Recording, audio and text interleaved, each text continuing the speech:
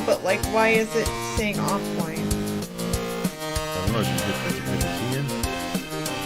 Why chat? Okay, hold on. I need to see the YouTube screen here. Oh, maybe it's just taking a minute. Material error came up. Okay. Live chat, that's what you got now? Yeah. But this is what it's showing. Alright, that's delayed. Weird, okay. It's delayed. It takes a minute for that to catch up. There's always a delay. Okay, but I've never seen it where it said off. I didn't either. It's not.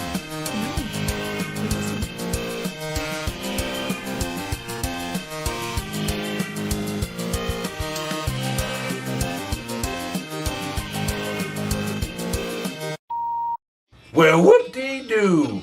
You're not late, you're just in time. Yep, it's time for the Mummy and the Monkey's Hairy Scary Countdown. I'm your host, Cliff Jablonski, to get you through these 15 minutes before the official show starts. Yeah, so let's start with this little ditty, one of my favorites. Ha ha ha!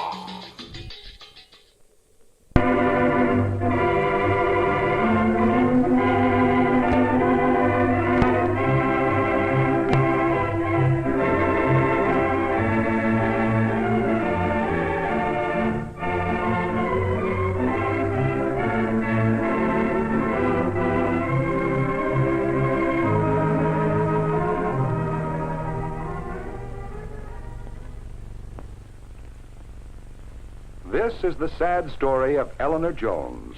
Eleanor is spending a few days at the hospital. She really didn't intend to come to the hospital, but just a few days ago, something happened. Eleanor decided to clean the top of the kitchen cupboards. There was a stepladder in the basement, but Eleanor just didn't want to take the trouble.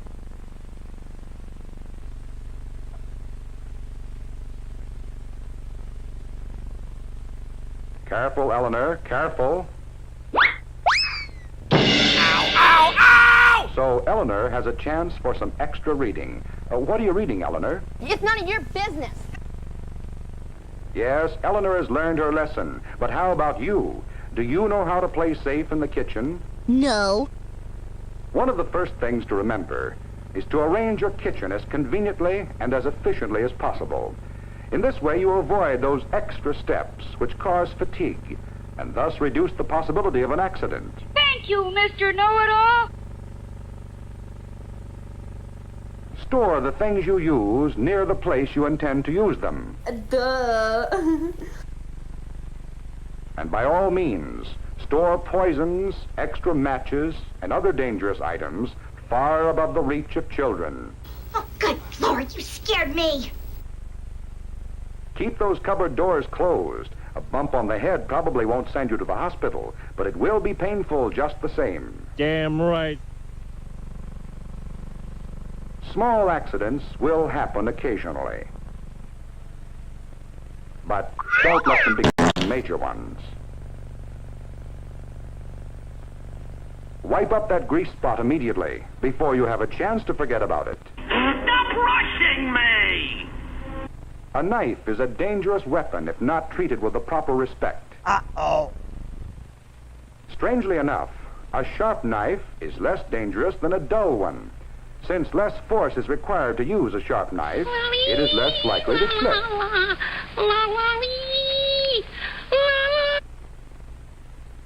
Whenever possible, use the knife so that the direction of force is away from the body. Then if the knife should slip, it'll do no great damage. And keep those fingers out. Excuse me? If possible, store knives in a knife rack. It is safer and more convenient, and also protects the edge from contact with other utensils. This is the wrong way to wash knives. They should be washed separately and one at a time. Oh, really?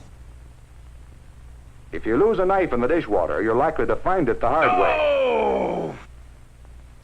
Sure to treat even small injuries immediately to avoid danger of infection. Well, thank you, sir. What a great deal that was. Don't mention it. And while we're on the subject of knives, they just weren't rough edges to cut fingers.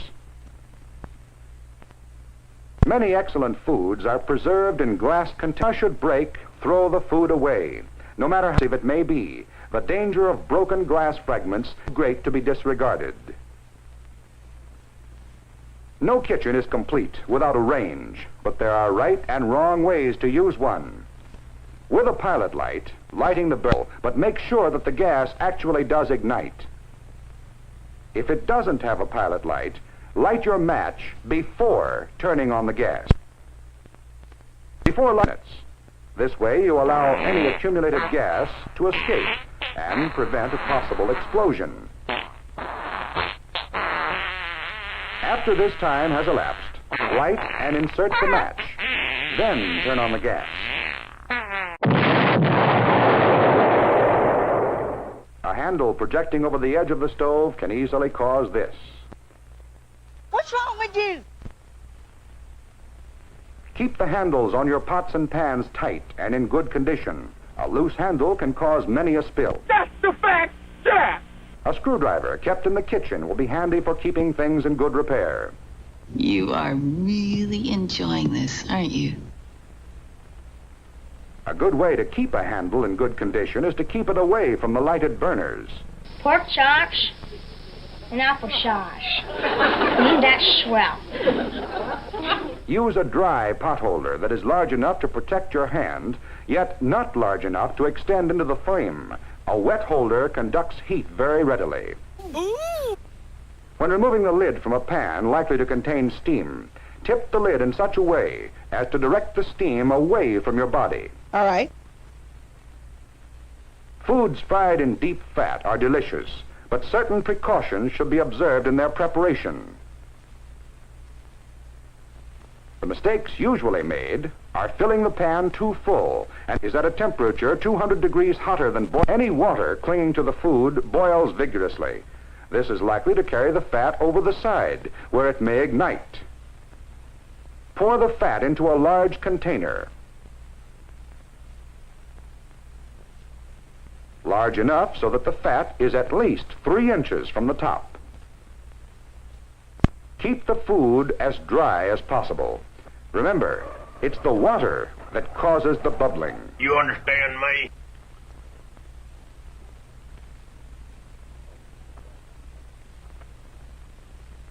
And just in case, keep a reliable fire extinguisher in the kitchen at all times. Gotcha.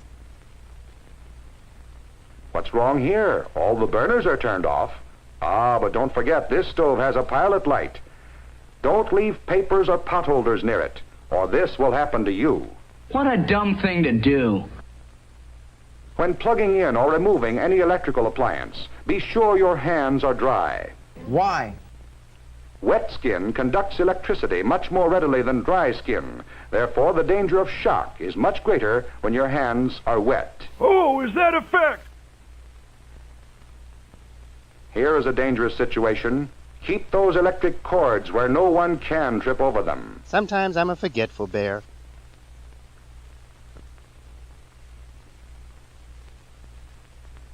If you use any of the many kinds of special equipment designed for the kitchen, be sure to read the manufacturer's recommendations for safe operation and follow them closely.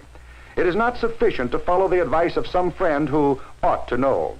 Consult your instruction book and get the correct information. When it becomes necessary to climb, do it a safe way. The few dollars you pay for a ladder are well spent in terms of convenience and safety. No, that's the first time I heard that. Remember Eleanor Jones? No. Eleanor will be released from the hospital in a few days. And when she gets out, she is determined to stay out. Eleanor had to go to the hospital to learn her lesson. But you don't have to. Remember, it pays to play safe in the kitchen.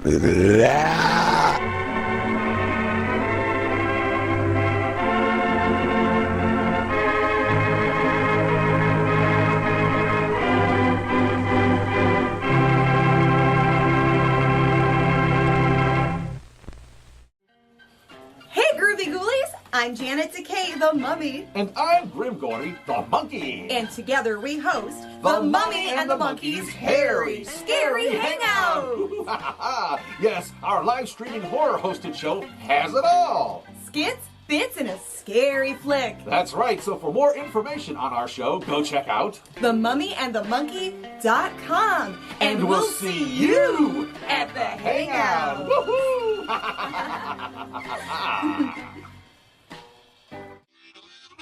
Welcome back, my friends, to the show that never ends. Sometimes I think that you wish it would, though. Well, we got a little bit more to go here on the countdown, so let's just get to it. What do you say? Yeah!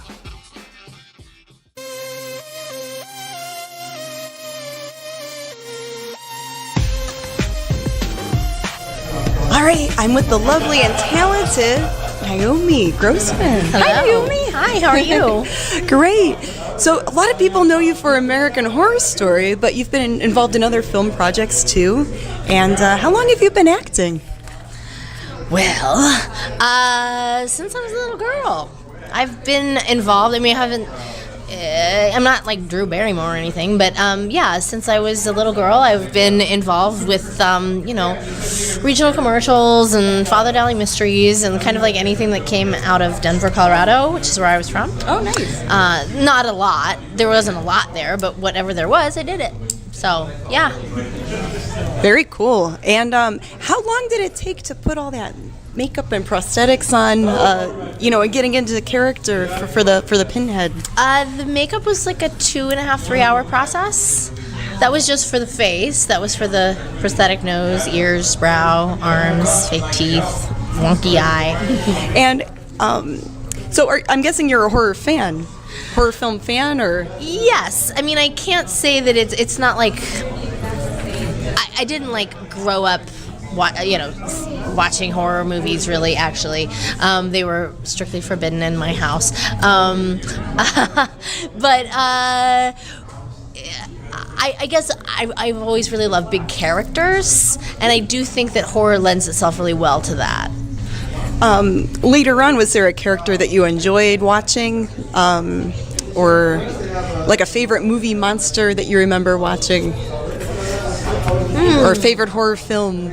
Yeah, I think my favorite horror movie is probably Rosemary's Baby. Ooh. I think the 60s, I really like that aesthetic, the whole, mid-century mod and the architecture and the design, costumes, all of that, haircuts. And it's, of course, like just a really cool, scary movie, but I like that it's not overtly horror. I like that I'm not really big into slasher. I'm not really into gore. I like psychological drama, and if it happens to end in a horrific way, all the better. But I would say that would be my favorite. Awesome. Yeah, that is a creepy movie, and sometimes the movies that just have that eerie feeling are just cool to watch. Yeah, I mean, like Clockwork Orange. Ooh. Like, that's just scary. Like, It's not, is it classic horror? I don't know. It's a classic, is what it is. And again, it just happens to be really scary and feature really awesome characters. Does that make me a horror fan? Okay. So where can the friends and fiends and fans out there find you? Well, the internet, of course. I'm at Naomi W. Grossman across all platforms. Awesome. Thank you, Miss Naomi. And thanks for being here at InclusionCon. Yay!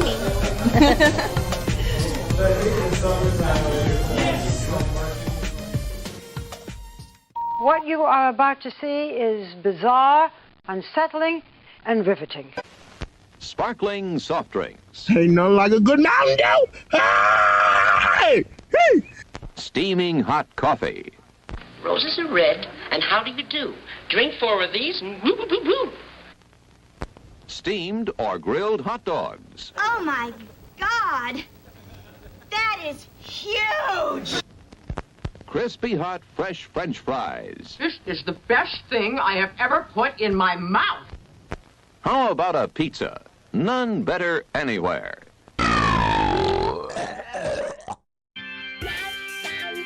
Hey gang, it's been real. They say that all good things come to an end, but things are just getting started around here. That's right, there's no time like showtime, baby. So let's get this party started.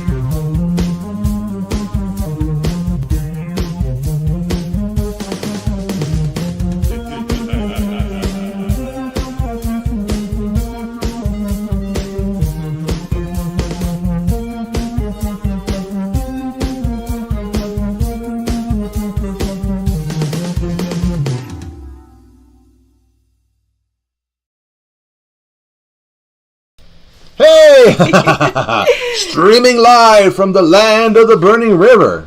And the mistake on the lake. I'm Grim Gory. And I'm Janet Decay. And you're watching The Mummy and the Monkeys Hairy Scary Hangout. Ooh, and I'm having a bad hair day today. Episode 230. Speaking of hairy scary. Yeah, and still feeling flirty at 2:30. That's right. Hey. And we've got a fun movie for you guys tonight. The movie is Adam Age Vampire. Ooh, that's weird. All right, Adam Age Vampire. This movie's gonna suck, baby. From 1960, and we'll talk a little more about it later on. We've got a lot of shout-outs, a lot of people joining us in the chat live. This is great.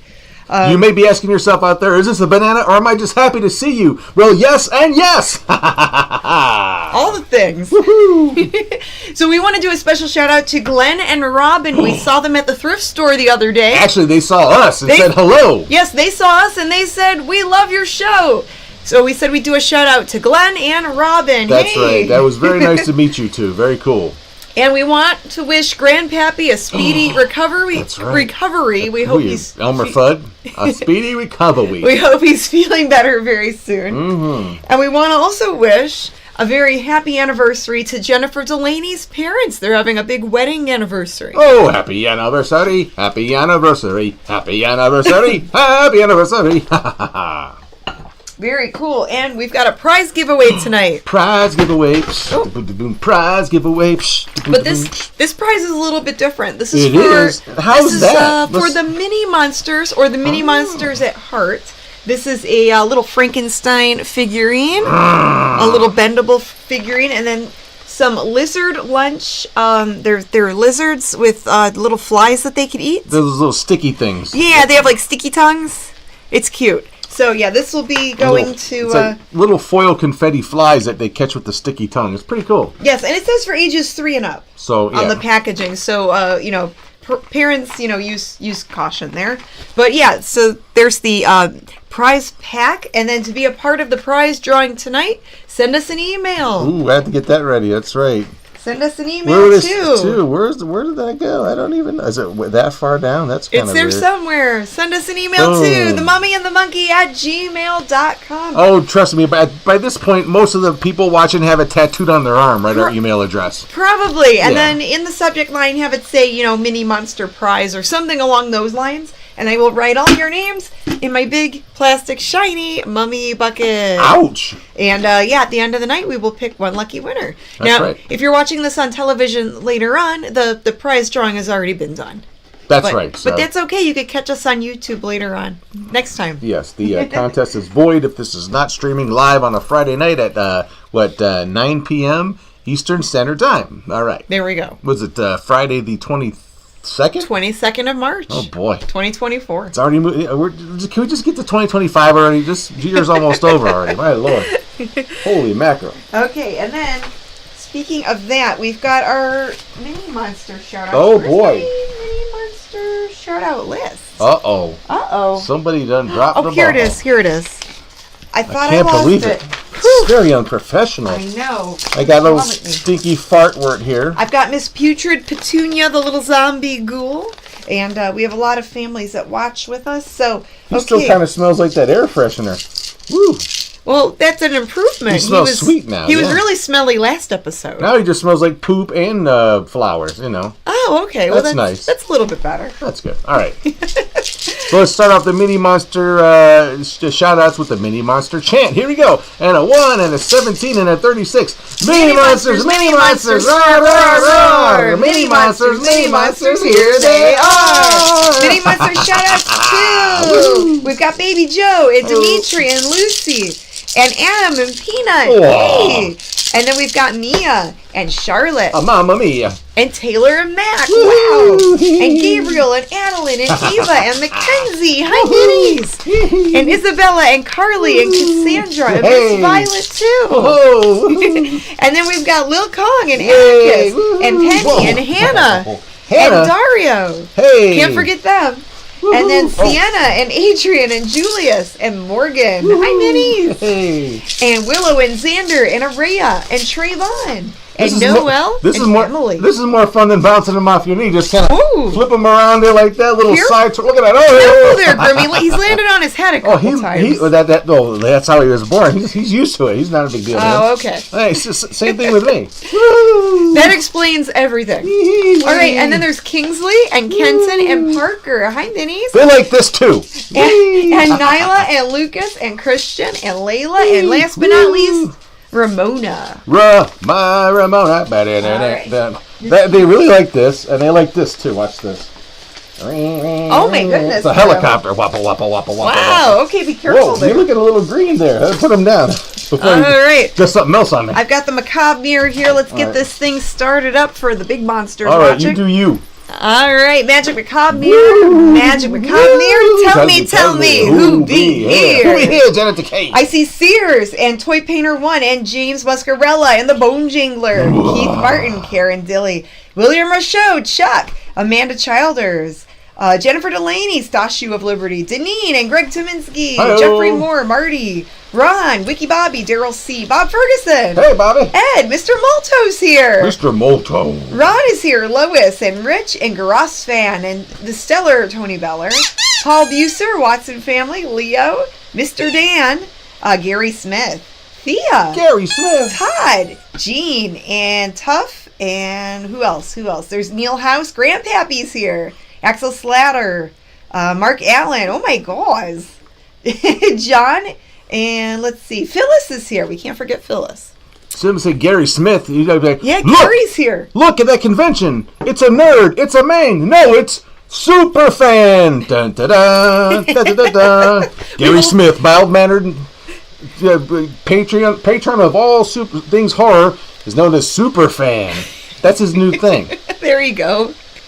Very cool. We love you, Gare. And Rebel Ghoul, thank you for the super chat, and she sent you a banana sticker, Grim. Well, thank you so much. That's very thoughtful of you. Thank you, guys. Okay, cool. So, are we ready to watch part 1 of this thing? No, trust me, you're not ready. You'll never be ready to watch part 1 of this. But hey, I mean, it's a great movie, I'm sure. If you look, this is part of the hazing. Okay, with this is sort of like hazing, right? You watch our show, you have to deal with the bad movies we show, and that's just the way it goes. Well, if you're watching us live on YouTube, you can make fun of the movie while you watch, and they will, or make fun of each other, make fun of me, make fun of whatever you want. All right, so there you go. There we go. So get ready to have a good time, hopefully tonight here on the Mummy and the Monkey's Hairy Scary Hangout, as we present to you Atom Age Vampire. Part 1 coming right up your nose, baby. Woo! Wafting up there. Come on, take it away. Enjoy.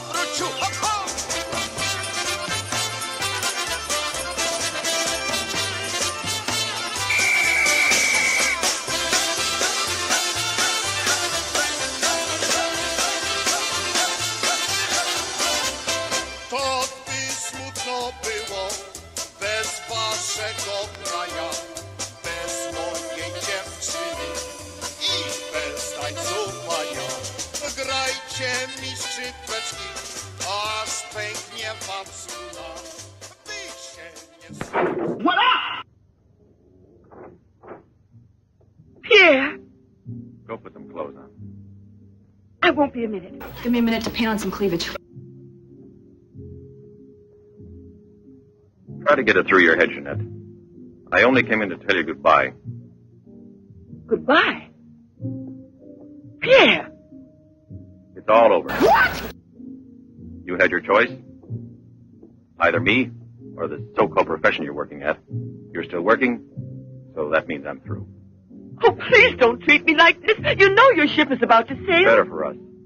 It's easier if I go away. Easier to what? To suffer even more than we both have already? You know we belong to each other, Pierre. Ah, don't you dingbat, will you? Send us now. Pierre! Better move on. There's some other people out there. They want you to do another number. I won't do another number. I'm fed up with this job.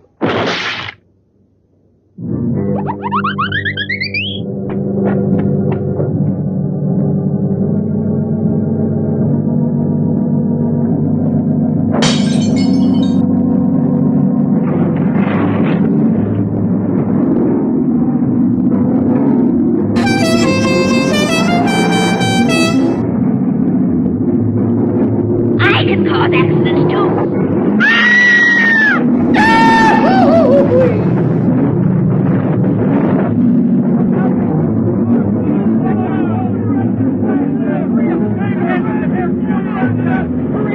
Mamma mia, that's a spicy meatball.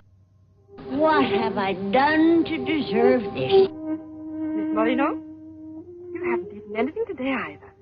I thought you might like a nice cup of tea. It's been almost 3 months, hasn't it? Yes, more or less. And in a few more days now, I could read the truth. In the eyes of Professor Moray, there isn't a bit of hope for me. Mutilated. Disfigured.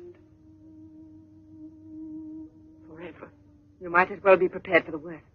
But it won't make any difference to someone who really loves you. I don't want to be pitied by anyone, especially by him. Don't leave me alone. Keep away from me, meathead. At least drink a cup of tea. Leave me alone! Don't you slap me no more. We clear on that? She has no family here. Not even friends close enough to worry about her. The newspapers made that clear. Go to her. Does anyone know you in that clinic? No one. And no one must know that Jeanette Moreno is coming here. No one will know. I have complete faith in you as always. And I know that I shall succeed. You're going to need me. I'll be here, Albert.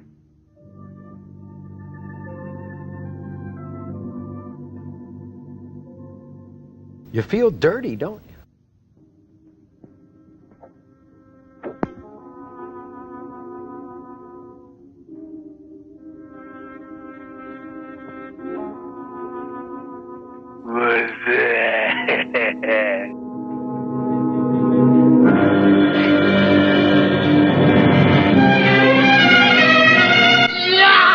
What happened to you?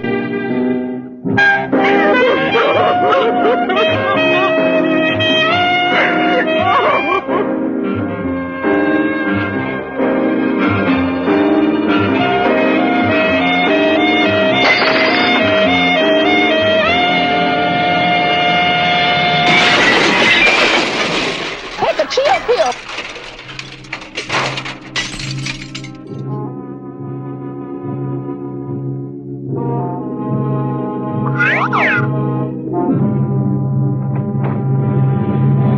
No. You mustn't give up all hope yet. Oh, good Lord, you scared me. Who are you? Don't ask me questions. There isn't time. Why? I'm an assistant to a great scientist who has come to hear of your case and wants to know more about you. He wants to give you treatment. What's the use of treatment? What's the use? You have to believe me. We have discovered a new therapy together, and it's miraculous. I guarantee it. Oh! Hello, Leroy. Hi. Now, don't tell me you're here because you want to interview me. You don't think so? Well, then I won't tell you that. Did you read about that girl? No. What do you mean? Ah, come on. What about this for a big headline? Jeanette Moreno, happy and beautiful as ever. Think of the mad publicity for your clinic here. Sure, but that's one headline you are never going to see in print. Why not? Doctor, we're waiting for your At round. your service. So long, Leroy. See you So long. around. No secrecy is necessary. And I mean absolutely. Not a word to a soul. This is the only hope you have. Keep that in mind, always. Whatever. You will drop out of sight for a short time. 3 or 4 weeks at the very most. And when you reappear, everything will be as it was before. As if you had awakened from a horrible dream. Don't you believe me? No, not really. Well, then do just as you wish. I have never been to see you. But we'll be expecting you. You need to pick up the phone and call your real people. Now, don't disappoint me. I am not being immodest when I speak of a whole new era in the field of biology and therapy. The destructive and degenerative effect of atomic explosions have driven scientists more than ever before into research involving methods and processes of regeneration, rebuilding abnormal or totally destroyed cells. It is completely successful in correcting abnormal cell growth as well as in restoring cells which have been destroyed. Just as good often grows out of evil, Derma 28 has grown out of Derma 25, the serum which provoked and accelerated abnormal development of cells. When I finally succeeded in stabilizing its effects, I produced the anti-cancer vaccine, which for years had been the major goal of the most important scientific research. Thank you, Mr. Know-It-All. Repeated experiments using Derma 28 on specimens deformed by injections of Derma 25 prove its miraculous efficiency beyond a doubt. A single injection of Derma 28. Monique, what are you doing? Don't you realize? Oh, you must be completely insane. Yes, it's the Derma 25 serum that we've been injecting in so many of those poor little animals. Transforming them into monsters. You're aware of its effects. Look at that. Come on. You'll have to be exposed to treatment at once in the radiation chamber. No, give me an injection of Derma 28. But you know it's never been tried on human beings. I wouldn't have the courage. That's just why I did it, to force you to have the courage. No, let's wait for the girl, Jeanette Moreno. No, I want to share this honor with you. I've never been as near to you before as I am at this moment, and you will always remember it. What kind of a person are you? We don't need you. Sasha, don't be troubled about me. When it's all over, you can bring me some roses. Leave us now. Peanut butter. Adios, amigos. Quickly, every second we have is precious. Every drop of Derma 28 represents months of work and anxiety, and when the day comes when we can prepare it as rapidly as we do Derma 25... Give me your arm. Yes, there is no doubt. There is not the slightest doubt any longer. You see, it removes every trace of degeneration of cell structure. This is a day that comes but once in a lifetime. That is our lifetime. That's right. You said it, Boston. I shall always remember everything you've done for me. Thank you. Tell me that in some other way. Tell it to Monique, not your assistant. We'll celebrate this evening. No. Let's both stay home. Together. With our records. I'm just afraid that you're going to burn in hell for us. One moment.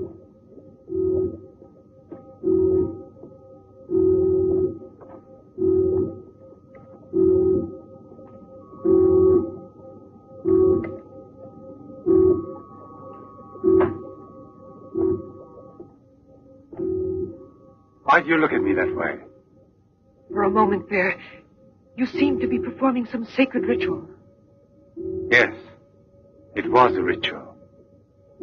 Come. Let's go to where people are the most cruel and awful.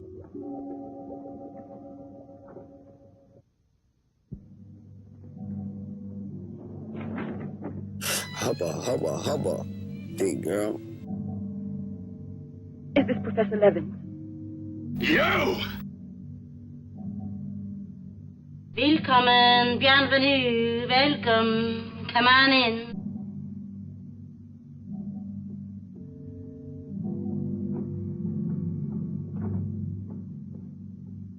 So you've come to us. I'm happy to see you. And your luggage? In the check room at the station, as you instructed. Where's the ticket? Here it is.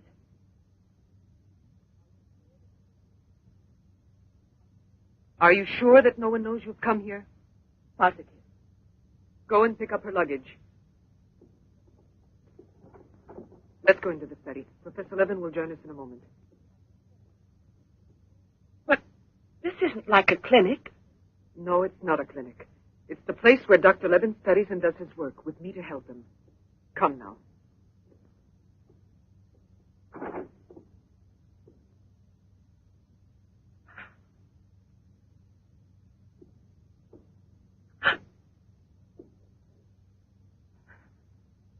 Show me your face. No.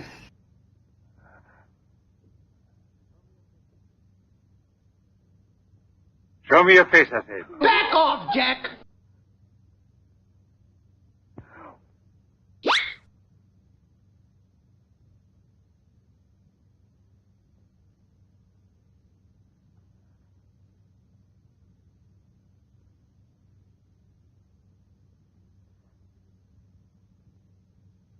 There's no doubt of it. Yes. She's disfigured forever. As if by a cancer that's beyond control, like leprosy.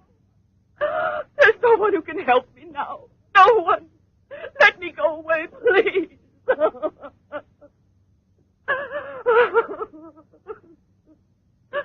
Shut up! I give you my word that I will restore your face. Restore all your beauty. You're worse than all the others. Because you want to deceive me. Don't talk like that.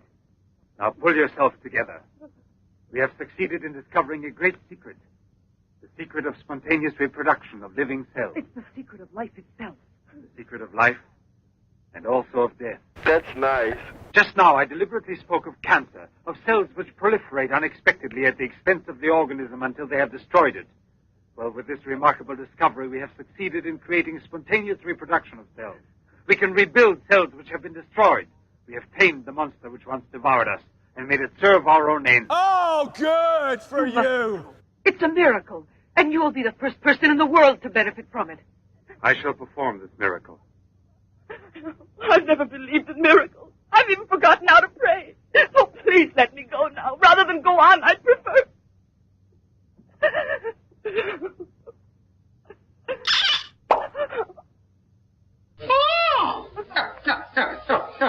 You'd prefer to kill yourself.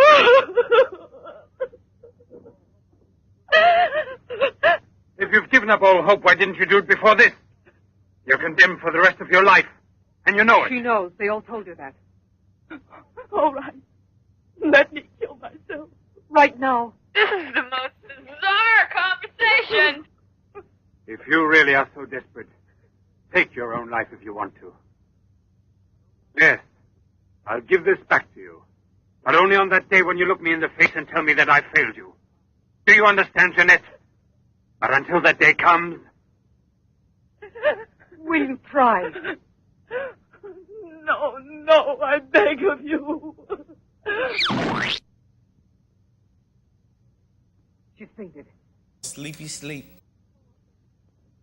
I've had a room prepared. Oh, I'll bear. And now we must take her upstairs. She's a beautiful human specimen. Good grief. I hate to tell you, dear, but your skin makes the Rocky Mountains look like chiffon velvet. Didn't you hear about it? No, I didn't hear anything about the accident. I was at sea. We just sailed. But... You mean today she had all her belongings collected from the hotel tour and had them delivered here at the clinic? It's all beyond me. She told us she was going back to that apartment hotel where she lived. The same hotel tour. Jeanette must still be in town. Oh, it might mean that she's gone away. There can only be one explanation. What's that? As a nurse, I'll have to betray a secret. Janet Moreno didn't want you to see her again as she is.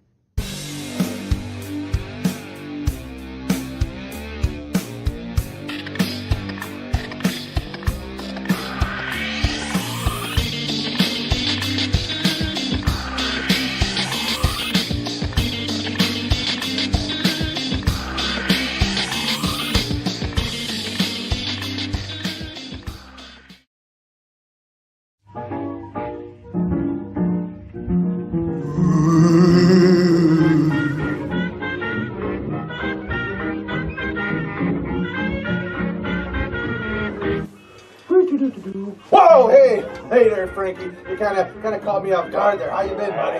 Ooh, why the long face? Oh, not a morning monster, are you? Hey, sounds like you need a little pick-me-up. Got just a thing right here. Tell me, 1 million volts or 2? Oh, here we go. Dr. Frankie, woo! Dr. Frankie. Oh, sorry. I'm sorry. Didn't mean to bogart all the voltage here.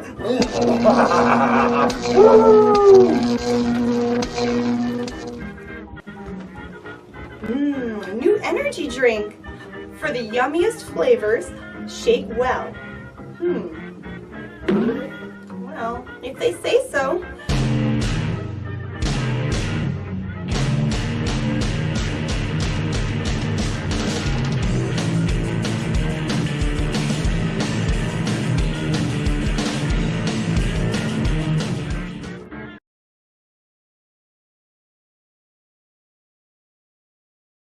Boom, just like and that. there we go. All right, welcome back to the Mummy and the Monkeys. Harry Scary Hangout. You're watching Atom Age Vampire, or another title is A Visit to the Dermatologist, basically, right?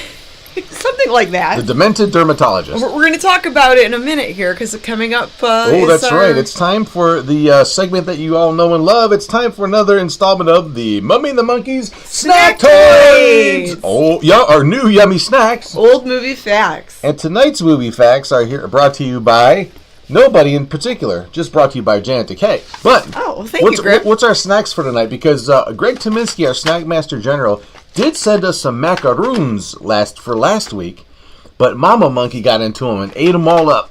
Oh yeah, she really liked those. They didn't last a minute, but that's okay because I had I still had a bag of Zots that he sent us a while back. We had a few too. So there's a bunch of sour candies. I'm gonna try some. So those are from Snack Master, and I have my own stash of stuff. I've never tried these yet.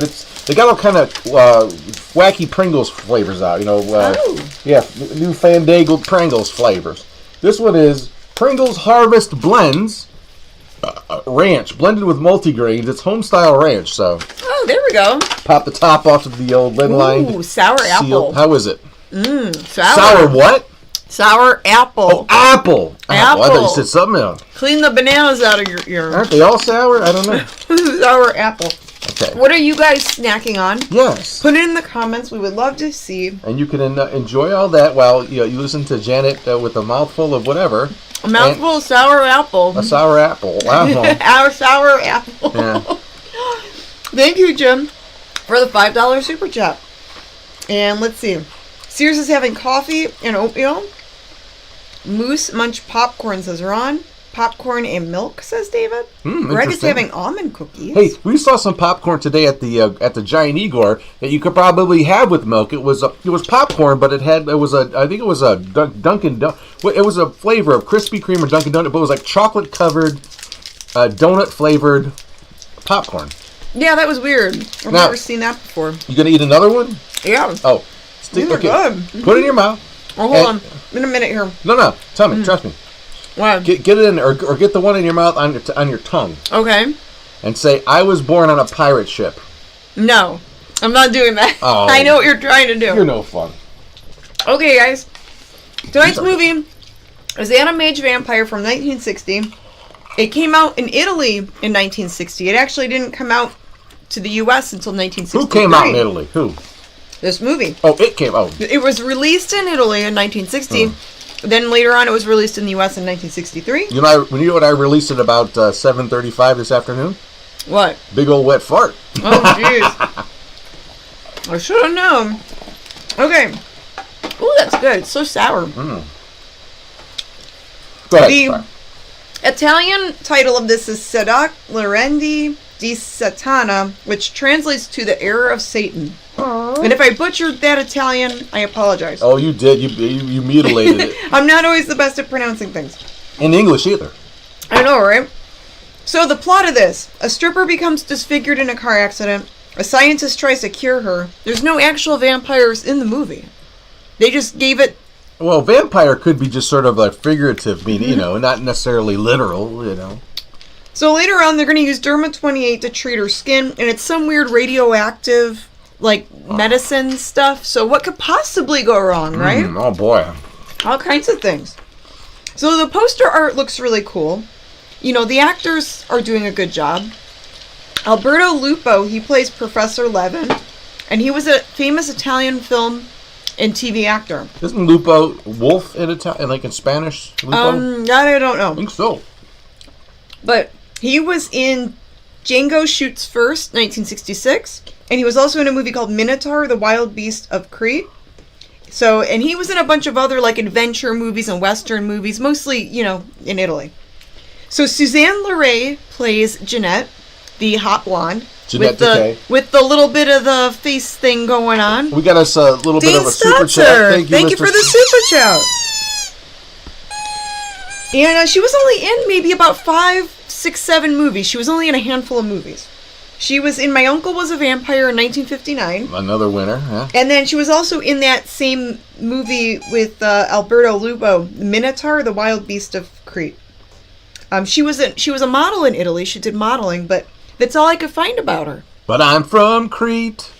I'm a Minotaur. Maybe she just gave up acting and, had a private life and moved on to other I just don't find the women in tonight's movie very attractive at all, because where's all the Botox and all the big fake bubble lips and all that, that's beauty, right? I mean, that's really, I love all that cosmetic Everyone's surgery. got their own opinions, but yeah, more natural in this movie. Well, people thought the one woman looked like Lady Gaga. Yeah, a little bit. I could see that a little Stephanie. bit. Whatever her name is. I forget her last name, but Ranguni or something like that. Okay, so this movie didn't do very well.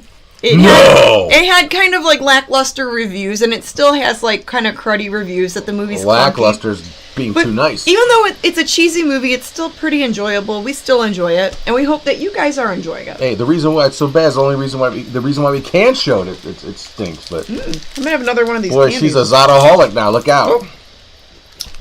You're gonna go to Zots Anonymous, Zotaholics Anonymous. You're gonna have that little group talk there. What are people talking about in the Let's see. David's saying maybe she gave up acting after she got scarred from the movie. Scarred for life. Yeah, maybe the movie scarred her for life. Kind of get me hungry for pizza seeing that. Jeez. Seeing that puss. Throw a couple pepperonis on that, or tattoo some pepperonis on there, or something. Oh, just some makeup. It'll cover it right up. How did that happen to her? I missed that part. She was in a car accident. Okay. Yeah. But I liked the mummy bandages she had on earlier. I thought maybe she had an encounter with some hot drive-through fast food coffee or something. No. Well, I mean, I guess burning your face is better than burning some other parts of you. Ooh. I'll let it get you $6 million, though. Well, it did that one time for that one. Fuse everything up down there. Anyways, so let's continue on with part 2. Oh no! Of Adam Age Vampire. Let's see if they can fix her up. I don't know if they can take another whiff of this bad boy, but we'll give it a shot. All right, get ready. Ooh, those are sour. That is good. That's the whole point of them, right? Anyway, here we go. Part 2 of Atom Age Vampire. Right here on The Mummy and the Monkeys. Harry's Scary Hangout. First, the derma must be applied through an incision. Scalpel. Someday, I'd like to be a dentist. Swab. Clamp.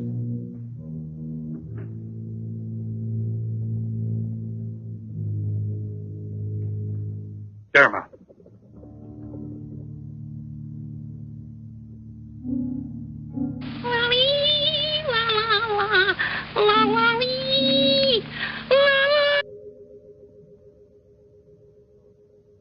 Nothing. It has no effect. What can we do? Derma injection. Okay.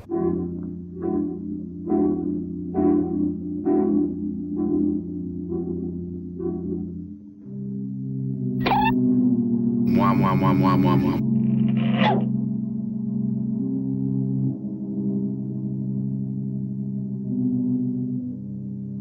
Nothing.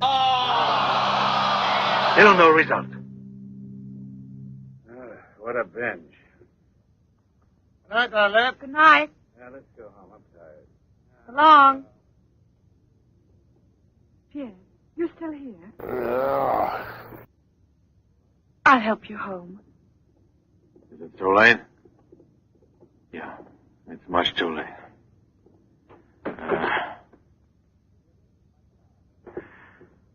Let me give you a lift in my car. Well, thank you, sir. What a great deal that was.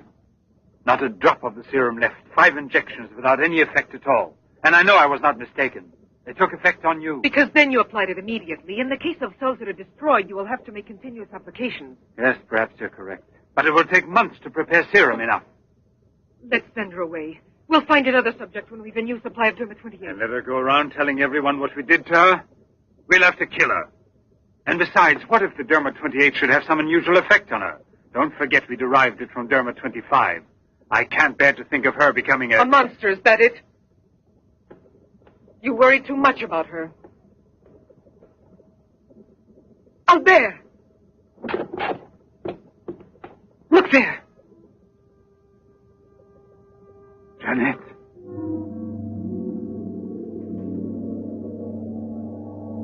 Oh my God.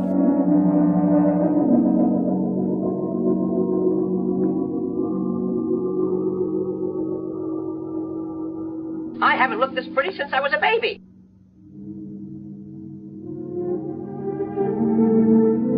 You shouldn't have been pessimistic. I never had a moment's doubt. Bring me something to drink, please. Albert. If you don't mind.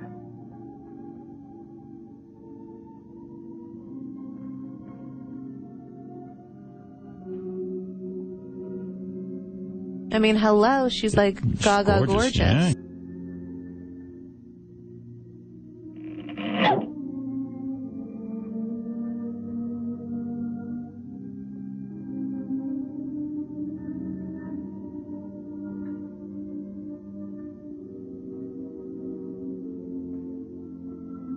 Here we are. Let's drink a toast to our victory. Ain't nothing like a good Mountain Dew. Hey! First, take her upstairs.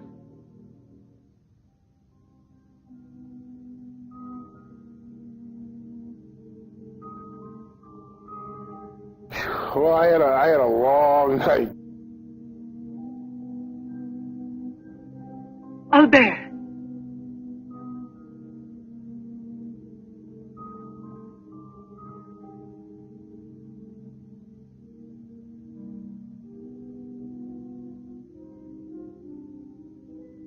Look there. And the state of shock is completely over. There can't be any more doubt of it. We've won. Excellent! Doesn't it please you? Yes. But right at the moment, all I'm able to feel is sheer exhaustion. It's as if I were afraid. Of what? Will there be after effects now? Yes. Will the regeneration of cells continue as it should? I'm sure it will. Have I slept too long? You? Yes, Jeanette. It's Professor Levin, the man who has... Give me your hand.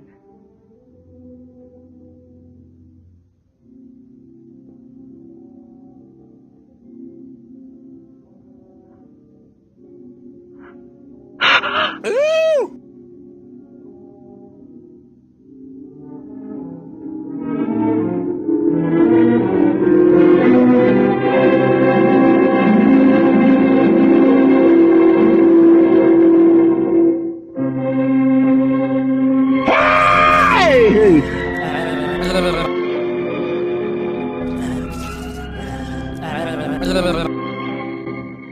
Disgusting. I owe you more than my life itself. Jeanette!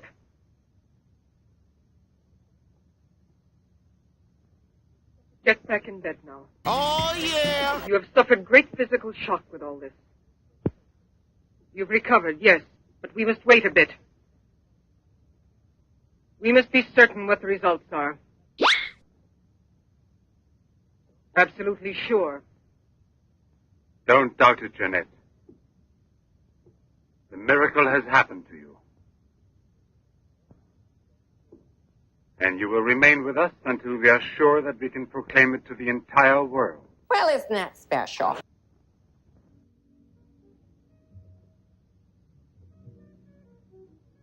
Do you remember how you embraced me when you first saw that you were cured? What was then gratitude has already become love. You shouldn't believe that. If I loved you, I would surely tell you. I'll tell you. You love me. Oh, brother. You weren't able to see clearly inside your heart, and you're still too upset by everything that has happened in your life. But you love me. You must know you love me. I have snatched you away from desperation and from death. It is I who restored your beauty. It is I who need you. I'll never be able to live without you.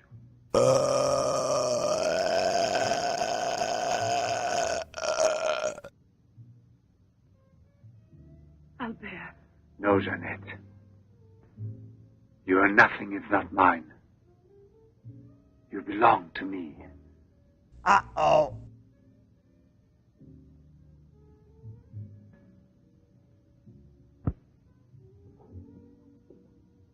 Wait a moment. I'd almost forgotten. Excuse me, one moment. Albert, tell me what it is. Nothing. Nothing at all. Something rather urgent, which I'd forgotten to tell Monique. Monique! Monique! Monique! Oh, I don't know what's wrong. It's just though my face were on fire. Sit down here a moment. You'll be all right.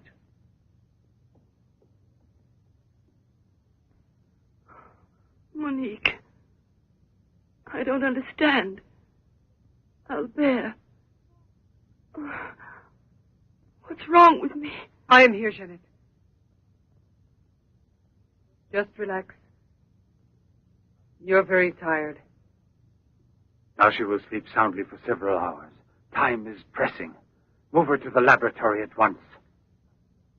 It must be a success. It must be, understand? Don't count any longer on me. Monique!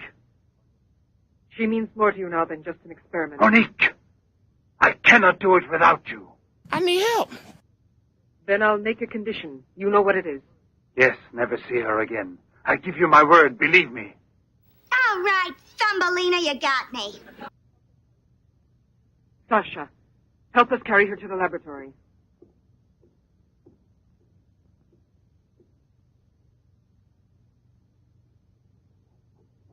You know you're getting chubby.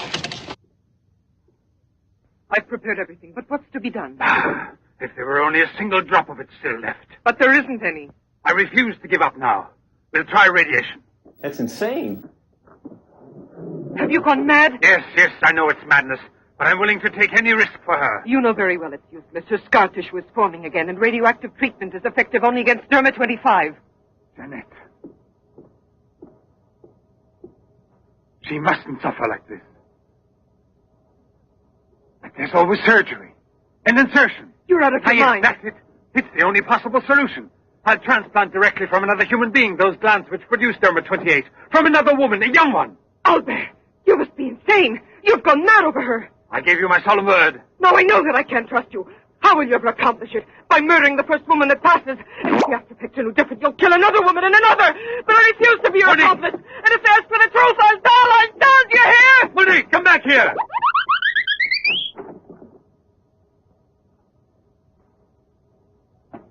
Monique! Monique! Listen to me, Monique. Stop it. We've already said enough to each other. She's lying down there alone. It's not possible to save her. What can we do? But I am still here, and so are you. What more do you want of me? Sacrifice myself for her? You're impossible.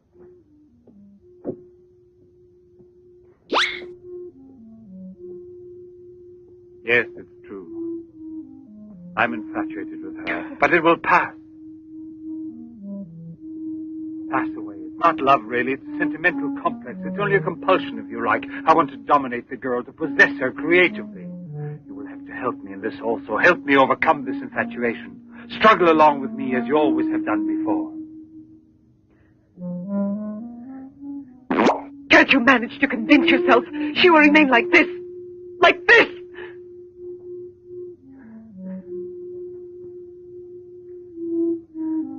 She has nothing to do with the two of us. I promise we will send her far away. Far away. I will forget her. We will start all over again and be successful. Please try to be the same intelligent woman you've always been. You know, I would kill 1,000 times before I would admit defeat.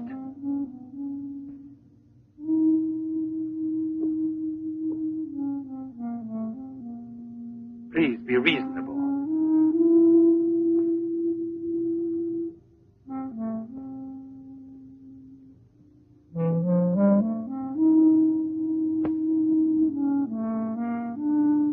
You know that we're bound together forever.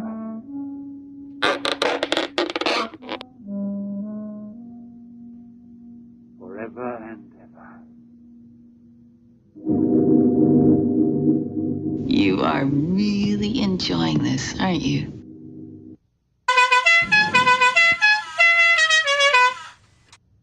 Hello.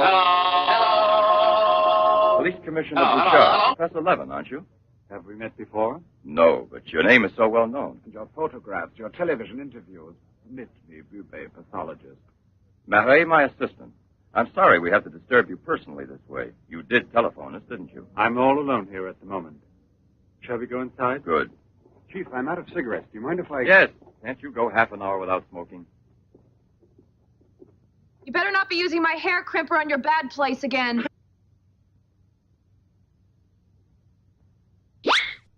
What is it, Sasha? Why did you come in without knocking on my door? I'm trying to think, but nothing happens. Did Professor Levin send you? I have a splitting headache. Oh, yes. The champagne. Where is Monique?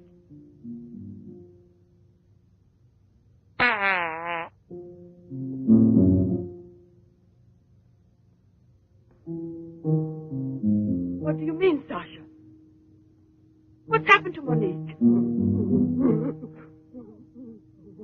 No. No, it's not true. I don't believe it. It's not possible. Monique! Monique! Oh my God. Paralysis of the heart. It's quite obvious. Uh-huh. And she showed no symptoms. No warning beforehand? Oh, yes. I've kept her under special care for almost 2 years. Oh, is that a fact? I'll make out the certificate at once. Without an autopsy? An autopsy. I've already confirmed the diagnosis given by Dr. Levin. And out of consideration... No. If it's usual practice. Inspector, if the decision lies within my jurisdiction, I say no autopsy. Oh, no. If one isn't necessary. Absolutely not. Good night.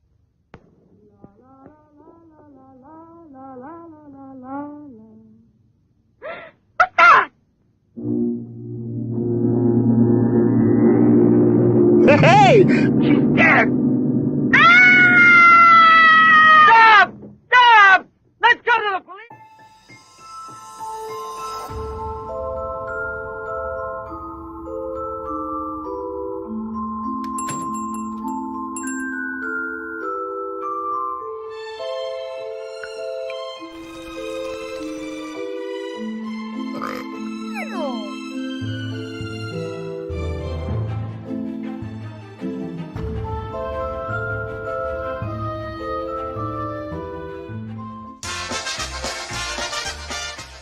Hey, Stasha, thanks a lot for telling me what happened with the light.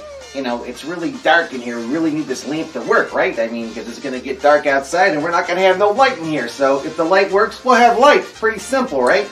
But thanks to you, I think I figured out what the problem was. So let's try to see if it worked. Can you hold this for me? All right. And hold this.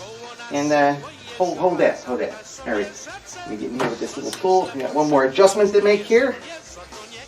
All right, okay. You want to do the honors? Let's see if this baby works. Give me that. 1, 2, 3, hey. Ha! Holy pierogies, it works! Nostrovia, yeah! Happy days are here again. Let there be light, and there is light. Wow, thanks, Stasha. What you said earlier did the trick. And you know what? I figured out what the problem was. And I'll tell you. Matter of fact, I'll show you. Look here. There were a couple of shorts in the cord. Yeah. Go figure. A couple shorts. Well, you know. Well, we already know they're not the brightest bulbs in the drawer. Tune in next time when Stasha says... That's a knee slapper, Stasha. That's a real rib tickler. I like that one. I never heard that one before. Boy, you are funny, girl. You are funny. Woo!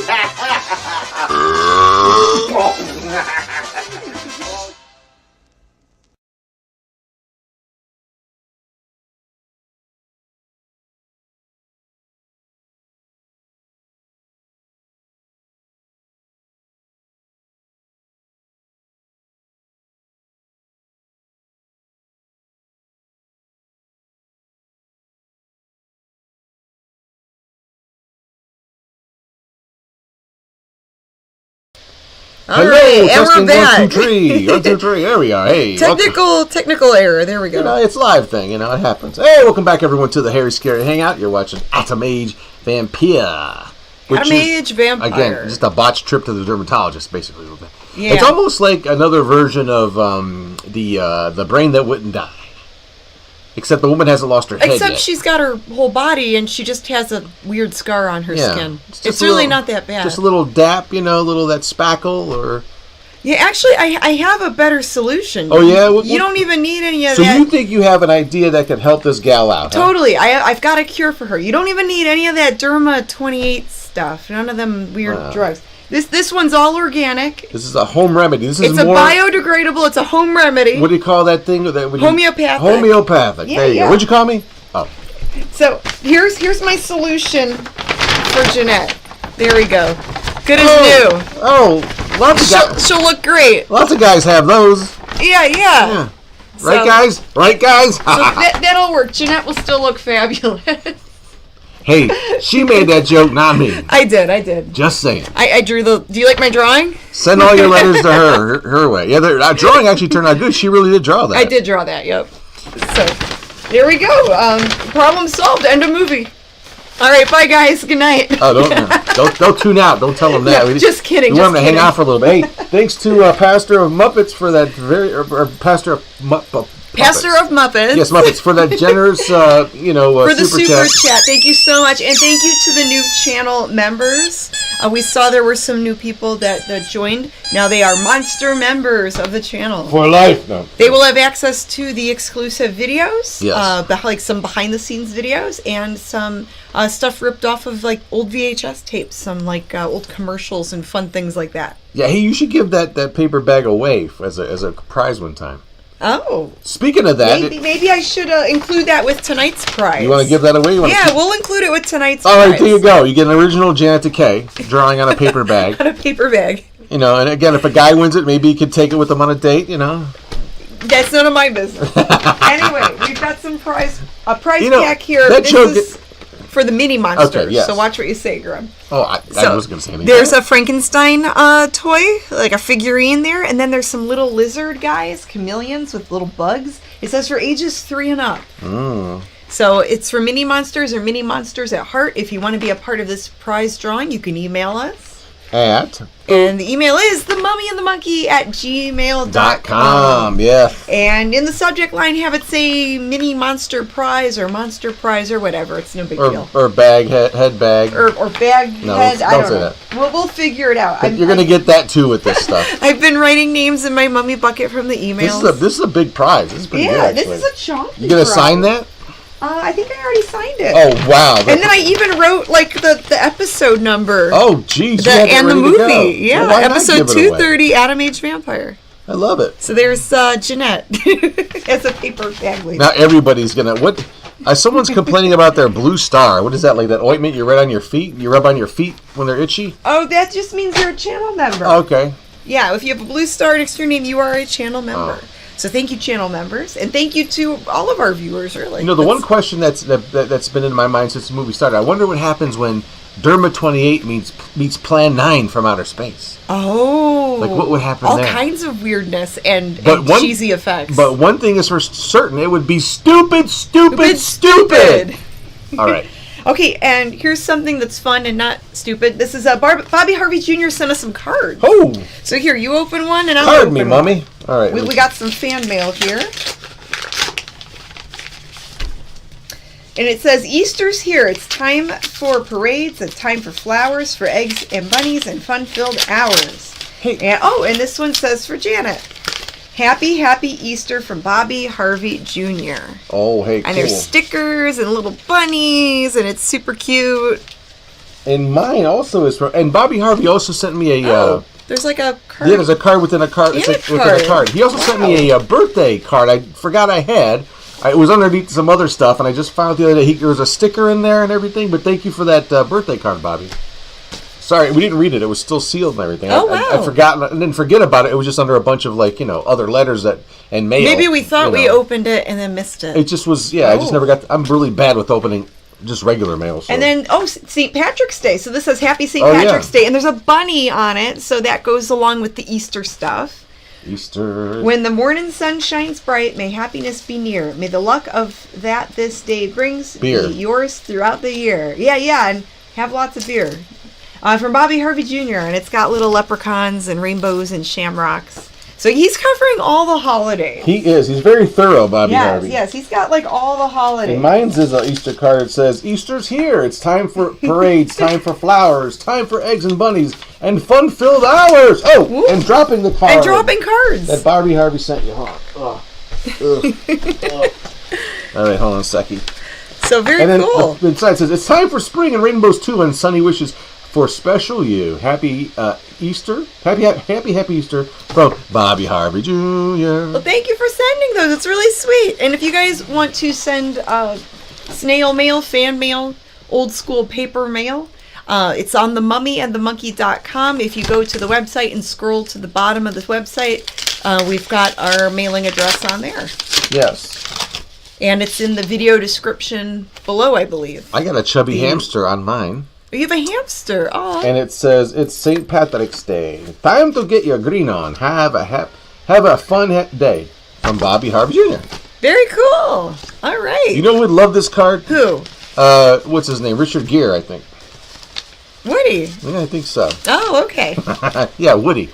I hear cats meowing somewhere. It's like it's they're like howling at the moon or something. We don't have hounds, we have cats. We have cats that like to make noise. Like a Halloween record, you know? Yeah, like the haunted house record with the cats shrieking. Right. Hey, so I think we're not going to do a Harry Scary Hangover tonight. No? Okay. No, we're going to save it up for next week, which is Good Friday. Oh, it'll be a Good Friday. We'll have a special edition of the show itself, but then there's a special, even more special edition of the Harry Scary Hangover. We got something cool planned for that. Okay. So just get your rest after the show tonight, and then join us next Friday for more fun and frolic here on the Harry Scary Hangout / Hangover. Okay, so coming up next we have Part 3. We didn't want to do any other promos or anything. Oh, we could talk about Cinema Wasteland and maybe the Rondo thing, and then go back to the movie. So go, because we got a lot of time still. We're good. So April 5th, 6th, and 7th is Cinema Wasteland, Ooh, and all of the information. Oh yeah, do you want to go model that? It's just you don't need to get that close. CinemaWasteland.com. They know how to look it up for all of the convention information. Yes. But Grim and I will be there. They have a film festival, so they'll be 3 days playing movies throughout the weekend. There's a really cool dealer's room. There's autographs, discussion panels. So lots of fun stuff. It's a fun little convention. It's always fun. We have a great time. A lot of fans come to see us. And a lot of people come out, yeah. Why not come out? You can meet each other and hang out, and you're welcome to hang out at our table, talk to us, walk the rest of the convention. There's a lot of cool stuff to buy, see, and other people to meet. So definitely check out Cinema Wasteland in 2 weekends from now. Oh, boy. Ooh, yeah, coming up soon. Jesus. It's creeping up fast. I love it. Can't wait. I get a lot of good movies and stuff there, and stuff to watch and read even. We find all kinds of, and toys. All kinds of fun stuff. There. But yeah. Anyway, and there was a big voting day this past Tuesday.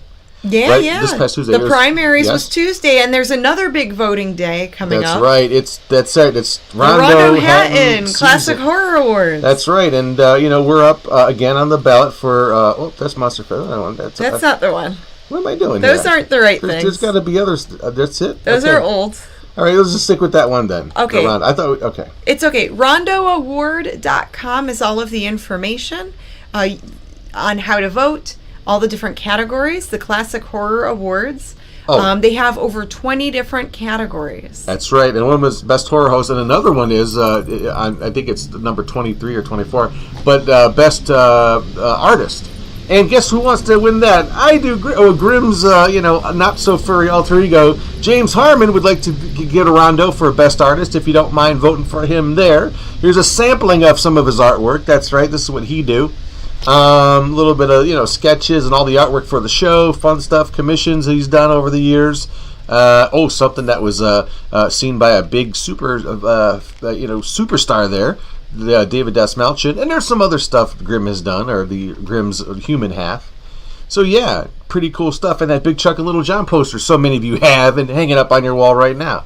Cool. So that's right. Go to rondoward.com and in the write-in for Elise Best Artist of 223, write that name in there, James Harmon. He'd be very happy. We got to get a Rondo on this set one way or the other. That's right. So why not that?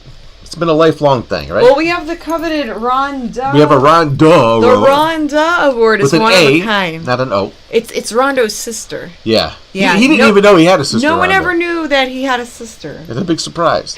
But look And at her. that was handmade by John Rogers, who is no longer with us anymore. Oh, So with only the face a mother bleeper could love. We cherish Rhonda very much. Yes, here. we love it. Yes. We love Rhonda. Yes.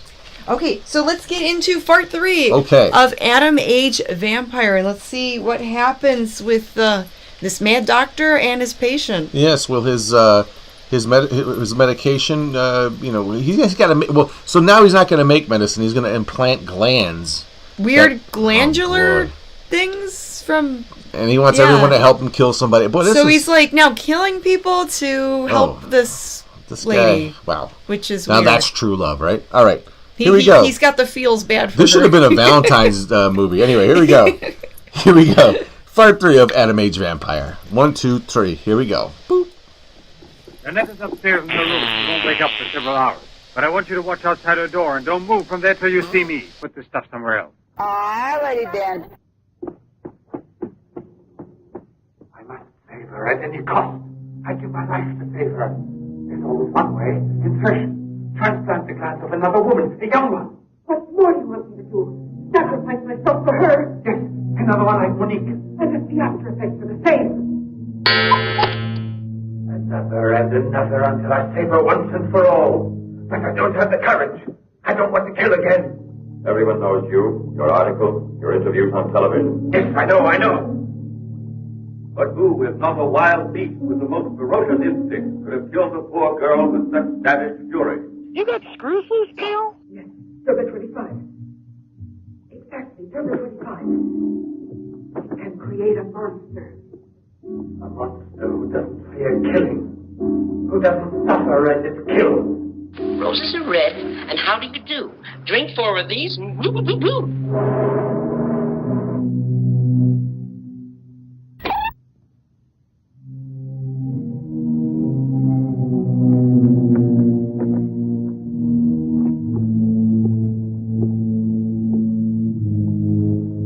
I think we're getting into a weird area here.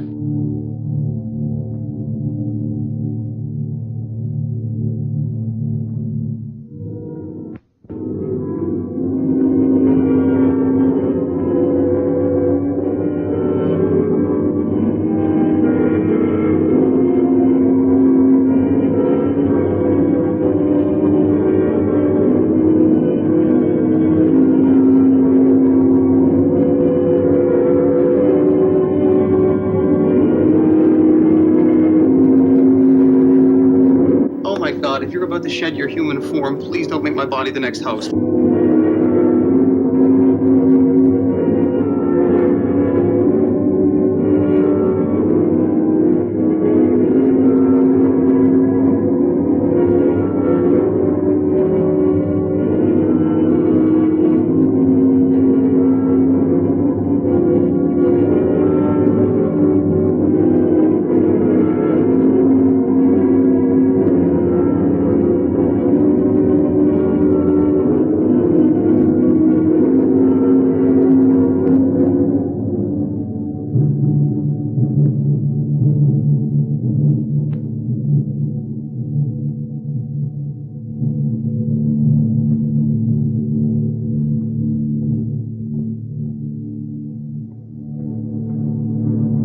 Young lady, Hey, it's late. come here. I'll give you anything you ask. All right. You really gave me a turn. What are we playing, hide and seek? That's it, man. Game over, man. It's game over.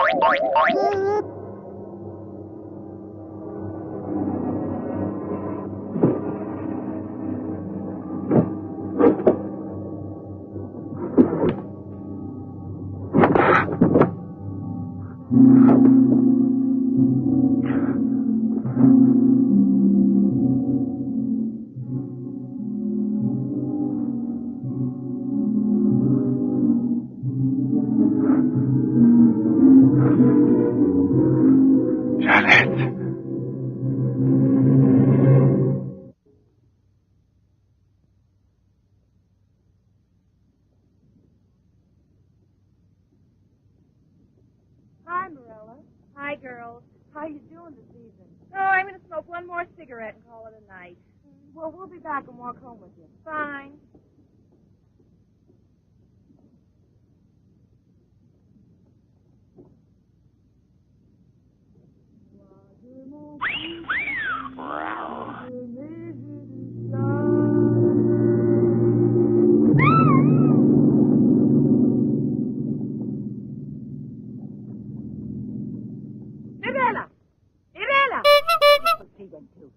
I told you they'd be here. Hey, you. What are you two doing around here? Oh, what do you suspect? Get on home now. Aren't you afraid you'll meet the gorilla? The gorilla. I'd rather meet him than some men I know. No!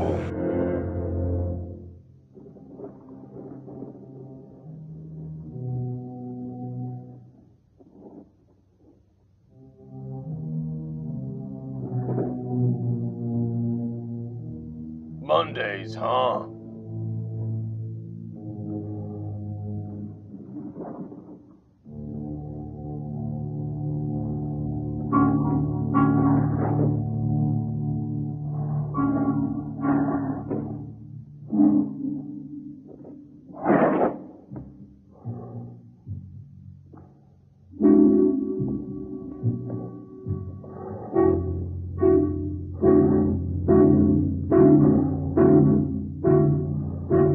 Oh, good heavens.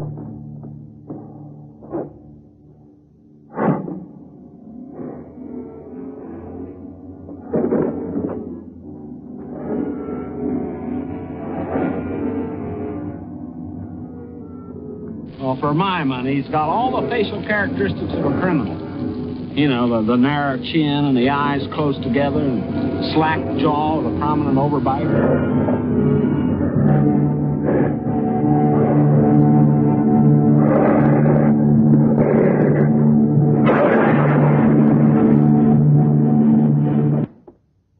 She's walking around like she's all that.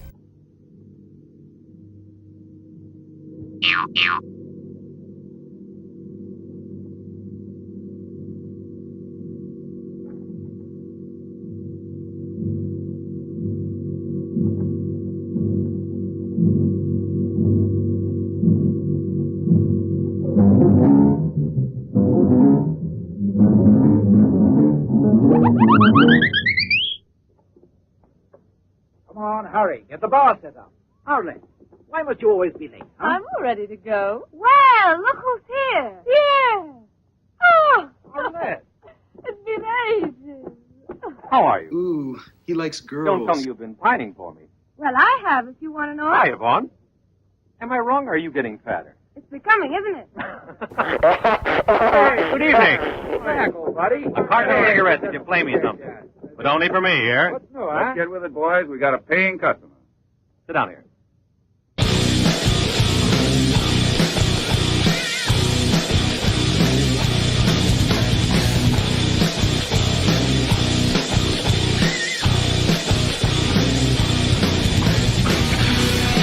You've heard, doesn't it?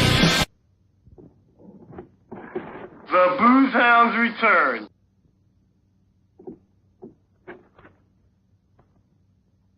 La Garonne. That's Pierre Mornay's ship. And it docked here today. Where's the key to the front gate? Well, how the hell should I know? Idiot! Ow! Ow! Ow! Hurry! Come with me!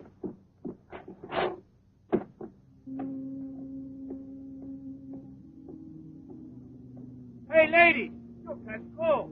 Come aboard. No, thanks. I'd rather wait down here.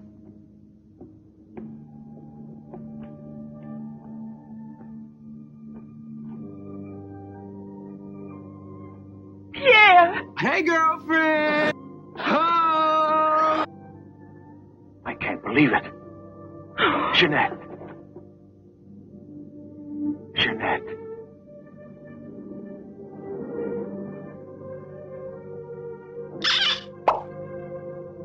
You've recovered. Why didn't they tell me at the clinic when I looked for you? But they told me you'd always be disfigured.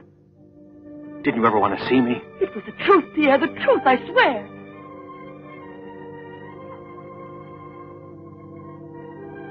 Didn't you know I looked everywhere for you?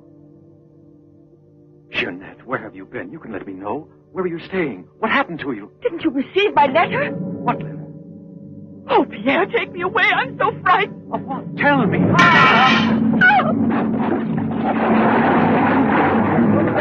There's a man in the water there. I heard a flag. There he is. Lieutenant Bourdie. Lieutenant Bourdie. Lieutenant Bourdie. Lieutenant Bourdie.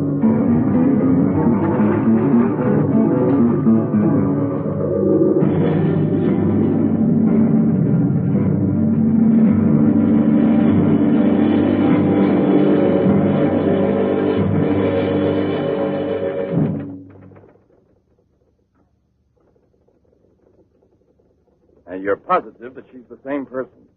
There's no doubt about it. And this one showing the scars was given to me at the clinic that sent her away disfigured forever. Yes, yes. The photographs are of the same girl, I agree. Thank you.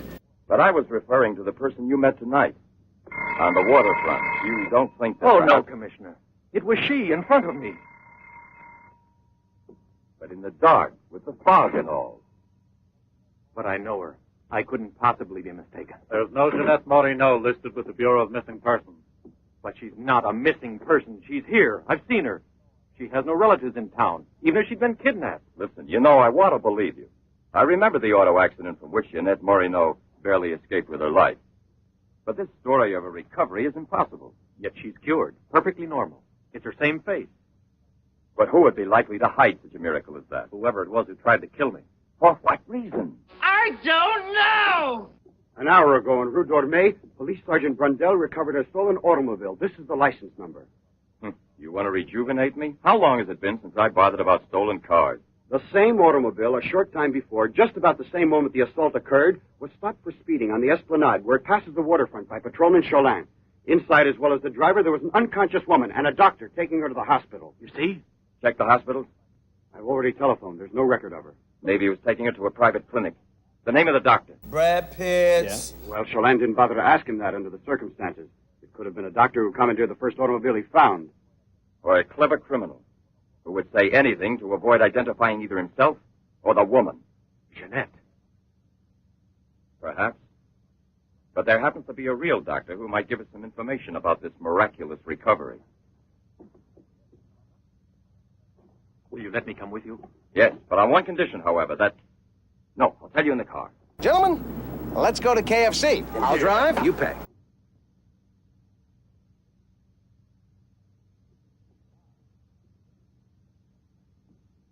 Ah, good evening, Professor Levin. How's it going? Please excuse us if we're... Oh, this is Police Sergeant Durand. Marais, I think you already know. Excuse the interruption if we're disturbing you at this hour, but passing in front of your villa, I thought, why don't I leave it up to you, Professor Levin, to clarify a scientific problem we had? You were so extremely kind to me when we met each other that time before, in those unfortunate circumstances. Oh, yes. My poor assistant had passed away. Bogus. Monique Riviere. You may go, Sasha. Oh, excellent. Sasha. He's a strange one. He's my factotum. Cares for the garden more than anything. Mm-hmm. A mute. The soul of fidelity, an expert with flowers. The classic one to suspect in a mystery story, if there were anything to suspect him of. May I offer you a drink, Inspector? Yes, yes. Let's be comfortable. We must try to make it easy for Professor Levin to forget that we're policemen. Did you notice these bottles? He got them as a souvenir of Hiroshima. Interesting, aren't they, Durand? No. You don't have to blow smoke under my nose. Well, excuse me!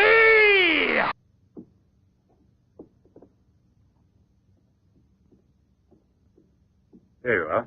Thank you. If you see me. Now then, Inspector. I'll make it brief.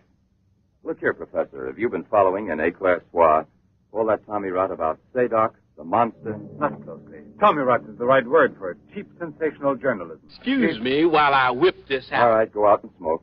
If you don't mind, that is. But I still don't comprehend. The time before, I asked you a question which you were kind enough to say was intelligent. About the psychological reaction of the victims of an atomic explosion. Well, then, perhaps my own supposition will be an absurd one. But think of the ships that arrive here from Japan. And this, Sadok. Is it possible that he's one of those? I see. You've been impressed by the recurring factor in these cases of the wound from the throat to the sternum. The obsession of a vindictive-minded man who's been poisoned or disfigured forever by atomic radiation. One might even say, a vampire of the atom age who wants to recover. Exactly. What do you say? The hypothesis is melodramatic, but not to be excluded.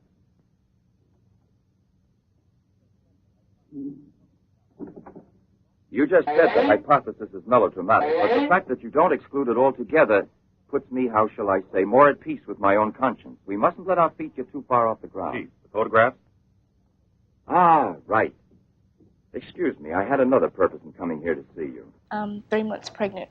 Look here. Examine these 2 photos. Do you believe that a woman reduced to such a state as this might recover altogether? What I mean is without any scar, without a trace. I should say not. This state of disfiguration is permanent. Nevertheless, Professor, Let me do talking to Rand. Why do you say things that you know will hurt me? Nevertheless, there is someone who swears that he's seen this woman, the way she was. That's impossible. And if there did exist a cure, I don't know, a process we never heard of. Any man who had discovered one would be a celebrity. Mm-hmm. And I assure you I'd be the first to envy him. I imagine so. All right, then. This other photo, which was submitted to me as proof of her actual recovery, must have been taken at some time prior to her accident. Holla! Pity. The signature was not dated. Ah, right. It wasn't. And besides, even if it had been, it could easily have been faked. Professor, I'm ready to swear that these... Duran! Shut your pie hole. We've been disturbing you long enough. We're most grateful, Professor. I'll accompany you. Murray? We're leaving. Duran! Now, come along with me, you ludicrous lump. There's much to be done.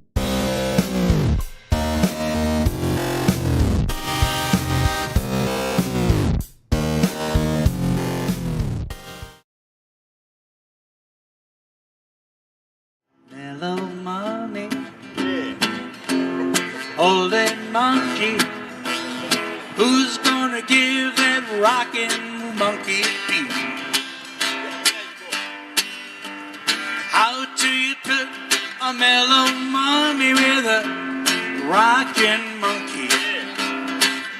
Gotta be something break on through. Will it be slow?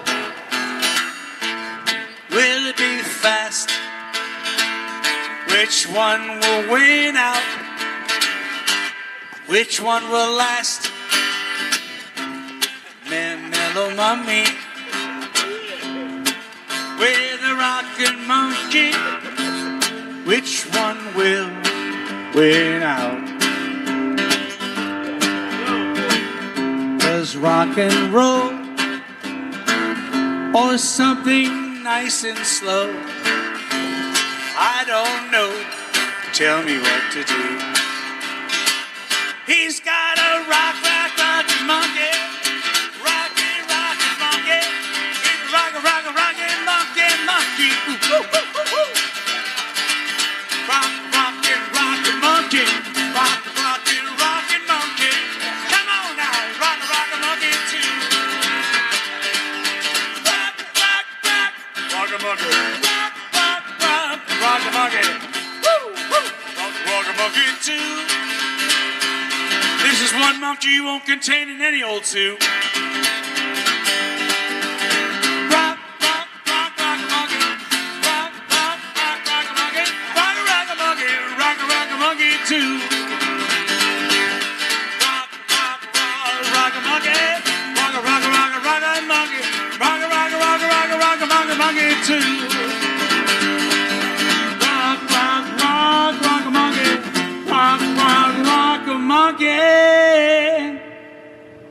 Rock, rock, rock, rock, rock, rock a monkey. Rock, rock, rock, rock, rock, rock a monkey. Rock, rock, rock, rock, rock, rock a monkey. Rock, rock, rock, rock, rock a monkey.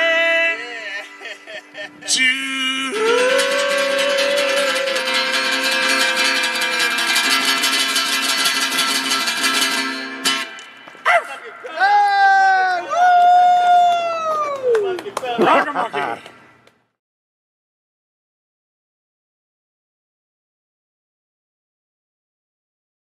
Not that again. Hey, Okay. welcome back, everybody, to the Rock a Monkey 2 show. The Mummy and the Monkeys, Harry Scary Hangout. Thanks, Gary Lee, for that really nice, a little bit of a impromptu tune. He was out there jamming in front of your old store in Lakewood, Ohio, and we had him there for the day. We had an art show going on. That was a fun day.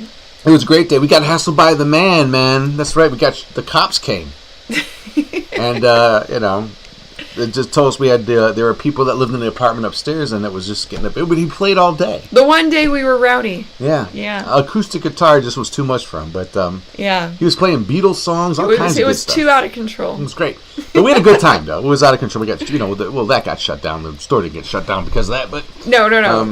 The lease was up, and I just never renewed the lease. Yeah, but it was a fun shop, and that day day was a lot of fun. Right. Yes. So anyway, what do we got going on here? We're almost through this turkey, by the way. Yeah, so we're getting through this movie, and it's getting weird. There's some monster action. It looked like he turned into Tony Curtis there a little bit to me. He injected himself with Derma 25 and turned himself into a monster. What did he think it was going to do? So he can go and kill people to go and save the blonde girl from having scars on her face. You sure he didn't inject himself with like 4 Loko? So he's like, like the that? term mad doctor. He's really mad. He's really cray.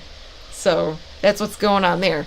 Okay, so our next segment coming up. Right, what is it? Is our What Do You Do That's segment. right. That's when you, the viewers out there, send us. We got a bunch of entries this week, so it's good. We just don't have one. So it's not, and we're happy about that. Comes and goes. Sometimes we don't even do it. But yes, we got a nice handful, nice smattering of What Do You Do. You send us pictures of you out and about or at home, how you watch the show or out and about traveling. Usually fully clothed. Within YouTube guidelines. And we got a bunch of them. And we kicked the segment off with a theme song that goes a little something like this. A little ditty. A little P Diddy, if you will. That's all right. You know what P Diddy is? That's what I do when I go to the restroom, when I sing a little song while I do my thing. All right. Okay, then.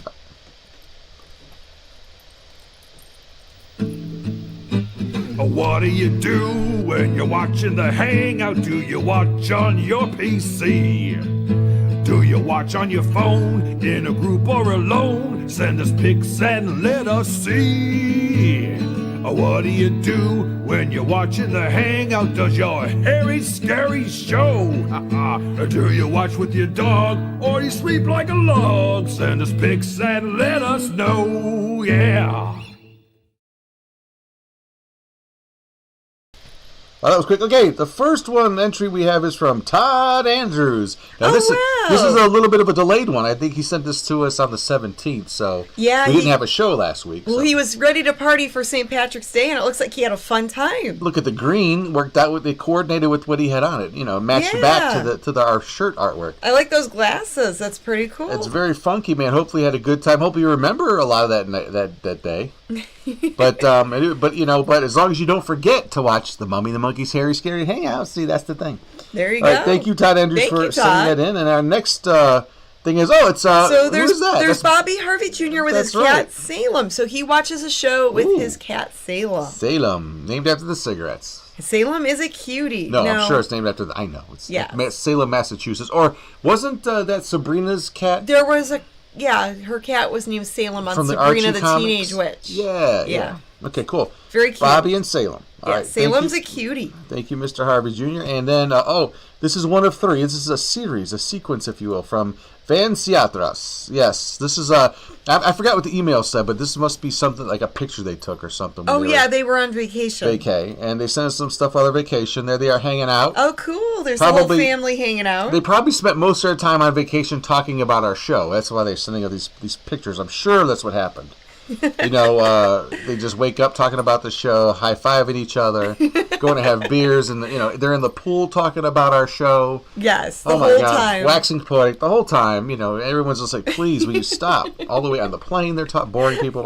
But thank you, Van, for sending that of you and your lovely family. Yes, on thank you for sending those. Vacay and Thinking of the Mummy and the Monkey. Oh, we have some artwork that was submitted once again by Eric Kirksky. Oh, how cool. He made like a little Jason dude. Jason Voorhees. Yeah. There he goes. He's with got a little mask and everything. He looks like he has like sort of a painter's suit on with a hood on it. It looks good. He's going to paint with blood. Oh, okay. So that's what he's doing. That's is he going to paint happy little trees out of blood? He's going to spatter the happy little trees with blood. Oh, okay. Yeah. See, and that's how art is, you get interpretive. So that's what I'm reading into what he how did here. How fun. So he makes those... And here's another one. Wow. So he makes those figurines while watching the show. Colossus, the Arctic Phantom. Oh. That's really neat. Look at that thing. He knows how to dress, too. Mm-hmm. And my, must I say, what a nice little... okay. Anyway, thank you there, Eric, for that, for Colossus. I know your cool sculptures. And then next up, it's art from Art. Look at that. Oh, okay. It's a 2-panel sequence, so it's you and I standing in front of a movie theater, the Parma Bijou. And what's playing on the marquee? It's the Son of Kong versus Godzilla's brothers, uncles, cousins, aunt. Oh, wow. And I say, that'll be 2 tickets, please.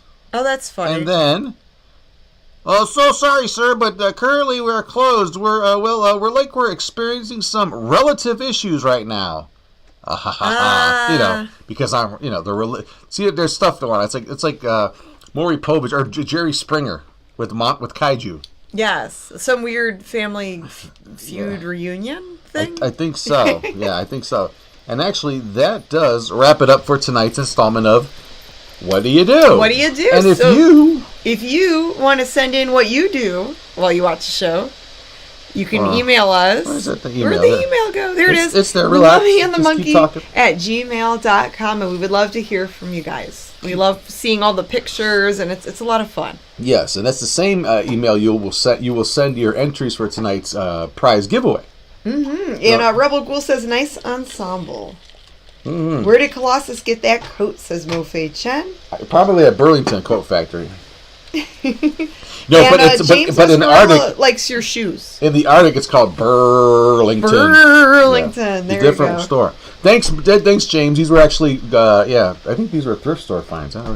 No, flea market. I found these. I like them. Very $10 cool. Or something. Pretty cheap. But and then Greg says Marty rocks.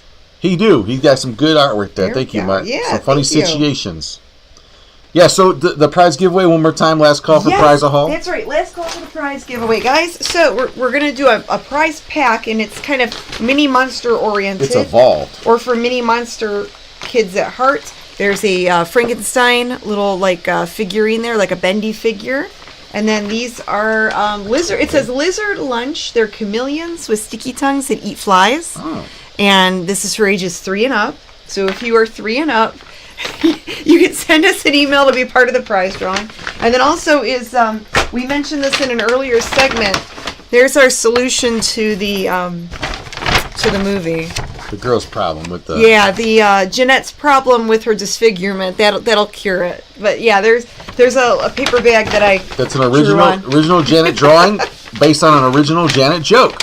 Yes. So that'll be part of the prize pack too. I'll wrap everything up in that paper bag. It's signed. It has the episode number on it and everything. Yes. It was all ready to go. So there you go. Boom. Yeah. Doesn't get any better than that. So there we go. And then I'm putting the names in my mummy bucket. Yeah, if you email us and just put in the subject line like Monster Prize or Mini Monster Prize, whatever, I'll figure it out. And I've been writing down names. So that's right. Now you can let's call for that. You could either have something she made or something I made. And if I make it, you might not want it. It might be soggy and smelly. Right. So go with what she made. Yeah. All right. That prize pack is for one lucky winner at the end of the show. What I made. Okay. Oh, jeez. You've got a Louie kitty with you. It's an original sculpture every time I go. Crypt Kitty Louie is sitting on your lap. I call this one Venus de Peanuts. Okay, then. My latest sculpture. Oh, boy. They're different. They're abstract. You don't want his sculptures. They're abstract. They're very cool. No, they're not. Oh. So let's watch the rest of the movie. This one's called Scheisse Verde. Grim. Nobody knows that. I mean, they might. They could figure that out. I just combined a couple languages there. You did. All Two right. different ones. Oh, the mini monsters don't know. They're good. They're probably asleep anyway, like their parents. All right. Anyway, so let me turn this off so this is not back at when we're coming. Ça suffit. What does that mean? That means stop Hurry it up. in French. Ça suffit. Why? We're doing a show. I should be doing things and not stopping things. Okay. So let's get enough of Grimm's poop jokes. Look, I'm trying to avoid the inevitable, I guess, but it is inevitable, so can't avoid it. Here we go. The last installment, the last fart, if you will. Yes, the final fart, fart 4 or part 4. The fueled up fart of tonight's movie, Adam Age Vampire, right here on The Mummy and the Monkey's Hairy Scary Hangout. Part 4 out the door. Woohoo!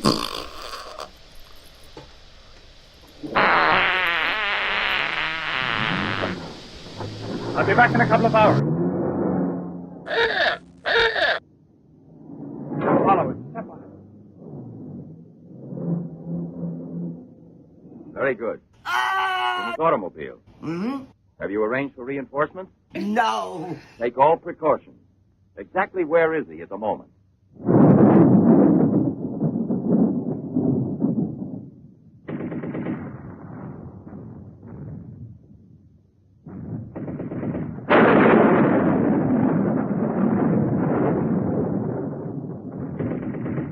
Let's take a seat. Is this seat occupied? No, indeed.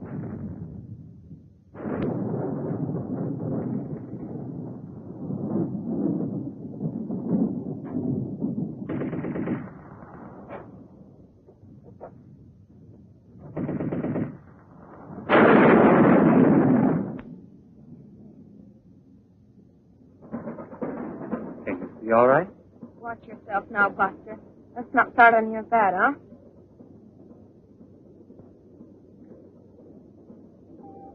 May I have a light, please?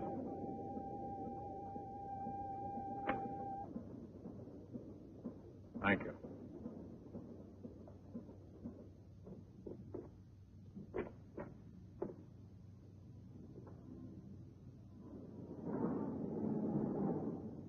Everybody in the world is bent.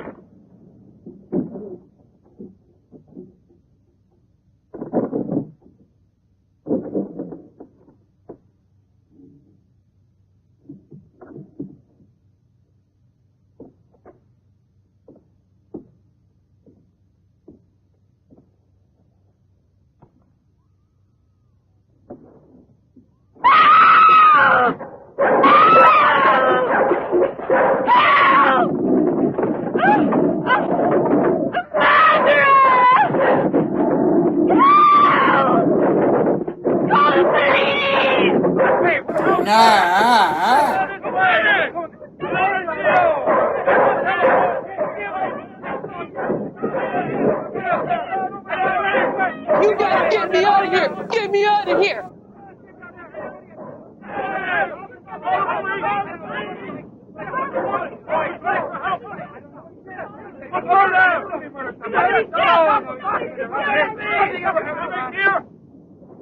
Yes? I'm not gonna call her name, you know. Another woman. You ought to get you one. In the waterfront neighborhood again, but is the woman dead? Marshmallows will bless you. That's a blessing. I was hungry when I woke up. Yes? Ranch dipping, yeah! Yes, naturally. Well, I'm throughout the zone and declare an emergency. I love you much.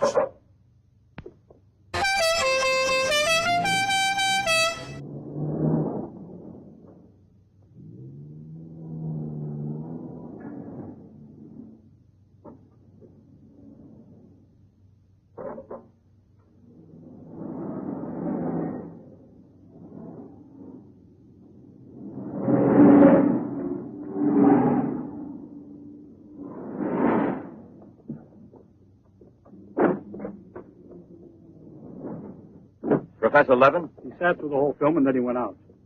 Gerard's telling him. We're waiting here for further instructions. I told you, Chief. Were you both inside the whole Well, time? we both took turns. He didn't move once. Not one.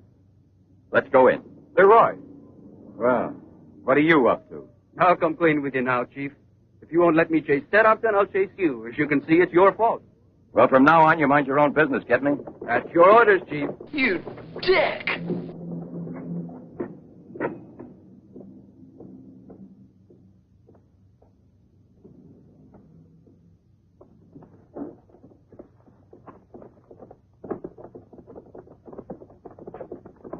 Where was he sitting? He never moved once. Where was he sitting, I asked you? Right here, Inspector, in this row here. I mean, this is about as interesting as listening to a John Tesh album. This one. He was sitting in this seat. And you never let him out of your sight, huh? Well, I slipped outside for a minute to buy some cigarettes. How stupid. But I never let him out of sight. And who was there sitting next to you? If what I think is true, you'll be back in a beaten uniform. That reminds me, what was he wearing? Yes, what did he have on? I could see that he was wearing a camel's hair coat, Inspector. Yeah, that's like opening a phone book with the name Smith. He sat here, you say? Right here, sir. Where were you two sitting? We were back there. That's right.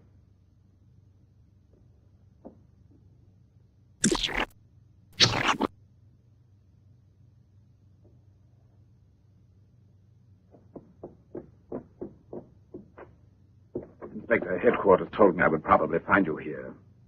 The autopsy I did on Monique Riviere. Incredible. Mm-hmm. I'll never be able to forgive myself. You mean like the others? And this stuff, what do you think it is? It's blood, there's no doubt about that. I don't know if it's human or... And what else do you think it might be? Have it examined right away. The rest of you come with me.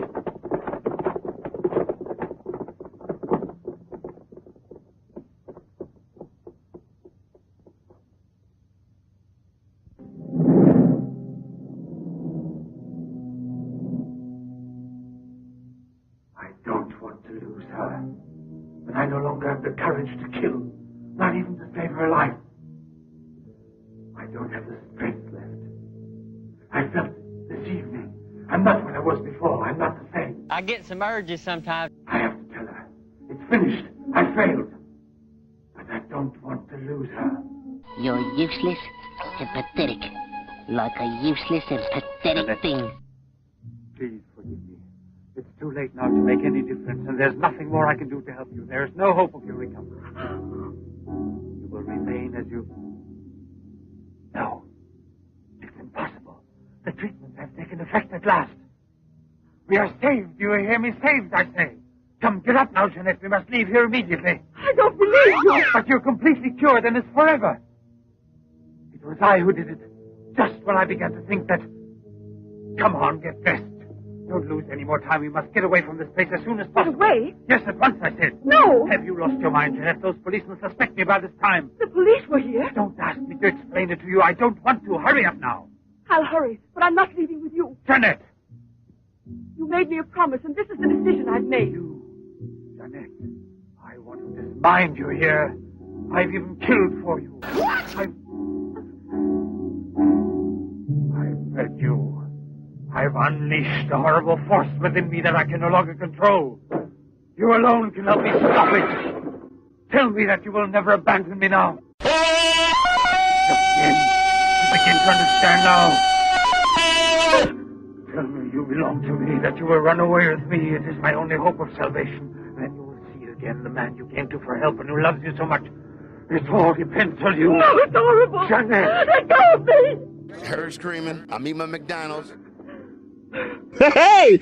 Pull the trigger and murder the man who condemned himself for you. Have that much courage at least, because in a moment or two you will go mad. Mad with horror you don't know. Oh, no. That's right, don't look at me. It's better that you don't look at me. But believe me when I say you can still save me, if you would say to me... No, I can't bear it! No. So you say no. Well, then get dressed. I'll give you 1 minute and no more. You're coming with me whether you want to or not. I don't know what will become of us. It doesn't matter anymore. But you'll never see your Pierre again. You're mine. Mine! I'd kill you first. Now get dressed.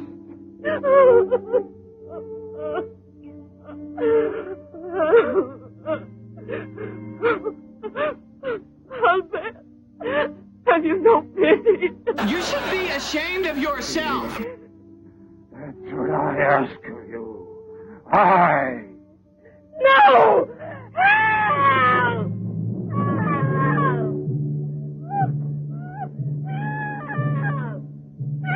Here I come to save the day. No! Let me go! You. Let me No go! one can No! help you. No one will ever take you Let from me me now. go! I'll have a hamburger, for which I will gladly pay you Tuesday. Away with me. Go with me. No! No! Help! Help!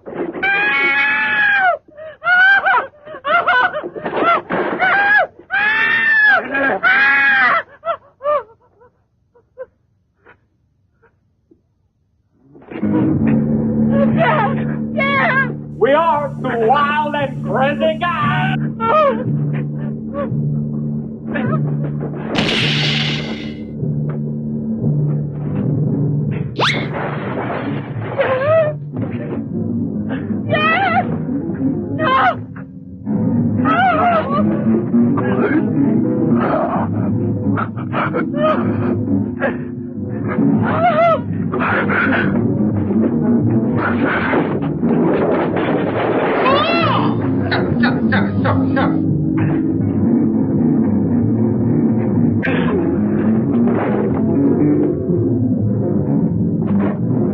Let's boogie, mama!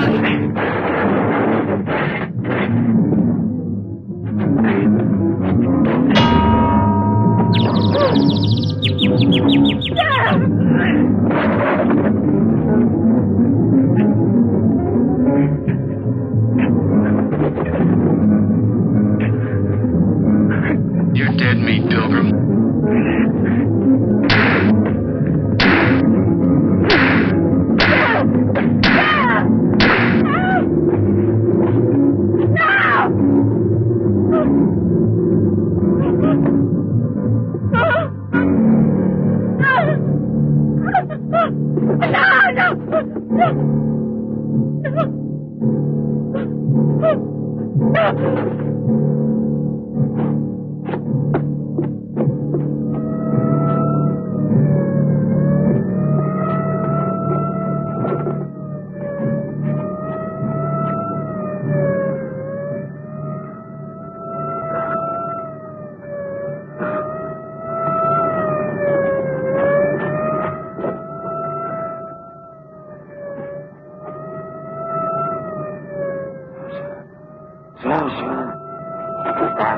Sasha, it's on. You must. I'm leaving, Sasha. Jeanette, we must hide her as we did before. Sasha.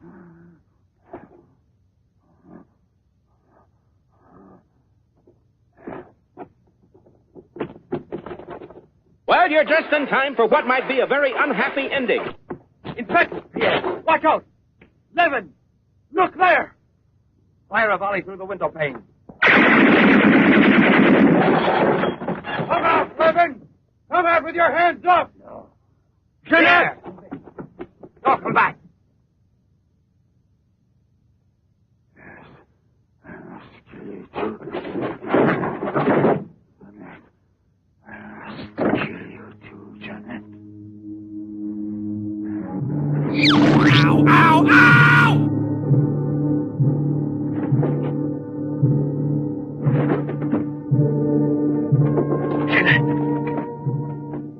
Jeanette! Oh, Pierre! Pierre! Swing! That's it, man. Game over, man. It's game over.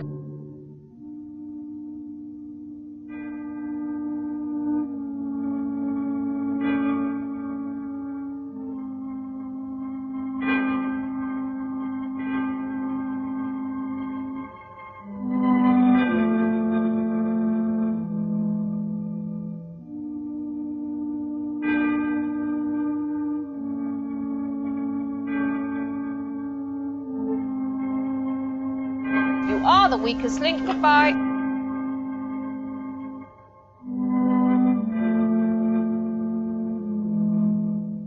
Take that man out of here.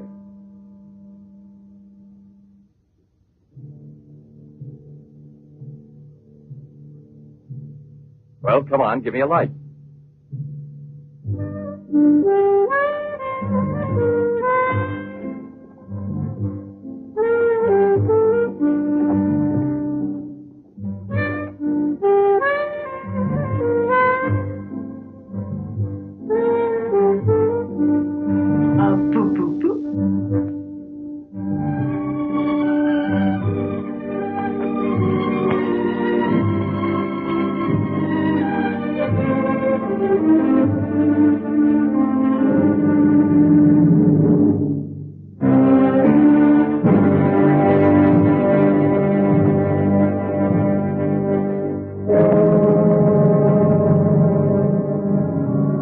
Darn, that's the end.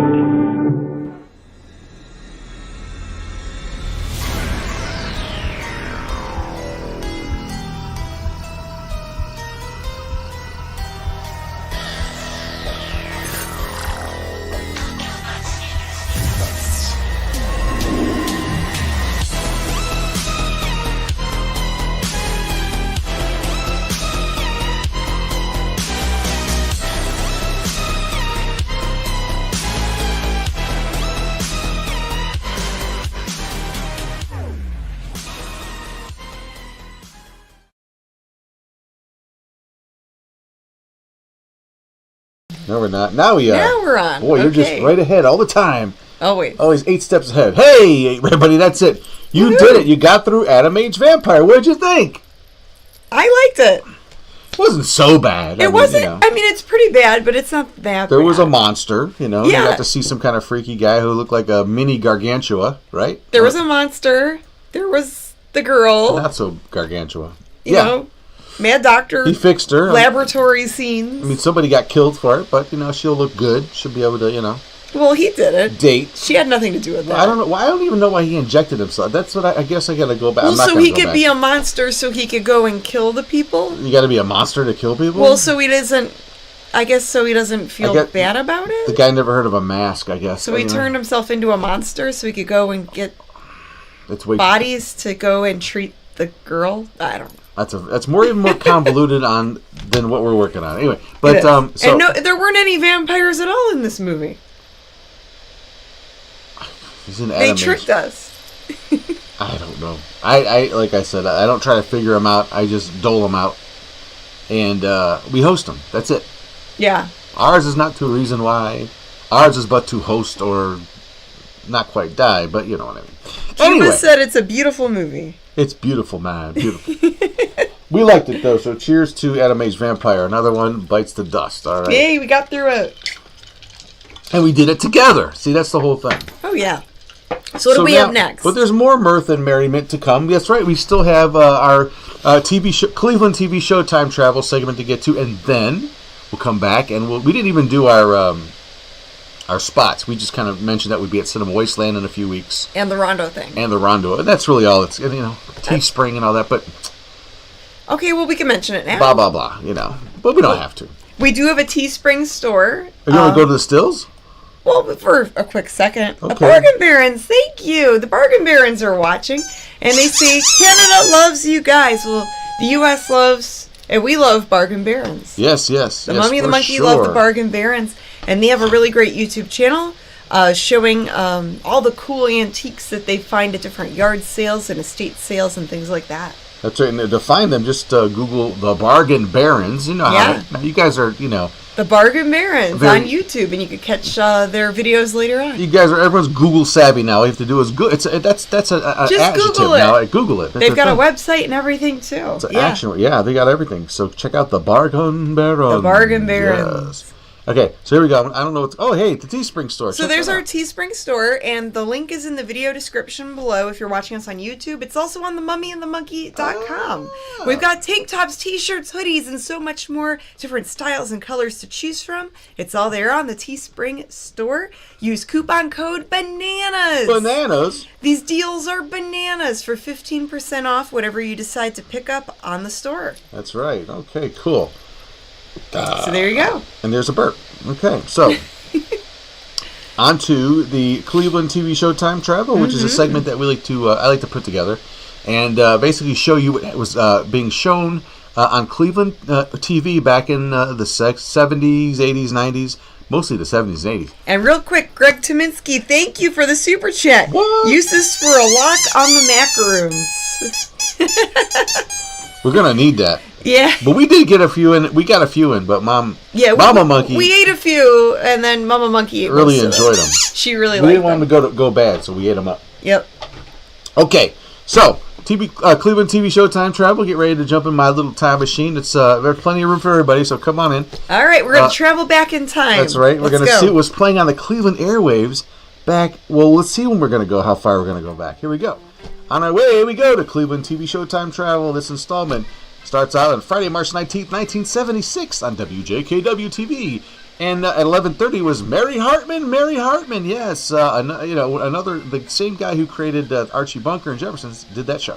And then Houlihan and Big Chuck show at midnight that night. Oh, yes. And their movie that night was Let's Kill Uncle. Now, this one I haven't seen in a long time. It's William Castle. It's a William Castle film. It's pretty cool from what I remember. Kind of like a dark comedy type of movie. A couple of kids plotting to kill their uncle for maybe, I think, inheritance or something. It's been a while. Gotta watch it. Then at 2 a.m. on the same channel, not a hosted show, but a movie's running all night. Their movie was Horror Island. Or not their movie, but the movie they show that night, the channel, was to continue the horror stuff going on. Look at that. We'll have to look up that one. Lots of creepiness going on. And then fast forward to Saturday, March 20th, 1976.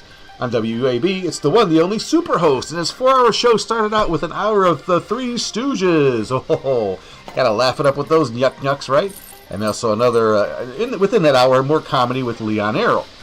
Usually his show was like an hour of comedy and then 2 movies back to back. This first horror movie that afternoon was Dr. Orloff's Monster. Oh, nice. Yes, a very artsy, almost this almost looks like the cabinet of Dr. Caligari. Oh, yeah.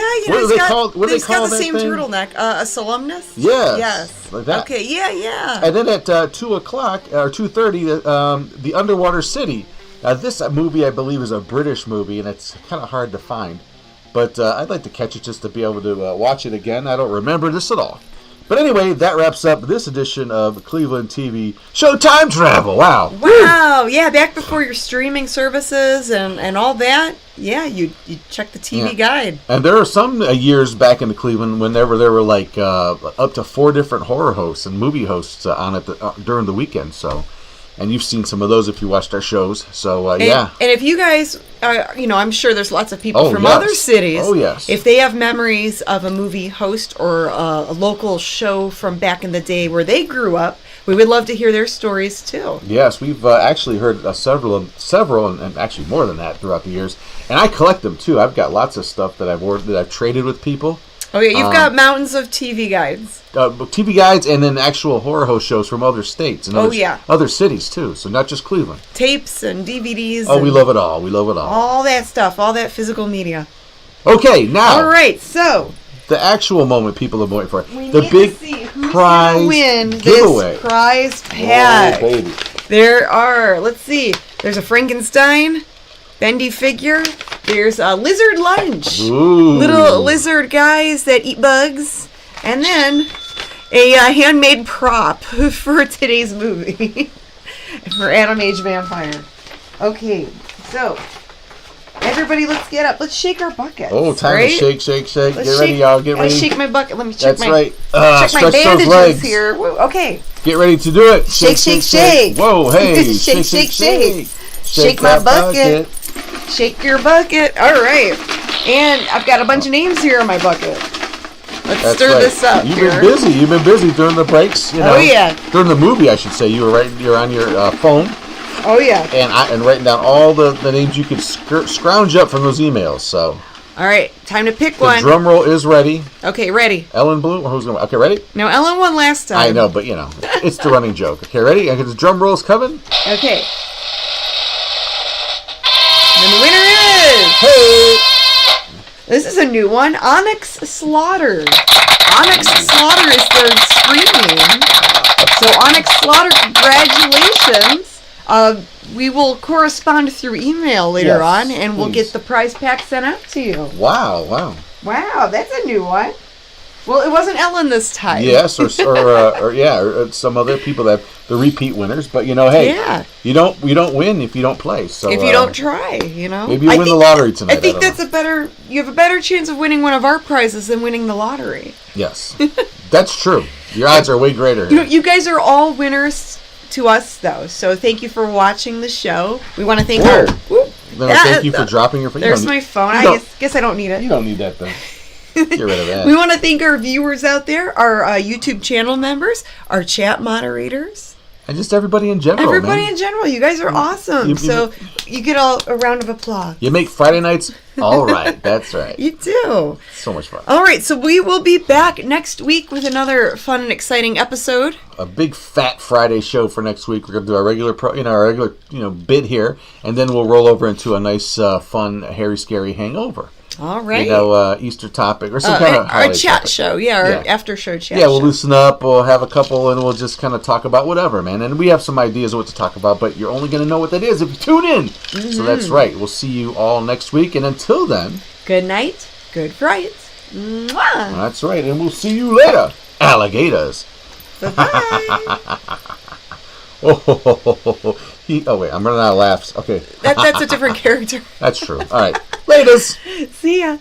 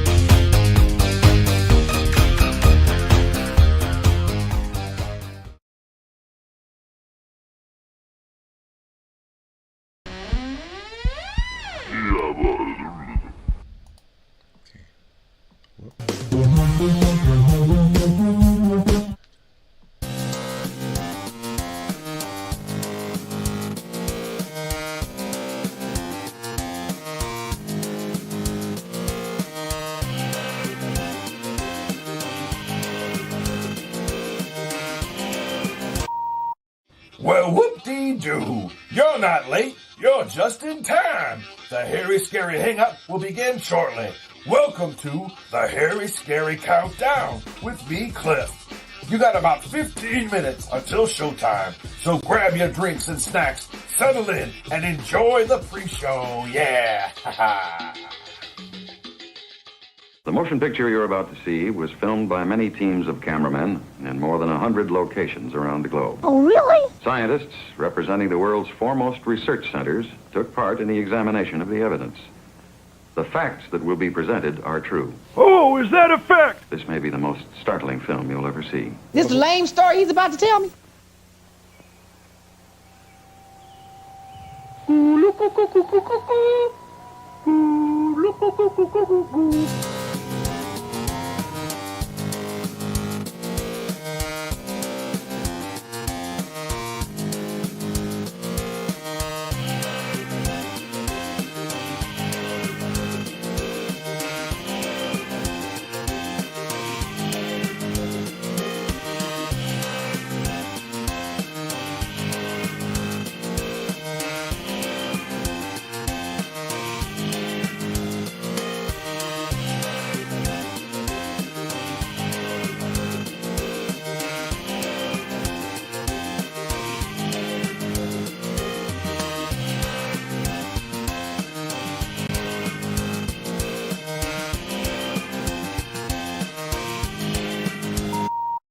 Well, whoop-dee-doo. You're not late. You're just in time. The Hairy Scary Hangout will begin shortly. Welcome to the Hairy Scary Countdown with me, Cliff. You got about 15 minutes until showtime, so grab your drinks and snacks, settle in, and enjoy the pre-show. Yeah!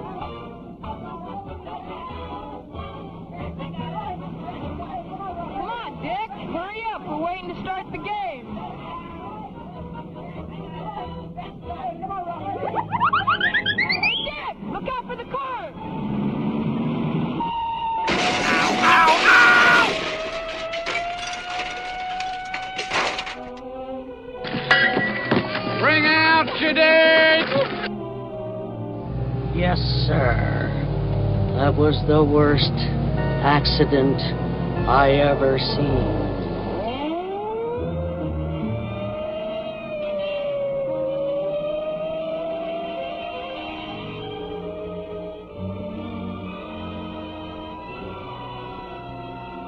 Oh, my ovaries.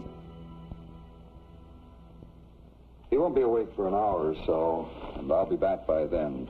Might be a good idea if you'd look in on him. Yes, Doctor. Stop rushing me!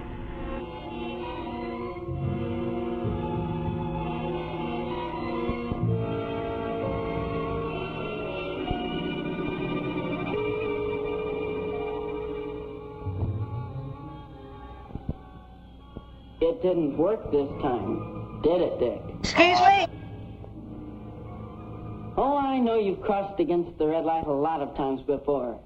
And have been pretty lucky at it. Dork-sided! But you can't be lucky forever. Sometimes things go wrong.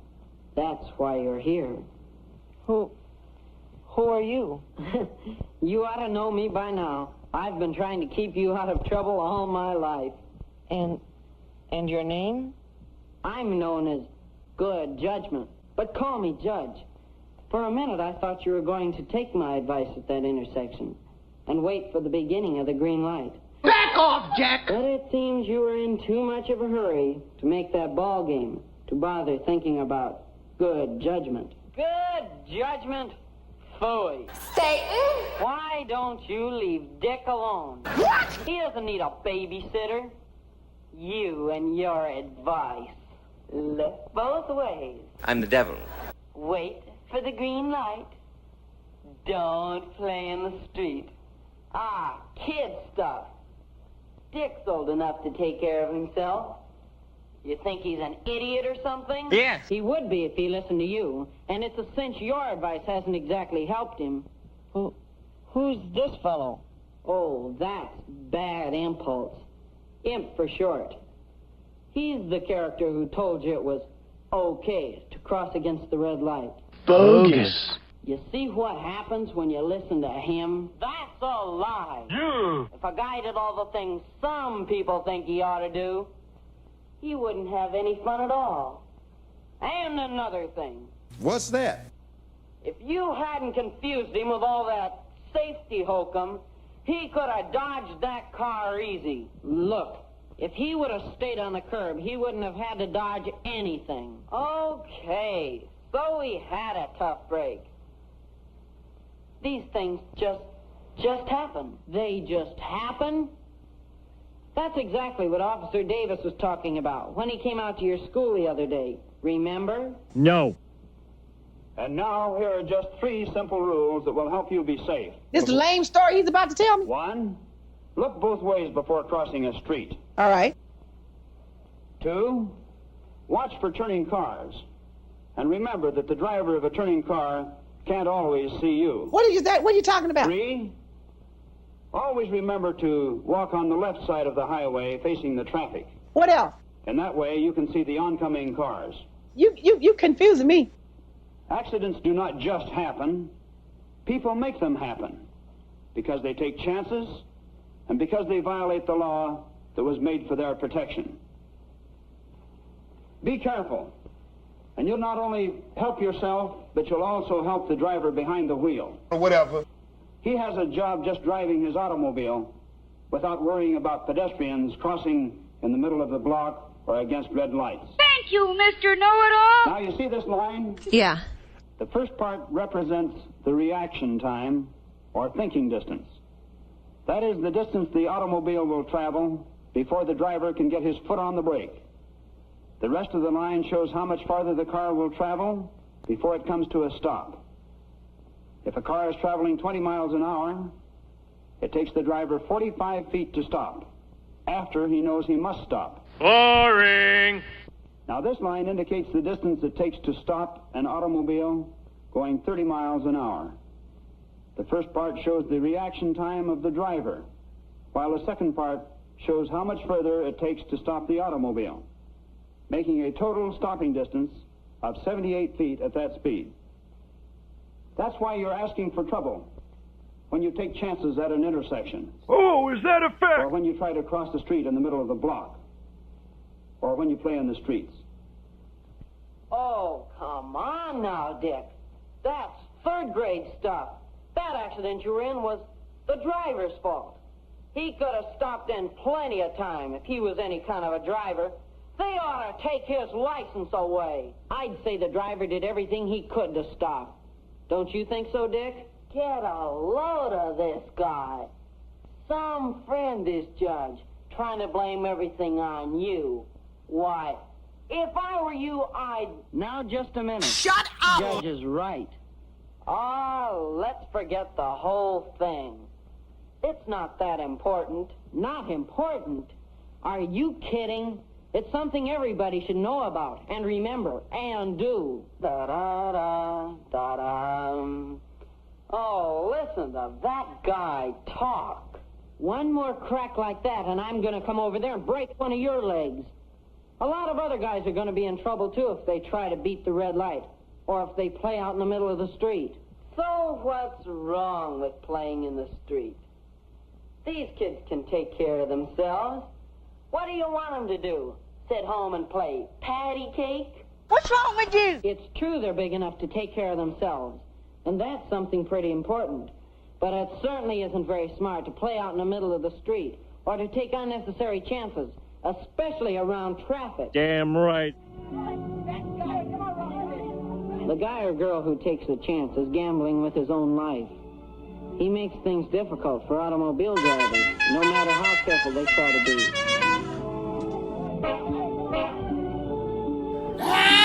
You see, it just isn't good sportsmanship to play in the street where drivers have to stop for you. It's a lot more fun to play where you can concentrate on the game, and it's much safer. So let's all sit home and cut out paper dolls. That's a real bright remark, Imp. Just about your speed, all right. And I suppose you know just the right thing to do? You bet I do. All kids like Dick have to do is use a little common sense, and their chances of growing up to play on bigger teams someday are a lot better. You know, I never thought of that. Duh. I wonder if I'll ever be able to play ball again. No. What if I can't? What if I can't ever walk again? Oh, I just gotta. Now take it easy, Dick. That's the trouble with listening to Bad Impulse. When you listen to that guy, there's a lot of things you don't think of until it's too late. Now, hold on, Dick. What? Don't let him get you all mixed up. We've had a lot of fun together. And look where I am now. Go! Well, that's the trouble when you take chances in traffic. Sooner or later, your luck runs out. Kids take chances every day and get away with them. Who wants to wait all day for a light to change to green before starting across the street? Why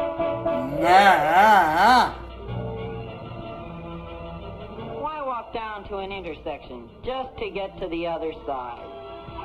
Whoa! Why go to the playground when there's plenty of room in the street? Signal set. 2, 4, 6, hike.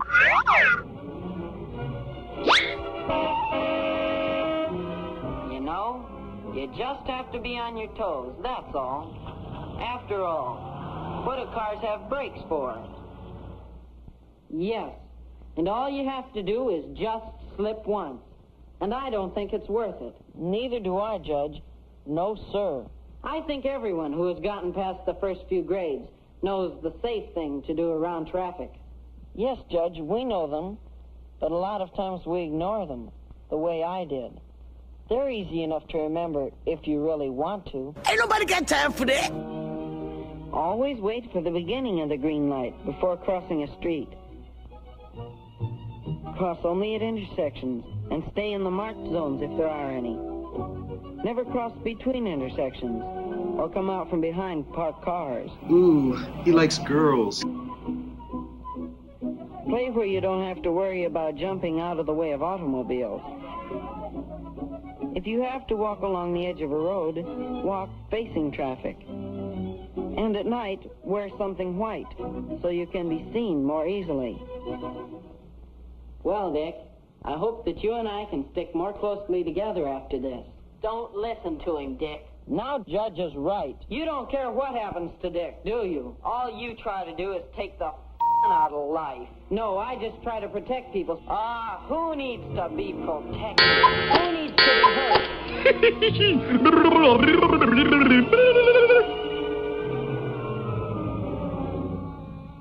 Why didn't you take a picture of the last slugger? Well, young fella, you must have been having some dream.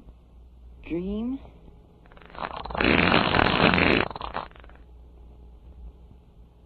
Yeah. Now I remember. The accident. I guess I'm hurt pretty bad. Doctor. Will I be able to run and play ball again? No. We'll talk about that later. Doctor, I had the craziest dream. It was about Judge and Imp. Judge was right all along. Oh, you just better take it easy, son. I will from now on. Especially now that Judge and I understand each other. That boy's as strong as an ox and just about as smart. Judge? Sure. Judge is my pal. Good judgment.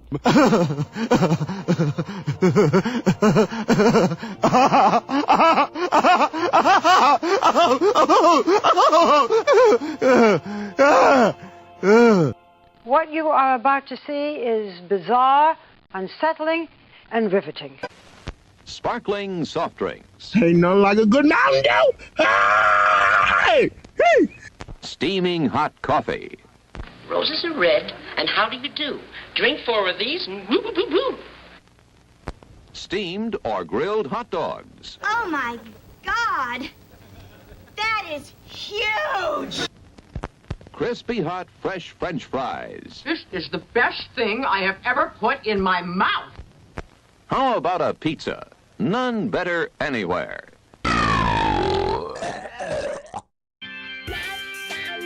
Hey, gang, it's been real. They say that all good things come to an end, but things are just getting started around here. That's right. There's no time like showtime, baby. So let's get this party started.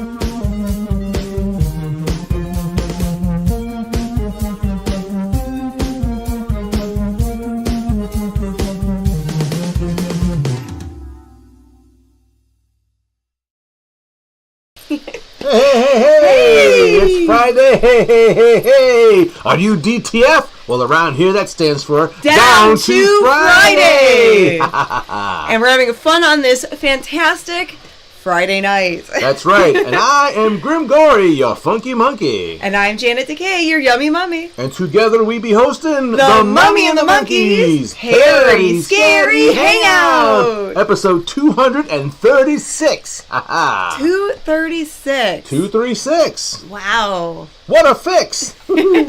And we've got a cheesy, wonderful film. That's it's right. so cheesy. Yep. Creature from the Haunted Sea. Yes, to honor the late Roger Corman, who just passed away like last week. A couple weeks ago. Yeah. Yes, we dug up this oldie from the bottom of the depths of the sea there. Oh, yeah. Whoa, think where that burp came from. Oof, yeah, and it's full of grim sound effects. Yes, pumped with a bunch of drop-ins and sound effects the way you all love them here, with the John Saxon search, of course. Yes, and so we have that going on. We have an all-new TV show, Time Travel, towards the end of the show. We have our skits, our bits. A brand new Rescued Reels. And an amazing prize giveaway tonight. Super amazing. Oh, but boy. First, we've got some shout-outs, and then we're going to show the fabulous prize that they could win. Oh, yeah. Okay, so we want to wish happy birthday to James Muscarella. He's got a birthday coming up soon. Don't you mean happy birthday, James Muscarella? In all caps, right? Yes, he types in all caps. So, happy birthday, James! You got to yell when you say it. Okay, happy birthday to Debbie Andrews. Oh, happy birthday, Debbie. Happy birthday, Debbie. Yay. Okay, and then get better soon, Bob Ferguson. Our buddy Bob Ferguson. Yeah. So we're just pulling for him. He should be okay. He should be fine. He had a health scare, but he's on the mend, so that's good to hear. He's doing a little better. Get well soon, Bobby brother. Yes, and get better soon, Tom. Tom had a procedure done, and he's on the mend also. Our friend Tom, yes, and his lovely wife Lois is taking care of him, making sure he's okay, and we hope to see. We actually got to hang out with them. Shout out to Tom and Lois. Last week and had a great time, yeah. Oh, yeah. We watched that Roger Corman. It was actually a documentary on the making of the Fantastic Four movie that Roger Corman put out in 1993. Well, actually, it was never released. He never got to put it out. The fans actually put it out there. It got leaked out. It was leaked. It's a fan favorite. Probably the best Fantastic Four movie made yet. So. It's my favorite. Yes. All right, so let's show everyone what the fabulous prize is. And this prize is courtesy of Spook Show Gravy. Ooh. Their YouTube channel is Spook Show Gravy, and they do toy reviews. That's right. So a fun little collab with them, and we'll use the prize giveaway as my mini monster guest for the night, which is this crazy, I think it's like a football edition of My Pet Monster. Look at this guy. He must weigh 10 pounds. He's a heavy guy, and he's really cool. That's a retro toy from the 80s. Oh, that's right. And like I said, this sucker is big. Yeah, I remember the My Pet Monster, the blue guy. Yeah. And I have a sort of a tie to this toy line, believe it or not. And one lucky winner at the end of the evening will win this guy right here. Will win the My Pet Monster, and all you have to do is be active in the YouTube chat, and I will write all your names down in my big plastic shiny mummy bucket. Hi-yo. And we will pick a winner at the end of the night, and that winner has to claim their prize by sending us an email. This is crazy. This is like probably, as far as like, weight and size, the biggest thing we ever gave away here on I think so. On the Hairy Scary Hangout. Yeah, so hopefully people are like flipping out, I think, in the chat there about this thing. Yeah, so check out the Spook Show Gravy YouTube channel if you like retro toys like this. Give their channel some love later on, and you can check out their videos later. And then right now we've got the mini monsters. Yeah, so this is my mini. We don't have a name for him yet. Whoever wins him can name him. Name that mini monster. That's right. So but right now, you've got your monster. I've got Miss Putrid Petunia, the little zombie ghoul. Right now, I'm gonna call him Shemp. Oh, there you go. There's Shemp there. Yeah, Shemp. Yeah, all right, so let's do our little chants. Ready? And a 1 and a 16 and a 35. Mini monsters, mini monsters, roar, roar, roar! Mini monsters, here they are. Mini monsters, shout outs too. We've got Emily and Noelle and Trayvon. Oh. Wow. Hey, minis, and then we've got... Did you just see a ghost? You sound like those guys in the old movies. Said, wow. Like, wow, a ghost. Okay. And then we've got Araya and Xander and Willow and Morgan. Hey there, minis. And Julius and Adrian and Sienna and Daria. Wow. Cool. And Hannah and Penny and Atticus. Hey, Minnie. Hey. Woohoo. Lil Kong, Violet, Cassandra, Carly, Isabella, and Mackenzie. Aww. Hey there. And then we've got Eva and Adeline and Gabrielle. Hey. And Taylor and Mac, too. Oh, kiddos. Hello. And Charlotte and Scoob. We can't forget them. Rube. And Peanut and Adam. Yeah. And Lucy and Dimitri. Aww. And there's little baby Joe. Wow. And then we've got Ramona and Layla and Christian and Lucas. Wow. Hey, minis. And Nyla and Parker and Kenton. Mm-hmm. And last but not Who least, else? we've got little Miss Kingsley. Aw, little Miss Kingsley. Well, hey, that's right, Mini Monsters. Hope you, if you're watching, hope you enjoyed the show tonight. It's going to be a fun one. But now we're going to give shouts to the big monsters, the monster kids out there that grew up from Mini Monsters to big monsters. Oh, yes. All right, let's get this macabre mirror going Warm it here. up. You pay the utility on that thing? Is it working right? Yeah, I just paid the bill. All right, perfect. All right, take it away, Janet DeKay. All right, Magic Macabre Mirror. Woo! Magic Macabre Mirror. Tell me, who be here? There's John Biggins and Chris and Todd and Harold and Kirk and Campbell's Soup, Jonathan Jackson, Ed Burge, Matthew Ruley, KV, Denise, Greg Tominski, Liana, Statue of Liberty, Leo Smith, Joe Trippy, Patrick Lord, Sacred Watermelon, Albert Metelsky, Ron Vickers, Paul Buser, J. Michael Harris, Daryl, the Bone Jangler is here. Marty and Paul and Flynn and Jeffrey and let's see, Travis, Elaine, Stellar Tony Veller, Captain Awesome, Van Ciatras, Raymond. Yeah, he's fresh out of the pool. Everybody loves Raymond, right? I hope so. And Daryl, Alaya, I'm sorry. Close enough. Watson family, Super Pappy. Super Pappy. Scott's here. Mark Allen's here. Sears James and Rocky. And Baron Sardonicus is here. What a name. Wow. Okay, 189 of you. Oh, wow. Man. Someone must be waking their mamas up and telling them to watch the show, yeah. And Gary and Donald and Ricky, Bobby, Sonia and Kev Thulu. Can we get to 200 tonight? 200 viewers. Ooh, yeah, share this with your friends. Come Let's see if we get to 200 live viewers on YouTube. That's right. We get a lot of viewers on Public Media Network. Yep. And Tough TV and WRTN's Horror Haven. Ooh. So if you're watching this on television later, the prize has already been done. It's null and void. Yes. It's only for the live chatters. That's right. That's true. Wow, 194. Look at this sucker, man. He's so cool. He is cool. Very cool. Yeah, he is very, very nice. Okay, we're going to put you down, Shemp. We'll bring you up a little bit later to show people what they can possibly win tonight, or one lucky winner will win tonight. A fabulous prize. Wow, well, it's great. We have a monster on the show tonight. We have a monster to give away. It's a monster of a show. I love that. Yeah, that's really good. So let's get into part one of Creature from the Haunted Sea. That's right. It'll be followed by a brand new rescued reel. So if you like old vintage commercials, these are from 1984 from the San Francisco area. Ooh. I just got a bunch of VHS tapes in. So our West Coast friends will get a kick out of these old commercials that we're going to play after part one of the movie. Yeah, I lifted these right off the tape just yesterday. So they're fresh right off the tape, fresh from 1984. So get ready, everyone. Strap yourselves in. Here is part one of Creature from the Haunted Sea. Right here on The Mummy and the Monkeys. Very scary hangout. I'm splashing into the movie. All right, swim away, Decay. Here we go. Woohoo!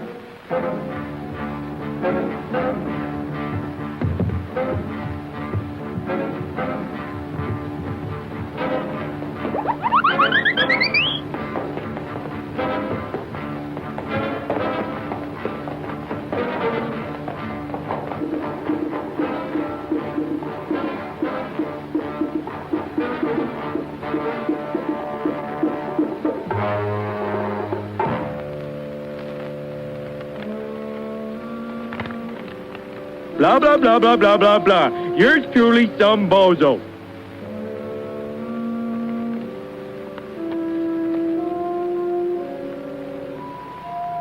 This is the best thing I have ever put in my mouth.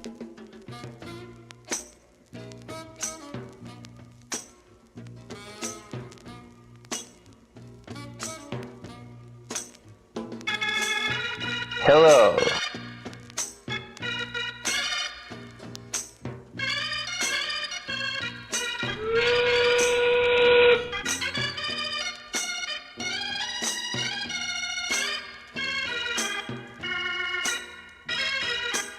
Chicks dig me because I rarely wear underwear, and when I do, it's usually something unusual.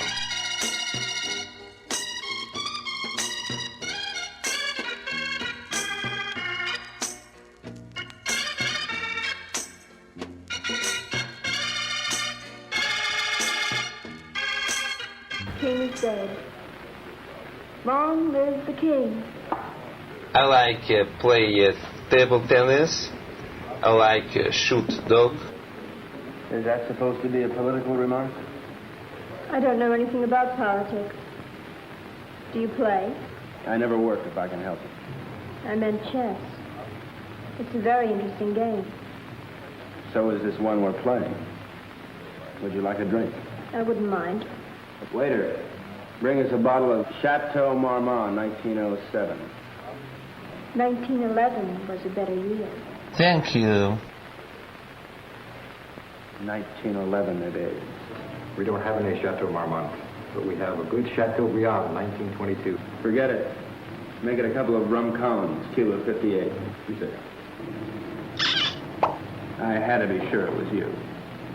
XK 120? Right. XK 150? Right. Who's the waiter? One of them. Thinks I'm on their side. Do you like stream? I've only seen you on Insta. She was beautiful. I could have killed myself for wearing this stupid disguise. Now she would never know me as I really am. I'm leaving tonight. We'll keep in touch by radio. You have the code. In point of fact. Yes. In point of fact. Yes. In point of fact, I've got my decoder ring. Right. Pay no attention to me when I leave. Right. My wife is dead. She died in the field. Aren't you going to kiss me goodbye? I can do.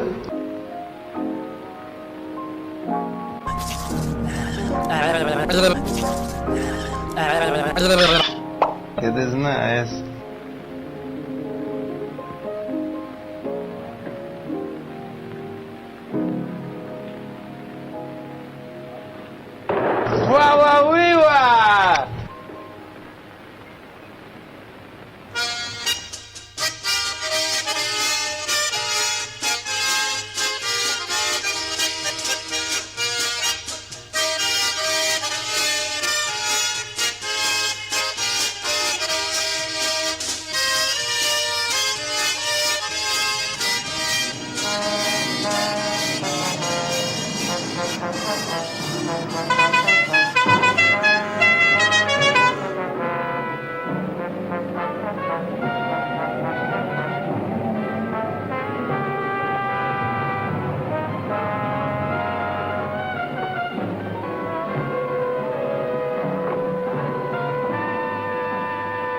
Are you Renzo Capetto? No.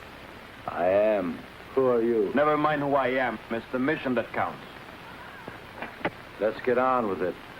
As an American gambler and gangster, you're above suspicion. Of course, you know that our government has been overthrown. You know, I heard that. Shut up. But not for long. We'll be back. And if you think you're seeing executions now, oh boy. Bravo. Bravissimo.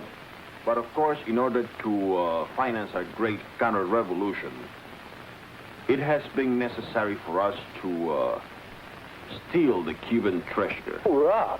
Shut up. Let us proceed. You're going to lose your casino, so you'll be leaving Cuba anyway. You have a big yacht, and you can leave anytime you wish, such as immediately. Therefore, I'm going to entrust you a solemn trust. here we have 1/4 of the Cuban treasure.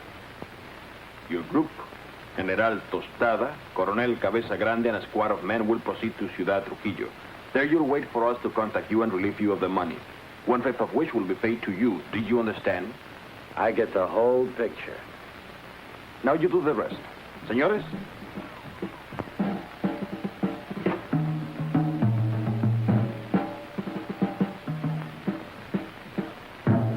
General Tostada, Coronel Cabeza Grande, Señor Renzo Capeto y... My name's Happy Jack Monahan. Glad to meet you, Jen. I know speak English. Mis buenos amigos americanos, nos cabe el honor de preservar el honor del honor cubano.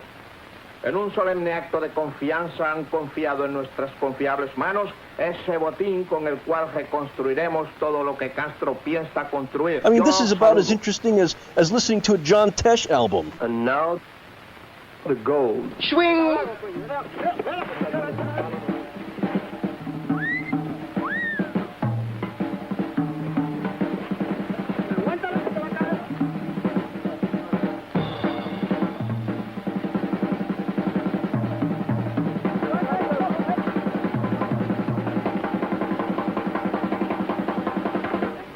You two had better get into the car. The general doesn't know any English, Señor Capero. I'll be his translator for you. Bueno? Bueno. Bueno. Métanse al auto. Now it's time to go. Adios. Adios. I'll see you later, huh?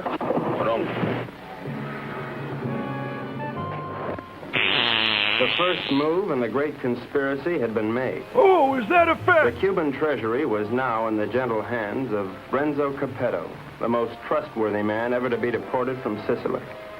They thought they were smart. But little did they know that I, Sparks Moran, was an American agent. Luckily, I had been able to work my way into the crew by posing as a notorious gum machine burglar from Chicago. My real name is XK150. Hey, you. Come on down here and help with this. How'd it go, Booksy? We had a hairy little chase, but we got the stuff. Crazy. Hey, Colonel Grande, you can bring your men aboard. What happens with all that mob? I don't know. I thought we'd just have an officer or two, but it looks like we're going to have a little difficulty.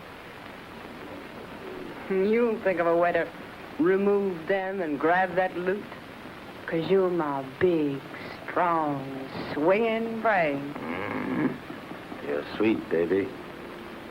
Ooh, he likes girls.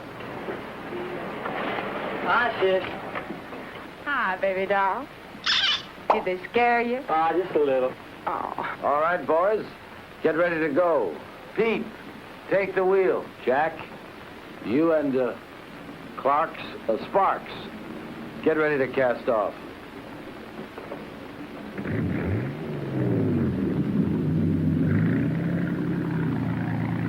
Well, well, this is a beautiful night for sailing.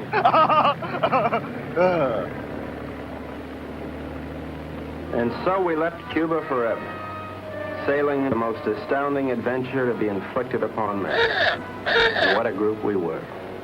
And so, with grim faces, we set our helm against the perilous future.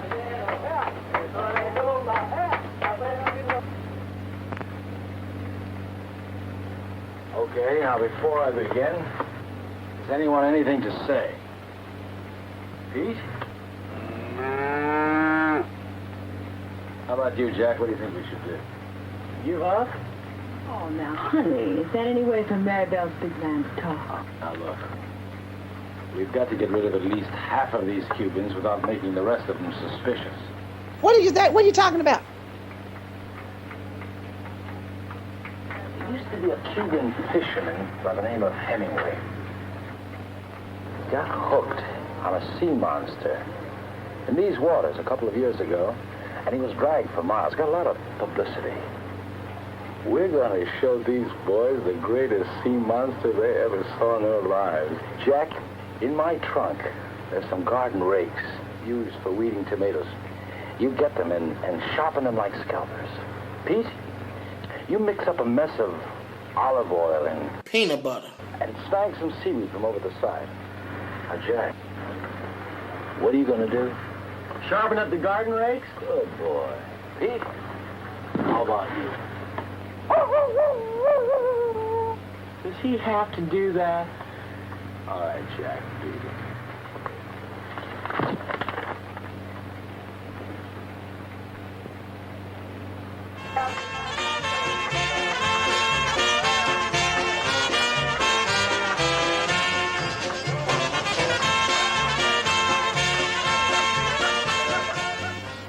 Mwah, mwah, mwah, mwah, mwah, mwah. We've had a good life together, haven't we, baby? You know it, Boops. Winters in Tijuana, summers in Cicero. Boring. Remember that wonderful trip we took to Monte Carlo? You mean the time we heisted all those $100 chips? Sure. I'll admit, I couldn't really hear anything through that door, but I was sure they were up to no good. I knew it was up to me to stop them. Now we're off again to parts unknown. It's like a second honeymoon. You know something? We ought to get married. Now, don't be a drag, baby. How much Jack do you think's in that strong arm? There's plenty of Cuban sugar, though. What are we going to do with all of it? I don't know. I always wanted to open up a home for the aged hoodlums. Baby, you got a heart as big as all outdoors. Oh, shut up, your mouth.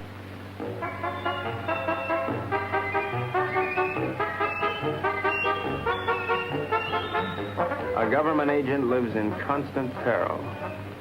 I devised my undetectable radio set using simulated hot dogs for knobs and tubes inside of dill pickles while watching a number of sewer workmen during lunch hour. It comes in mighty handy, believe you me. One little slip and I could be headed for Davy Jones' locker. Hello, Havana. This is Agent XK-150. Over. I'm making my first official report. So far, not too much has happened, but I'm anticipating. Renzo Capetto and his gang are on board as suspected. I am with them. I will call you again soon, one of these days. This is Agent XK-150 signing off.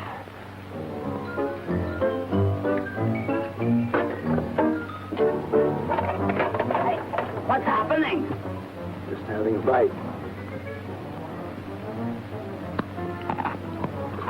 Gee, that looks good. Do you mind if I join you? Fried potatoes.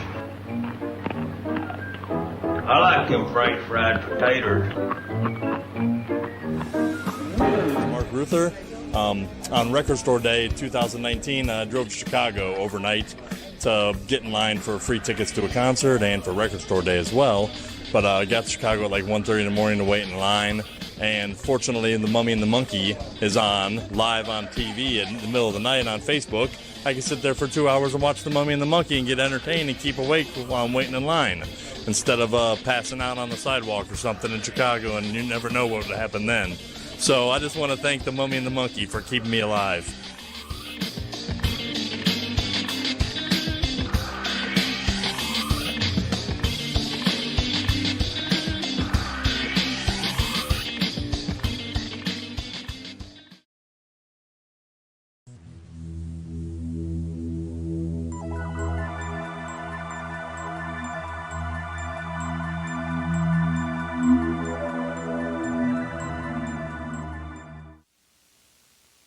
The Thieves of Spring strike the garden tonight at 11.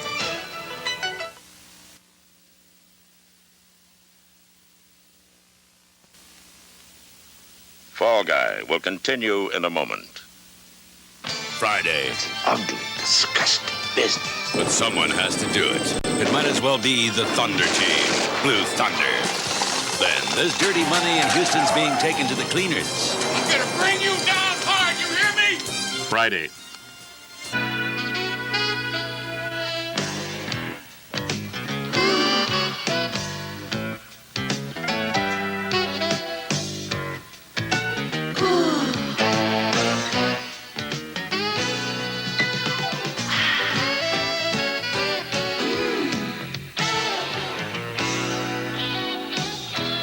Jordache color stripes. Delicious. Military parachutists survive a 4,000-foot fall at 11. Soup is a harvest of nourishment. Oh, Joe, you don't. Hey, that's great perfume. That's Campbell's Bean with Bacon Soup, boys, good. How are you? I drove 7 states in 2 days. I'm tired and I'm starved. Well, come on, sit down. Kitchen still open? That Campbell's Bean with Bacon Soup has more vitamin A per calorie than whole milk. Feel better? A lot better than I did 3 states ago. Stir up the Campbell's. Soup is good food. The most earth-shattering dig dug. Super System. The most realistic joust. Super System. Pole position at its hair-raising best. Super System. Only the Atari 5200 Super System plays them.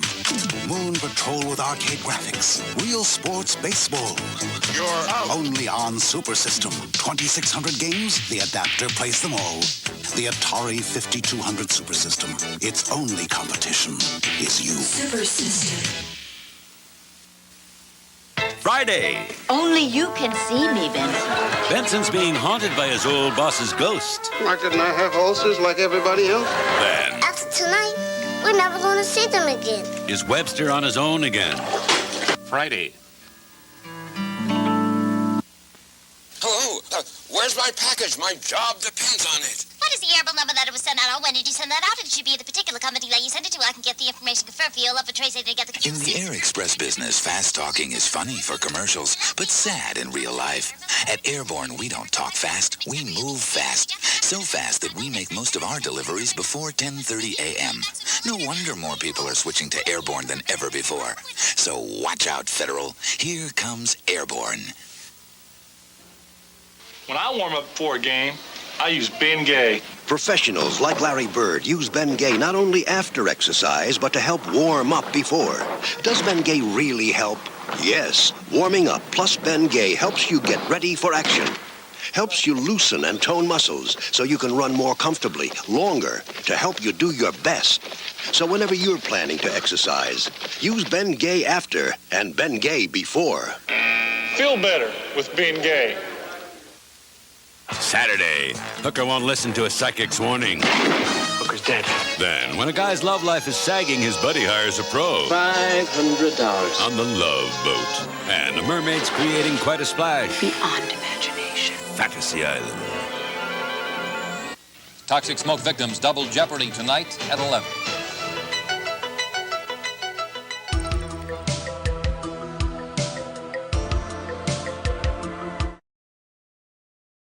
Ooh, just like that, we're back, and we're back that quick. I was really enjoying those commercials. Yeah, they can go on forever, right? But like I said, I just ripped those from a tape just the other day. Hey, everybody, welcome back to the Mummy and the Monkey's Hairy Scary Hangout, episode 236. Creature from the Haunted Sea is tonight's movie for the...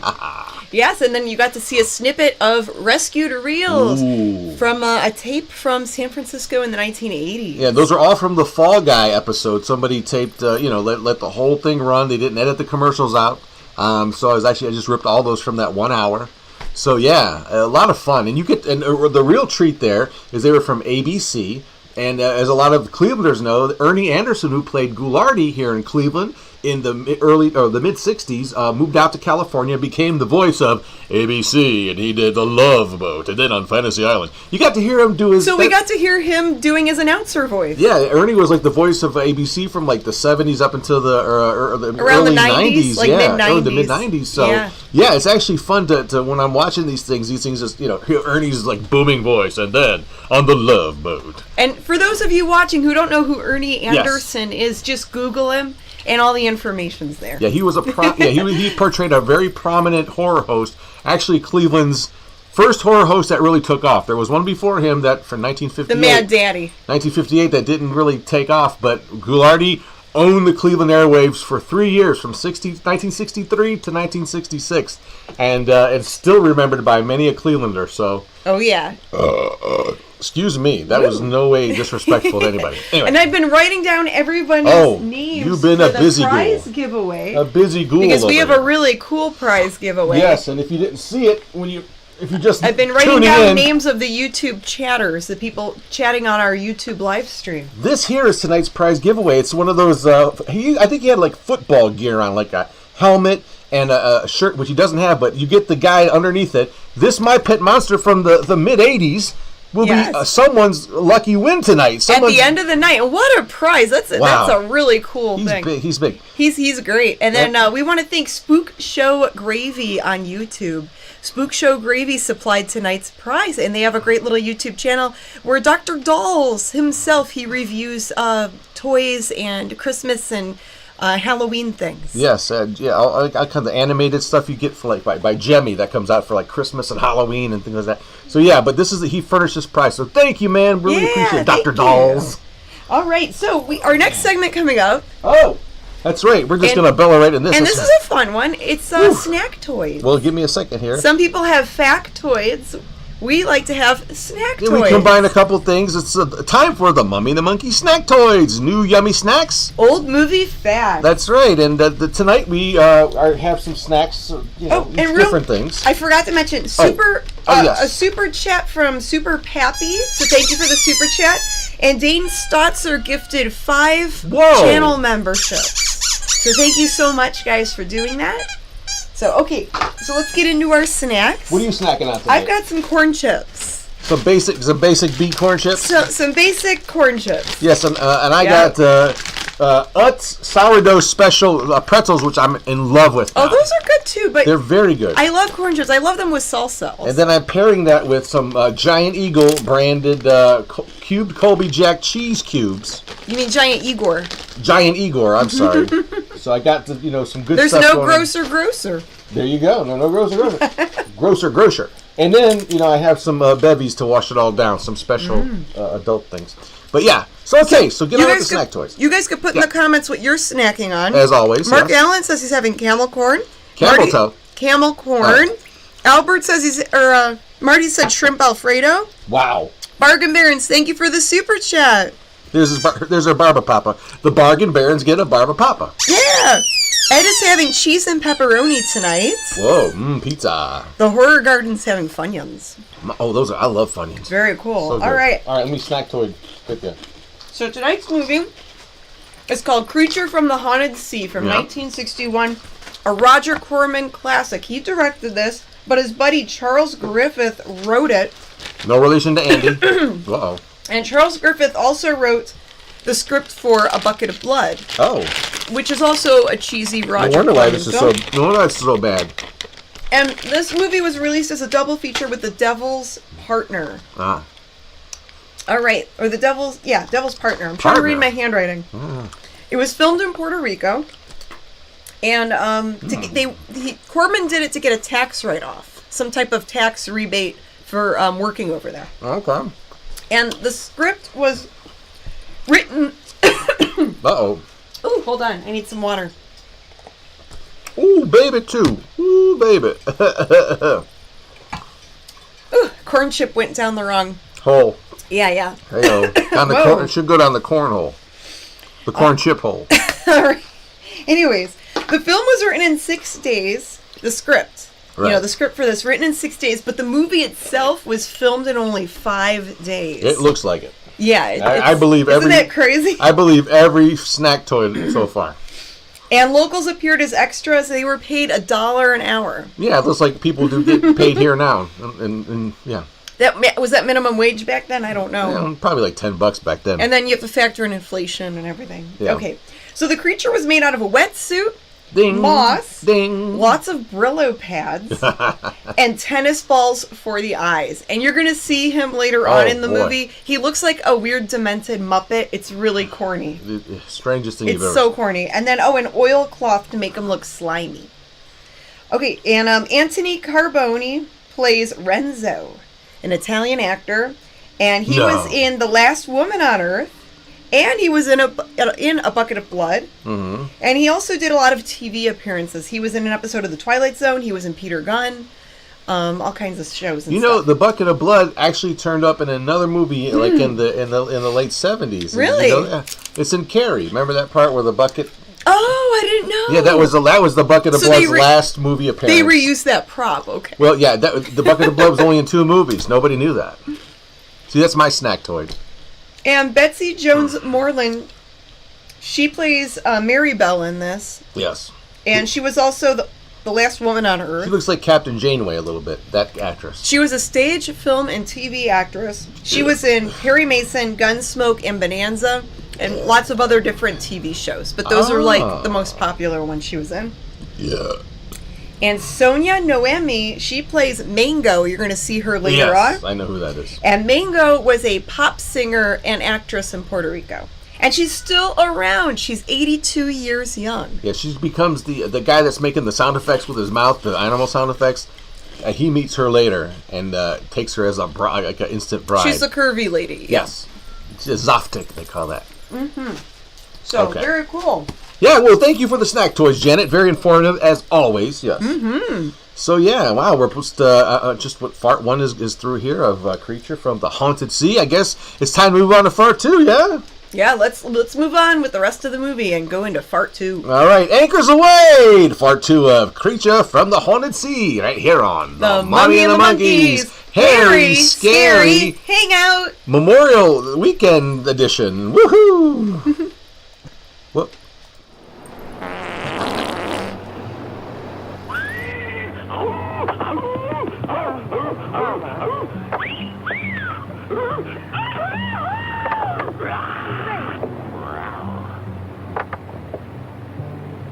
But hi, how are you? It's so cool seeing you. This is crazy. You look great. Good morning, encantadora y hermosa criatura.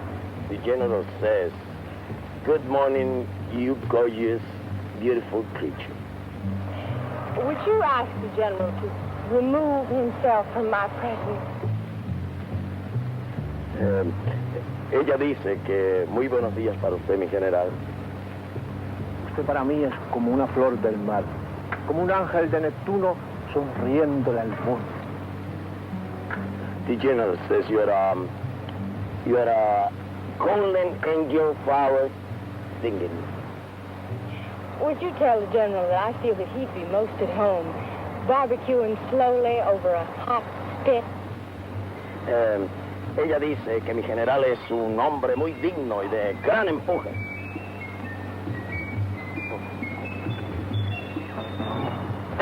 You must be a glutton for punishment. Oh,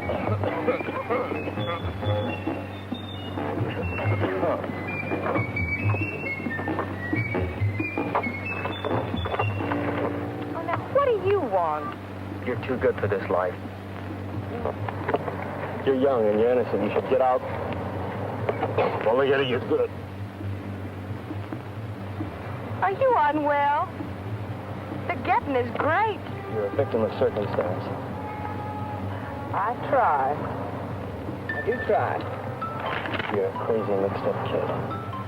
I am perfectly adjusted to my life of crime. Now, what is your story? Oh, well, you see, I'm beyond help. But you're not. You can find a clean young man to marry and... I haven't got the time. But I can help you, Mary Bell. You can turn blue.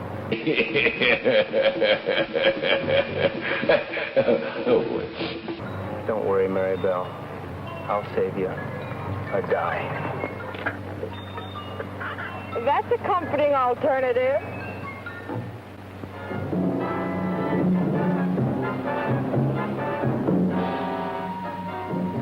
A secret agent should never sleep. But there I was, dreaming of Mom's apple pie, while up on deck, Renzo and his cutthroats were taking the first step, killing an innocent Cuban, and pretending some imaginary monster did it just so they would be panicked into changing course, so that Renzo could steer them to his own picked destination.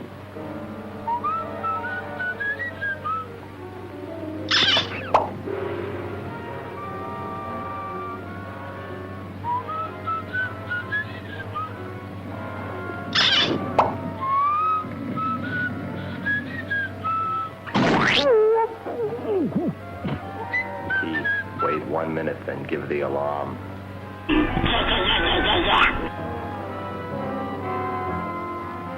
But what none of us knew was that the monster invented by Renzo had already been invented by somebody else. By a couple of other monsters, I guess.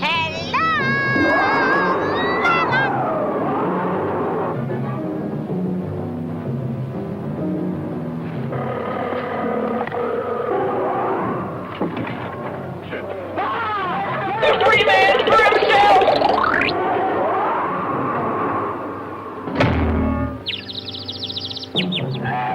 Police, Myra! The monster! Soldados cubanos, algo horrible ha sucedido aquí anoche. The general says what happened. Well, I have an idea, if you'd like to hear it. Please go ahead. Well, I don't think it was anything human that killed your soldiers. Seen the tracks and the claw wounds on their bodies. Now, in my studied opinion, those soldiers were attacked by some weird creature from the sea. Came in, did your boys in, and vanished again. What's so funny? That creature, how silly. Did you really think it?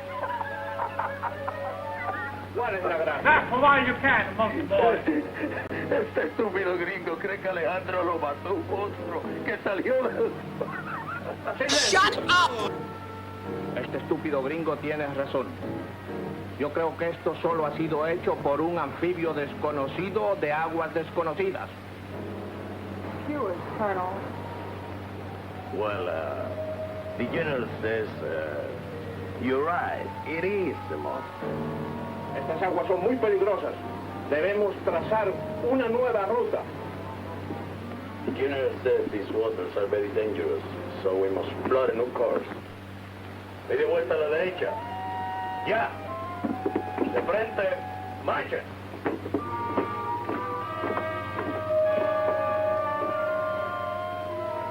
Catch that?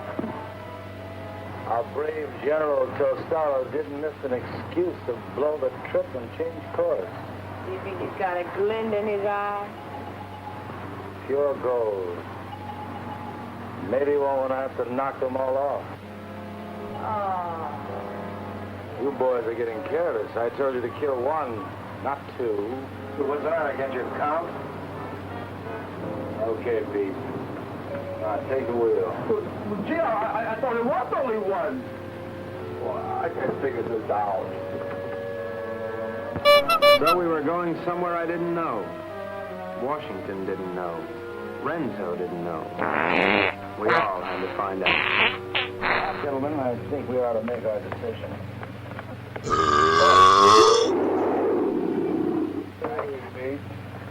Now, has anybody got an idea? About what? Hell no.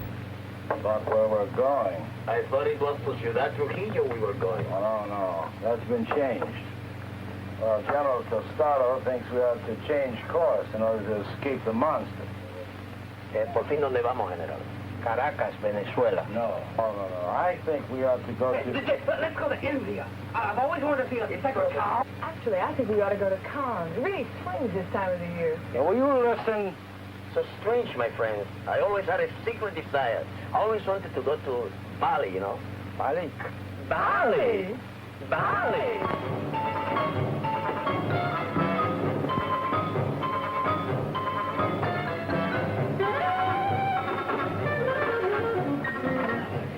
We are not going to Bali. Caracas, Venezuela. No. Please tell the General that I am convinced we ought to go to San Juan, Puerto Rico. Él dice que está convencido el único sitio puede ir es a San Juan de Puerto Rico. This is Agent XK150 calling Agent XK120 via 190 SL. Come in, Nevada. Now, the first thing we've got to think about is to escape this pinky monster.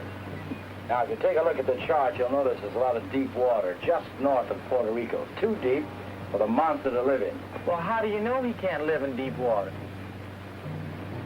Because of his feet. He's a walker, and he's got to stay at the bottom. All right, stupid? Thank you, Mr. Know-It-All.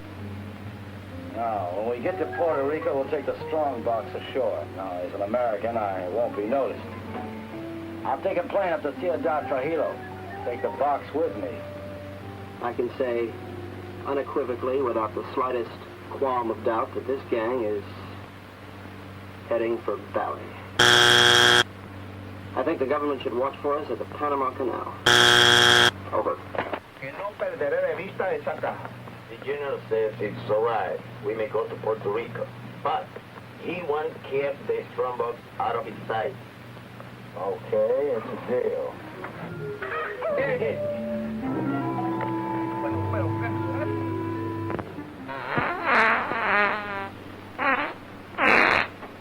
I think I smell land. Are we almost there? Oh, about 6 or 8 hours. Now, Pete, I want you to listen carefully. Okay. On the north coast of the Big Island, there's a teeny speck of land called La Isla del Borracho, named after one of Columbus's lieutenants. It should be deserted by now. We ought to be able to land there, huh? Good.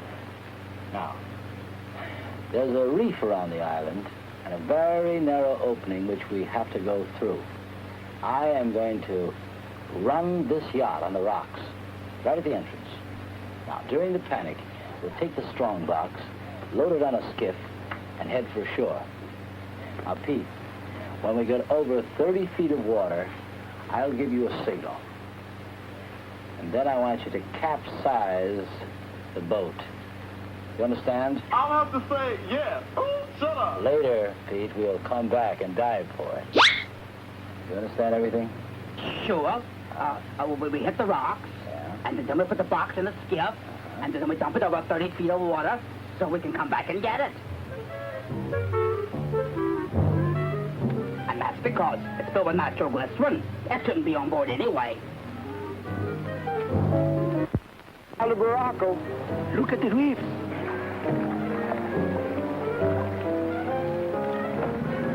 Breeze, go ahead.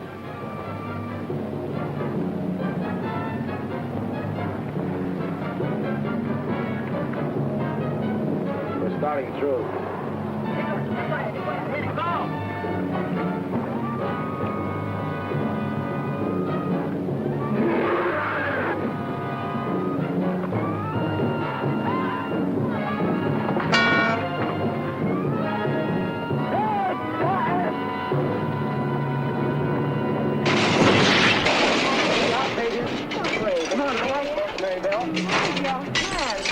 Very well, I won't leave you. I'll never leave you. We'll drown together. You demented. My lunch box. My, what a short memory.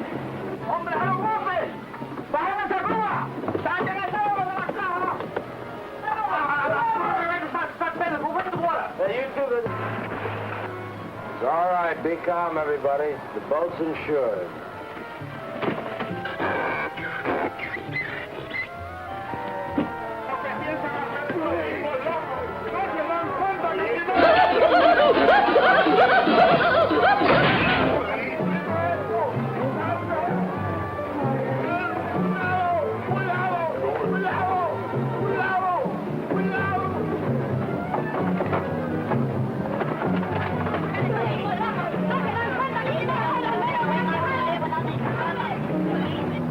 Everything went according to plan.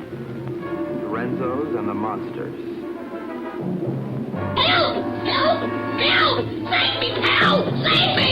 Help!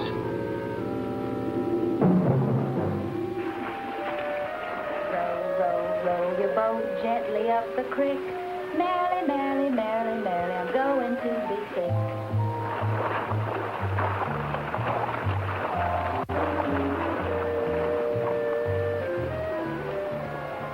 You know, this reminds me of one time on Lake Minnetonka. Louise Schmidt and I were paddling along when what do you think happened? Oh!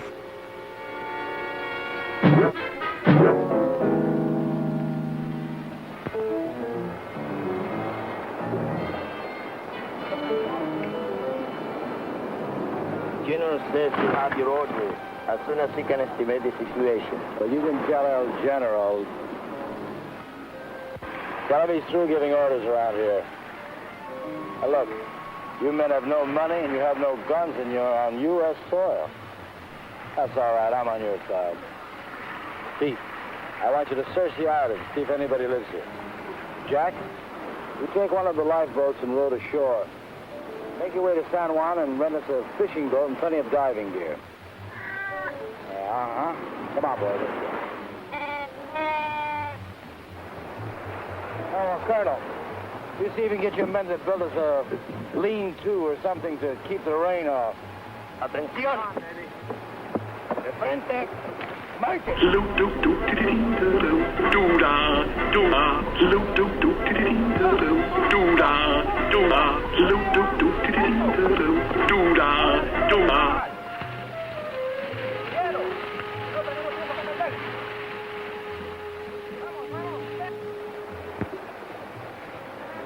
Great. Could stay here forever. That won't be necessary, baby. Why? Well, the way I figure it, these Cubans aren't very much at diving. But Jack, Pete, and I are all pretty good spear fishermen. We'll go down, find the strong box, and hide it in a hole in the reef. After that, we'll tell the Cubans that it's no use. Give up. It'll be safe there for months, even years, until we're ready to come back and get it. You like it? No. Boopsy, sometimes you are so smart you make me sick. Oh, brother. Hello, stay tuned for more from the Mummy and the Monkey.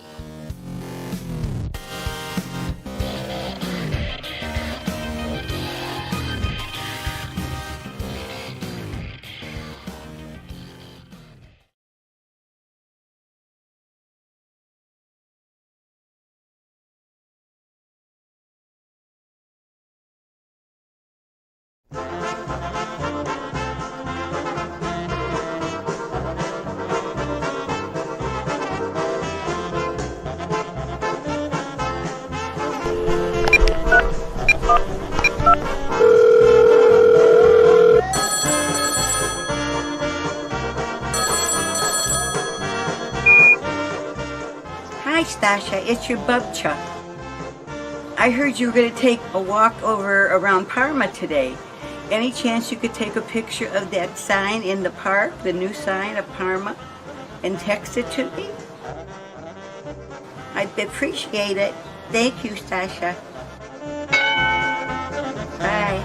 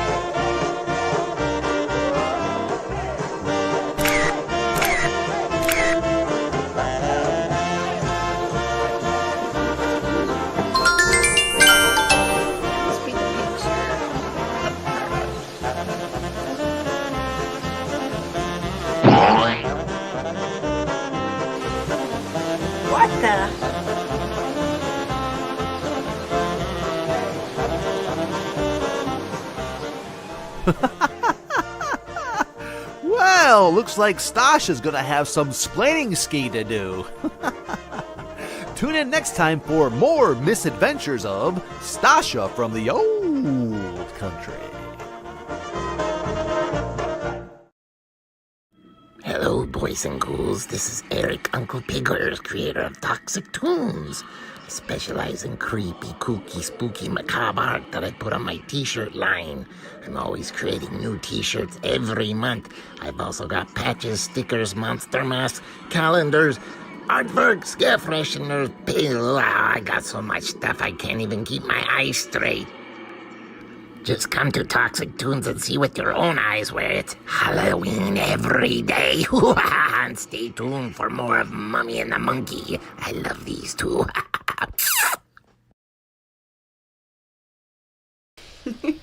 Alrighty, Daddy Dolomite, we are back, we are back, we are back.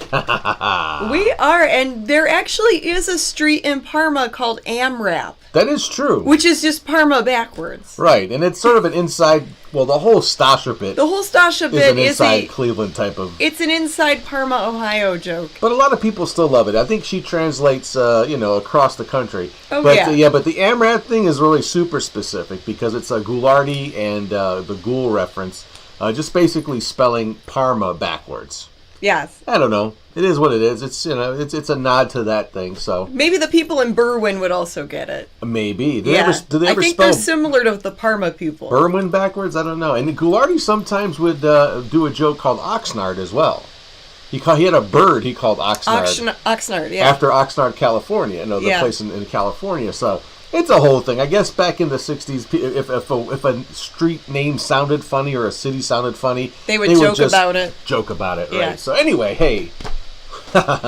old obscure references. There you go. And us explaining it. We're hosts explaining to you stuff. Yes. Anyway. Well, welcome back. We are halfway through Creature from the Haunted Sea. We got a little glimpse of the monster. We did. Who one of our viewers said he looked like an O. Henry bar, a giant O. Henry bar. Giant Baby Ruth? Baby Ruth with eyes, yes.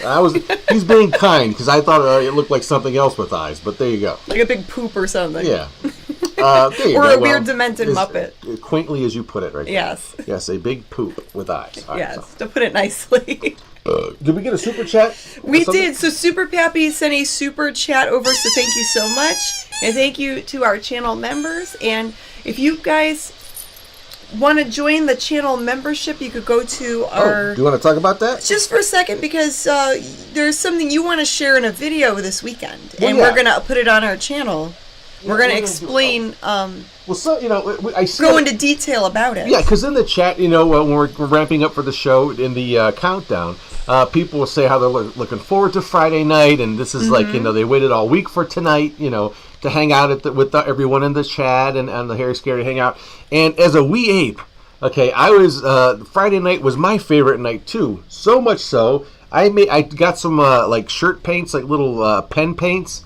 And made my own shirt when I was a little kid, a little ape, and it was this is actually my actual shirt from back in the day. I wore this t-shirt on Friday. It says "I love Fridays," and I kind of date myself because you can see there's Big Chuck and Little John and the Cleveland horror movie host on the bottom there. Then there's the General Lee and Roscoe chasing them. TV ate the winners, and you got Pac-Man, and Centipede. And some random things I drew, little monsters. But yeah, I made this shirt so I could wear it when I watched all my favorite shows on Friday night as a little kid. A wee ape. You'll have to make an updated version to fit you as a grown-up. Ooh, I should make an I Love Fridays shirt. But that would be cute. But that's how much I was into Friday nights as a kid. Aw. And I had this thing forever. So retro. It is. And I still love Fridays because look, I'm still look. It's kind of crazy, right? I went from being obsessed with Fridays as a kid to being involved on a Friday night show. Right, so it's Raymond, thank you for the super chat. That's really sweet. So yeah, you'll go into more detail about that for the channel members this weekend. And what are channel members, you might ask yourself? Well, let me see. Let's get to it. Oh, I'm gonna find it. Don't worry about it. He's gonna do all the splaining. Here we go. Boop, ba-doop, boop, boop, boop. Hey, Janet K, take it away. Oh, me? Okay, you can become a monster member of our channel for only $2.99 a month. If you go on our YouTube channel, to the right, there's that little button that says join. So if you like, you could do that. And we do upload member exclusive videos. We try to put 1 or 2 out every week for the channel members. That's right. So that's all there is for that. Yeah, we just wanted to tell you what that was all about. And we try to put exclusive content on our just for channel members for subscribing.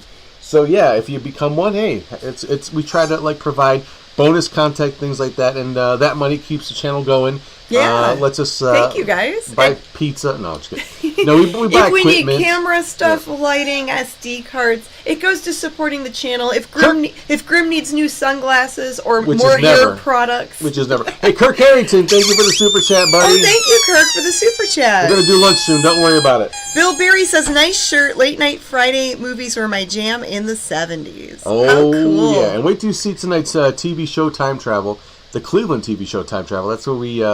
Look at what was playing on a weekend that was close to this weekend that we do our show here in Cleveland, Friday night into Saturday. And tonight's TV show Time Travel was kind of inspired by the Bone Jangler, who sent me an Akron Beacon Journal. There you go. Or Akron Beacon ad from 1971 that listed what's playing for the week.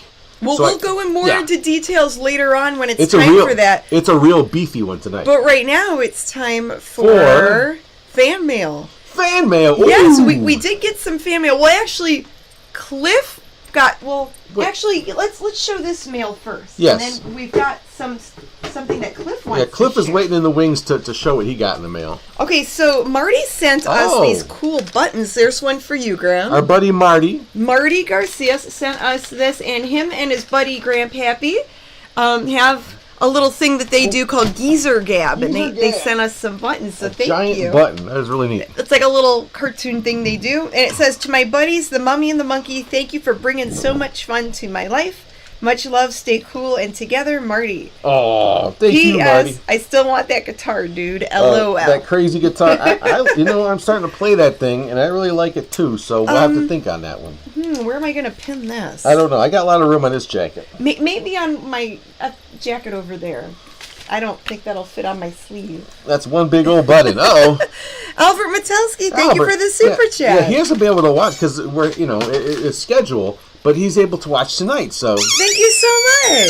Watch live anyway. Thank you, Albert. Yeah, and it's funny, Albert won a prize like several months back. We still have it? He's local. We still have to give him the prize. Okay. I think it's an art print or something. Ooh. Okay. Yeah. I just found it the other day. I'm like, we never gave this to him. Well, it's in safe hands. So we're keeping it safe. Yes, it's in good hands. Okay. Okay, so let's get into... So Cliff got some fan mail. Cliff Jablonski, our behind-the-scenes guy. He's in the out-of-control room right now. In his out-of-control room. He's our tech guy. And, Cliff, so share what you... let's cut over to him. So what did you get in the mail, Cliff? Whoa, thanks, Janet. Yeah, I did receive some mail. It was this box over here, this package. And I opened it up, and to my surprise... These 2 little critters was in it. These little snot-nosed hotheads. And it came with a letter from someone named Billy Jean. And the letter said, "Hey, Cliff, I seen you've got a new hosting deal, but now you still haven't sent me a check for support for our kids or even admitted that they're yours. Well, they certainly don't look like me. I think I have done my part, and I'm sending them to you so you can take care of them from now on. Don't try to find me. You're on your own. Sincerely, Billy Jean." What the? Oh, heck no. No way. I don't know nothing about no babies. I wasn't even in town that week. Yeah, that's the ticket.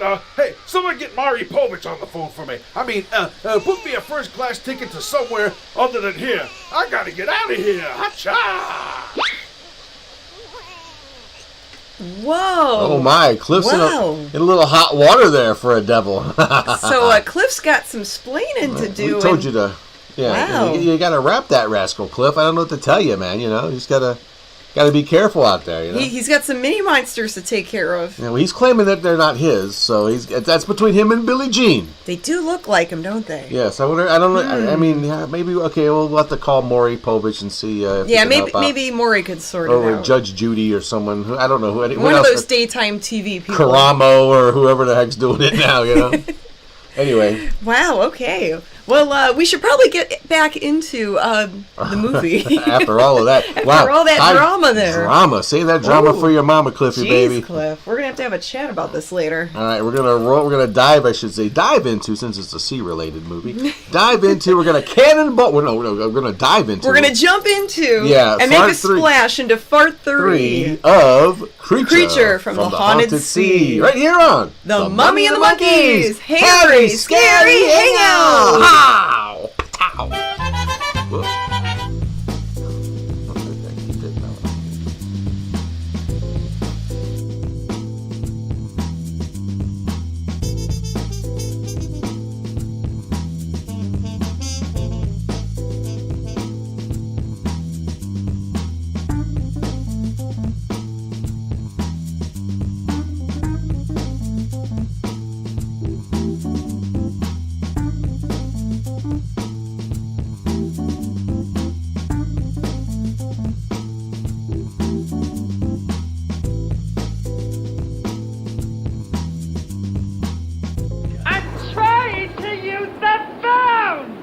Operator, get me Havana, Cuba, 652-314. Cuba. 6, 5, 2, 3, 1, 4.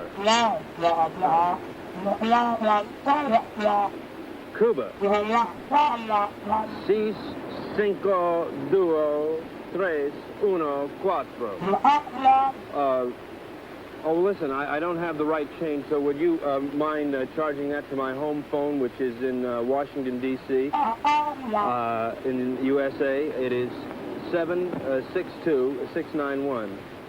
Estada Unida, Washington, 6, 6, duo, 6, 9, duo, whatever. Right, thanks a lot. Service is terrific. Hello, Santo Domingo Bar. Is there a girl there playing chess? You're right, I want to talk to her. Hello. I'll give you all my utilities and all my railroads for Park Place. Not a chance. Go directly to jail. Do not pass go. Do not collect your $200. Right. Listen, I can't really talk now. I don't know exactly what's happening or where I am. But I have the feeling that this case is about to bust wide open. I can't talk now. Someone's waiting to use the phone, but I'll keep in touch. Did you get that? Repeat the last part of that message. I'll keep in touch. Did you get that? Right. Which way do I turn this Dakota pin? Left.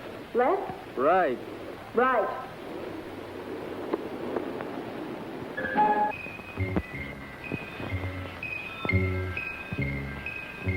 Oh, you look like a man who could use more coffee.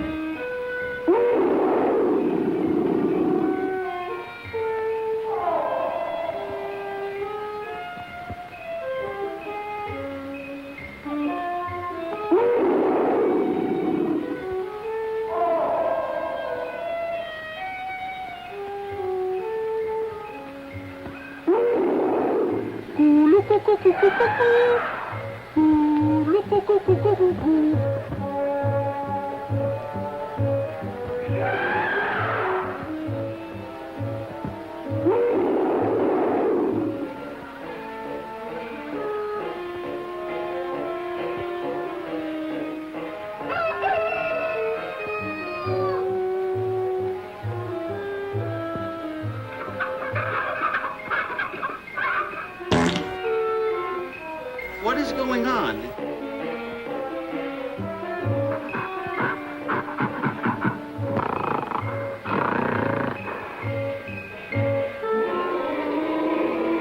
When I take someone on, I don't sleep until they're completely satisfied.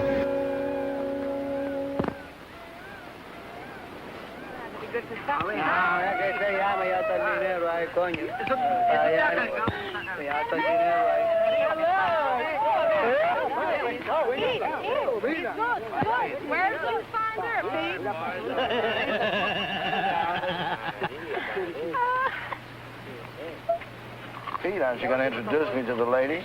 Isn't she beautiful, Renzo?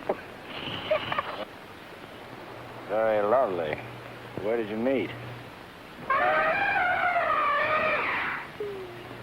Oh, no. That must mean they're in love. I wish you many happy returns of the day. Oh, isn't that a ring you're wearing, Miss Porcina Perez? It's a wedding ring. I'm Popeye the Sailor Man.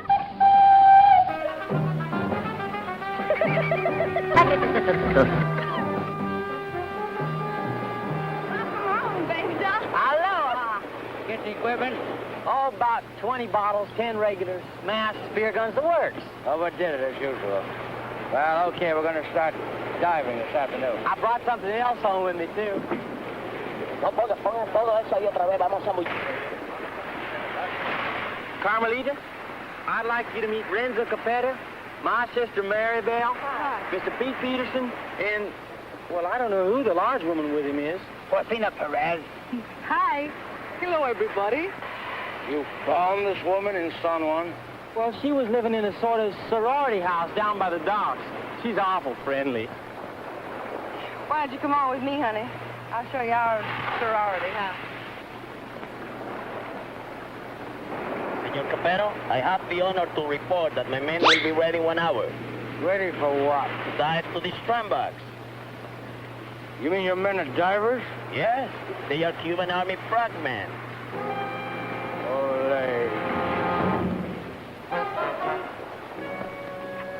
I have the situation well in hand. Maribel was weakening, as I'm sure you've noticed. Then she came into my life. I didn't see her coming, but somehow I sensed her presence and knew that my life was changed forever. Hello, who are you? Carmelita Rodriguez. I'd like to kiss you, but I just washed my hair. Sparks Moran. As a trained espionage agent, I could tell that she was attracted to me. But I wanted Maribel, and Maribel wanted Renzo, and Renzo wanted the gold. Idiot! Let's get this thing first. You all right? Oh, yes. All right, we're ready. Where's the Cuban Army? I don't know, but I'm ready. Vamos, soldados cubanos, a sumergirnos. ¡A sumergirnos!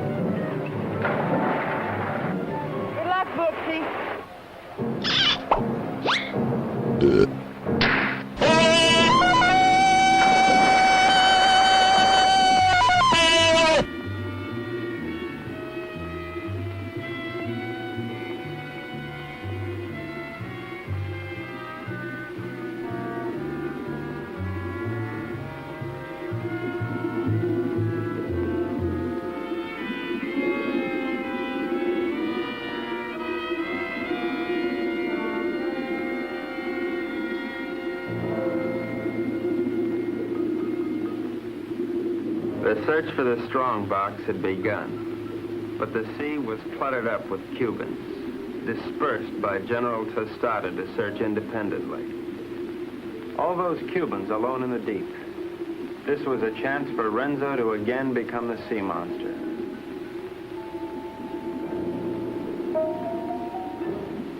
A lonely Cuban had found one of the many wrecks on the bottom.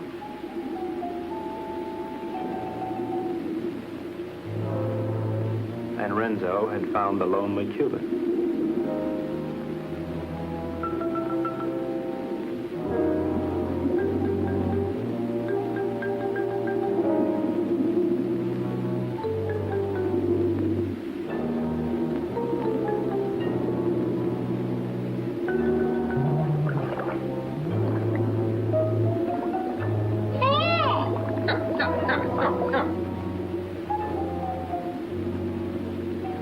Their attack was cleanly executed. The victim was dead. The killers delighted, but not satisfied. Renzo must have another quart of Latin blood.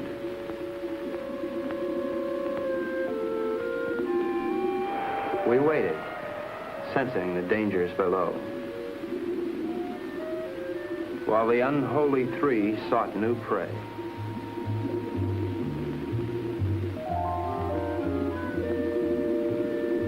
It didn't take them long to find it.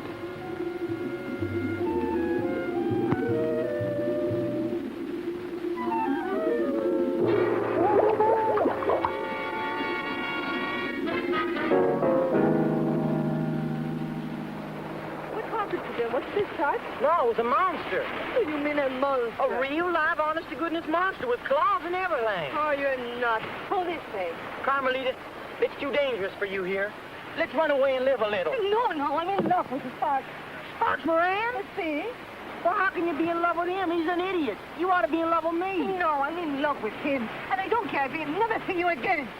You dick! Oh, if I'd only paid my life insurance premium, I'd kill myself. Oh, no. Don't kid yourself. Well, why not? No, you come with me. I'll show you. Come with me to the jungle. You seen one jungle, you've seen them all. You come with me, you'll see and you like. Hello, Carl. Senor, I'm very much afraid of this monster. Well, let's just pick up and go home. No, I am enough. We will not stop until we have the Strambach. From now on, we'll dive with spear guns. Crazy.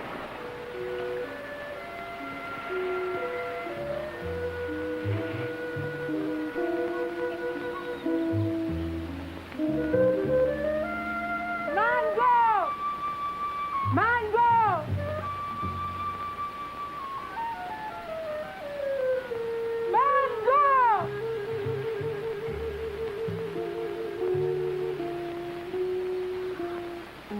I mean, hello, she's like gaga gorgeous. Now, this howdy-doody looking mother fella.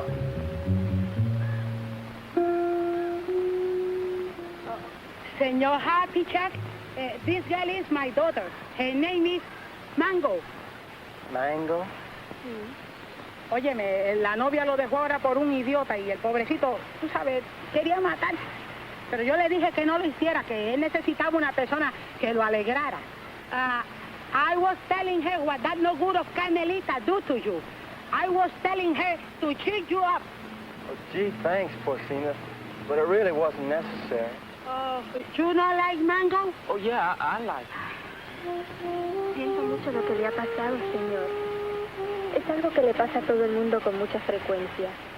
Es lo mejor. She no speak good English, señor. Well, I don't think that's going to matter at all. Okay, I'm going back now. Mr. Peterson Jr. He is waiting for me now. Well, adios, Porcina. Adios. Why didn't you take a picture of the last slugger?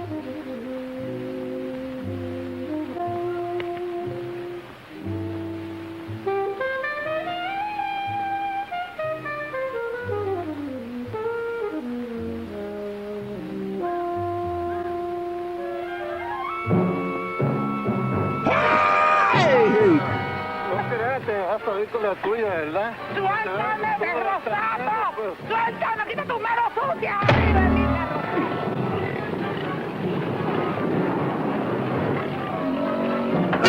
Oh, my ovaries.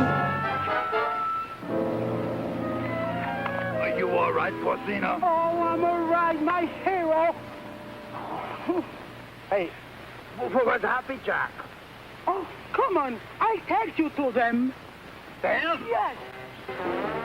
Well, here come Pete and Porcina. Se parecen a los premios más baratos en una galería de tiro. You know, Pete, I'm getting tired of all this running around. You know what I'd like to do? What's that? I'd like to marry Mango and settle down here. Oh, good for well, you. I could start a tennis club. They don't have clubs. They have rackets. But you know something, though? I'd like to do the same thing myself. Say, why don't we rub them all out? And this way, we can keep the strong box for ourselves. Well, yes. Well, even Mary Bell? Oh, gee, I don't know about her. Well, she is my sister. Of course, we could keep her around to do the housekeeping. Sure. And she'll get over losing Renzo. Sure. Well, how about it? Is it a deal? Sure.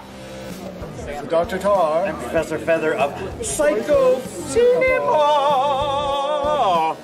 You are watching The Mummy and Monkey's Hairy, Scary Hangout. Wait, oh, okay.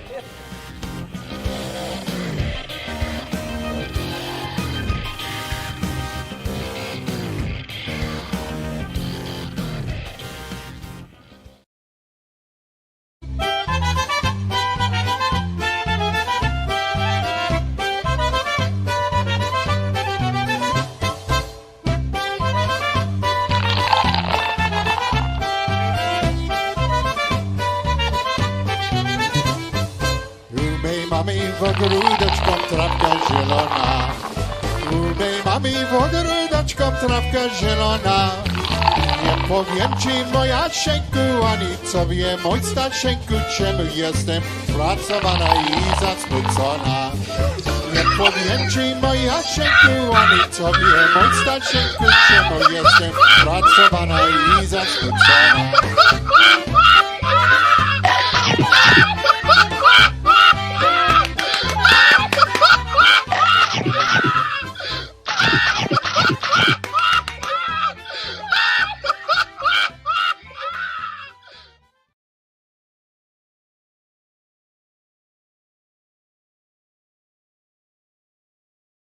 And there we go. We are back to the show. We are back. All right. You've got a monster there. Yes, a creature. And he's our prize giveaway for the evening. That's right. That's right. One lucky winner will win this My Pet Monster from the mid-'80s. Yes. He's very cool. And that was supplied to us by... There it is. Spook Show Gravy on YouTube. Check out Spook Show Gravy's YouTube channel later on and give it some love. He's got some toy reviews and some fun toy and holiday videos there. And how you doing on that filling up that mummy bucket? My mummy bucket is full of names. I've been writing down names from the YouTube live chat, putting them in my bucket. And at the end of the show, we're going to pick one lucky winner to win the My Pet Monster. And what were you calling him, Shemp? Shemp. Yeah, like from the Three Stooges, but I don't know. Whatever. Shemp the Monster. You can name it whatever you want when you win it, okay? Yes, and that one winner that we pick at the end of the night has to email us to claim their prize. That's right. Yes. It's got to be official. All right, to make it official. You take a seat there, Shemp, and we'll roll into our next bit on the docket. Yes. And what would that be? That would be our next segment is What do you do? That's right. That's where we ask you, the viewer, to send us photographs in of what you do when you watch our show. Now, some people have a really cool setup around their television or monitor where they watch, like with their toys or posters, things like that. Yes. Some people are on vacation. They go to different places and they're wearing our shirts and take pictures and selfies and send them in. Or have hobbies and crafts they do while they watch our show. So they share those images with us. Mm-hmm. So let's roll into this new fresh segment of What Do You Do with the theme song that you all know and love. What do you do when you're watching the Hangout? Do you watch on your PC? Do you watch on your phone, in a group or alone? Send us pics and let us see. What do you do when you're watching the Hangout? Does your hairy, scary show? Do you watch with your dog, or do you sleep like a log? Send us pics and let us know, yeah. Okay, our first submission is from our buddy Bob Ferguson, who unfortunately had a little bout with something this week, but he's home now, doing better. But while he was in the hospital, looks like he might have tuned us in. Oh, wow. Or maybe, I don't know, but it's funny anyway. We were on the screen there. That's right. That's how he knew if he was okay. We were like going beep, beep, beep, in his ear the whole time. Beep. So Mummy and the Monkey monitor. Yes. That's just, it's funny. They were scan. That's a scan of his funny bone. See. Ah, okay. That's what that really is. So that's what happened. Yeah. But right. Hopefully you're feeling better, Bob. That you're on the mend. You know we love you, and hope all is well. And here's also a second picture he sent in to us. It was they got an ultrasound of his heart, which he saw like something in there that it resembled looks like the Necronomicon. The Necronomicon in there, so I can see that. And, you know, it does look like a little face or something there. You know, who knows? Could be. I don't know. But like we said, hopefully you're feeling better, Bob. And our last entry is from our buddy Art from Marty Garcia sent this in. It's a one-panel funny, and it's Grim and Jantike sitting on the stage. I'm holding a trophy, and I say, "Hey, sorry you didn't win the coin toss there, Janet, but looks like I'll be doing the acceptance of our first Rotten Reels award. Like, I ain't sure where all these fellas went out there. You go, Grim. Hey, but look at who all the rest of the adoring me. Look, all they're adoring me. They know a star when they see one. Oh, Thank wow. you, Marty, for that funny little bit. And I guess he draws when he watches our show, and that wraps it up for our. Oh, I almost said Cleveland TV show time. Well, what do you do? You keep really wanting to show that, and we will in the next segment. Oh, we will. Or after part 4 of the movie. That's right. And if you out there would like to send us something, whether it's, what do you do, or just some email, you can email us at themummyandthemonkey@gmail.com. Yes, and I found a spot for the buttons. Temporarily. Oh, I see. Whoa. Yeah, I think they'll be better on your jacket, though. I think they're better there. Yeah. David Hayes, wow, thank you for the super chat. David Hayes wow. was in my brain. Diaper fund for Cliff's kids. Oh, wow. Yeah, Cliff might need it. He might. We'll see how that goes. I don't know.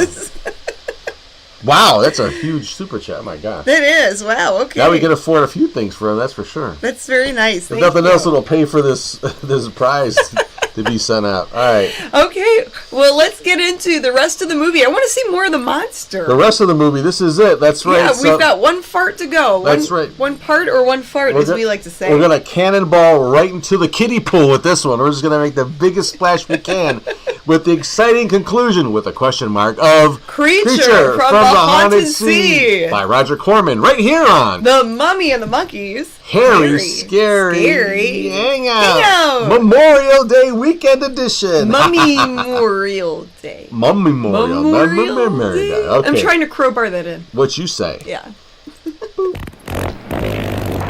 Señor, usted me está proponiendo una cosa sucia. Le exijo una satisfacción.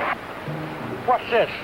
What is this? This man's wife is playing around with Mr. Pierre. He's very angry. That's tough. Mire, lo único que puedo hacer es venderla. Yo creo que $50 y una caja de alcaldía está en orden. This man wants to sell you his wife for $50 in a case of rum. Television nuts. Dice que está loco. Señor, no acepto esa clase de insulto a nadie. Ahora le fijo $100. Carmelita, will you talk to him? We're busy. Oh, sure. I would tell him to cut down to 20 for a fifth of gin. What's he say? Gin nothing. Who wants to buy his improbable wife? Come on, General Tostado, let's get going. Soldados cubanos, de nuevo a sumergirnos. Una, dos y tres. Una, dos y tres. Una, dos, tres.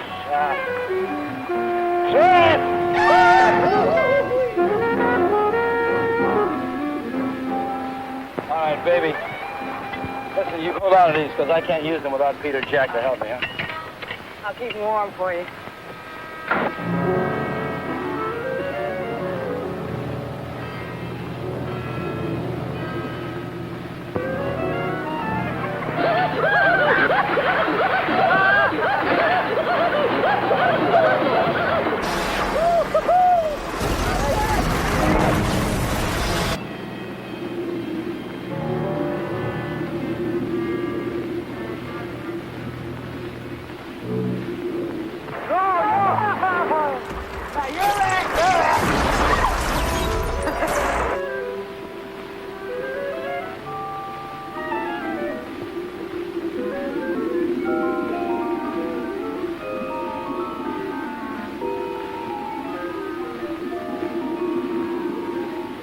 Renzo Capetto had at last found the strongbox.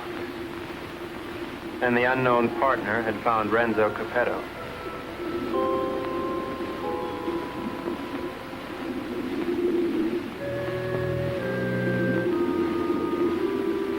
I haven't looked this pretty since I was a baby.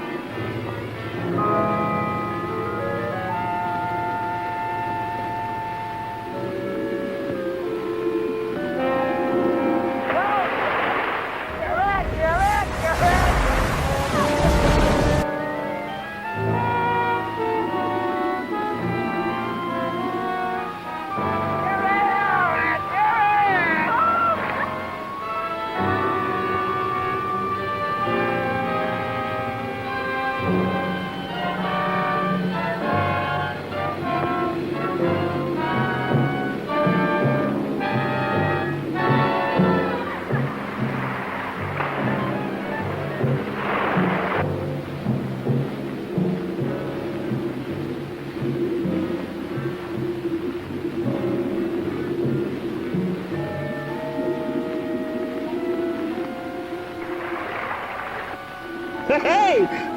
Uh-oh.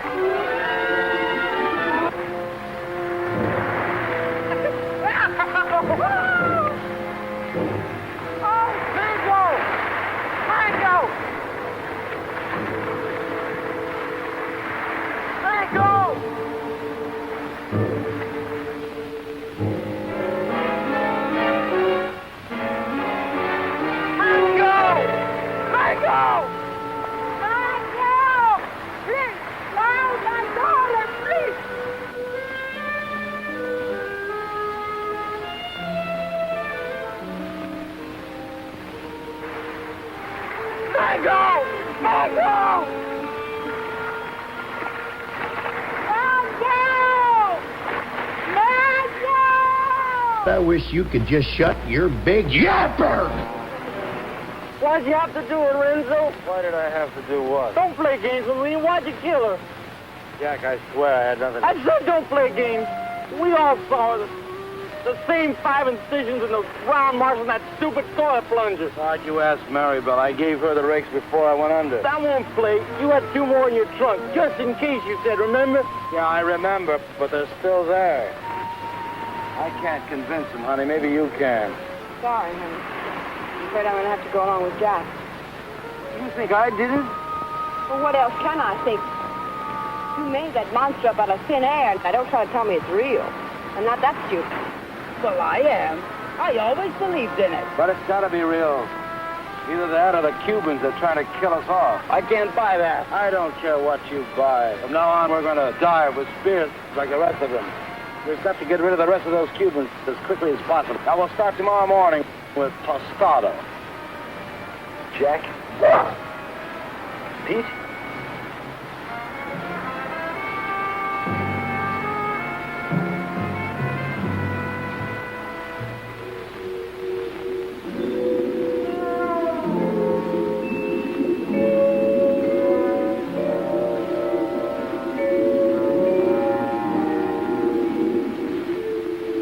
Possible death notwithstanding, the courageous general and 2 of his men dove once more into the deadly sea. But, as usual, they were not alone. Renzo waited for them to separate.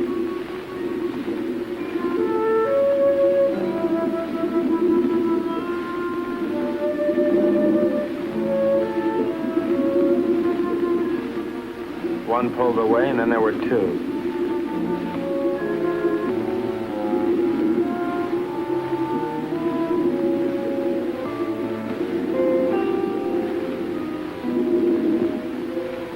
Tostado went on alone into the forbidding void, with the killers closing in.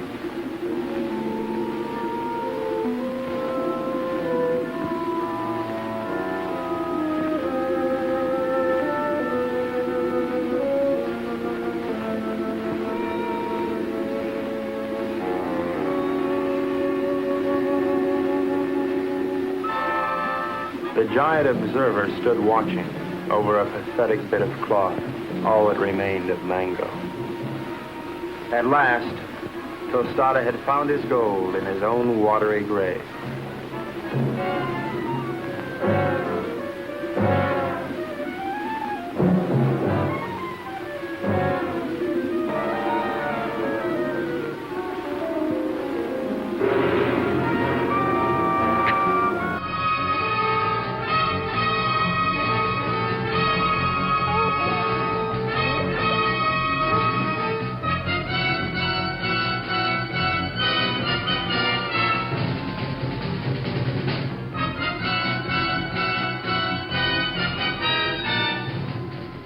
The general died as all generals should. His greedy murderers let his body drift away while they congratulated each other.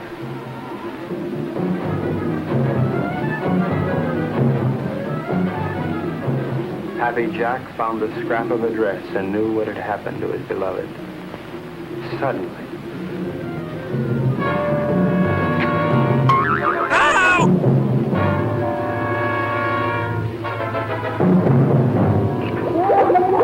You're dead meat, Pilgrim. That's it, man. Game over, man. It's game over.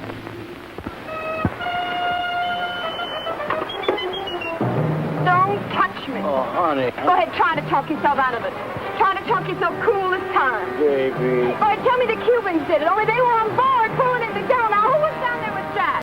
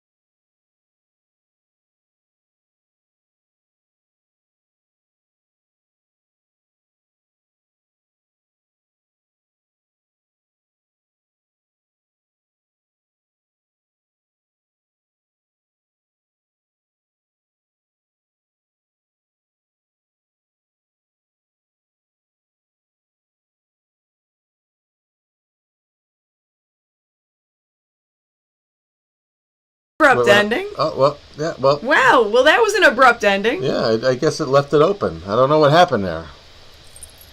I'm not sure. Cliff must have tripped over the plug. Yeah, he's out in the out-of-control room there. Yeah, I'm not sure. Okay, so...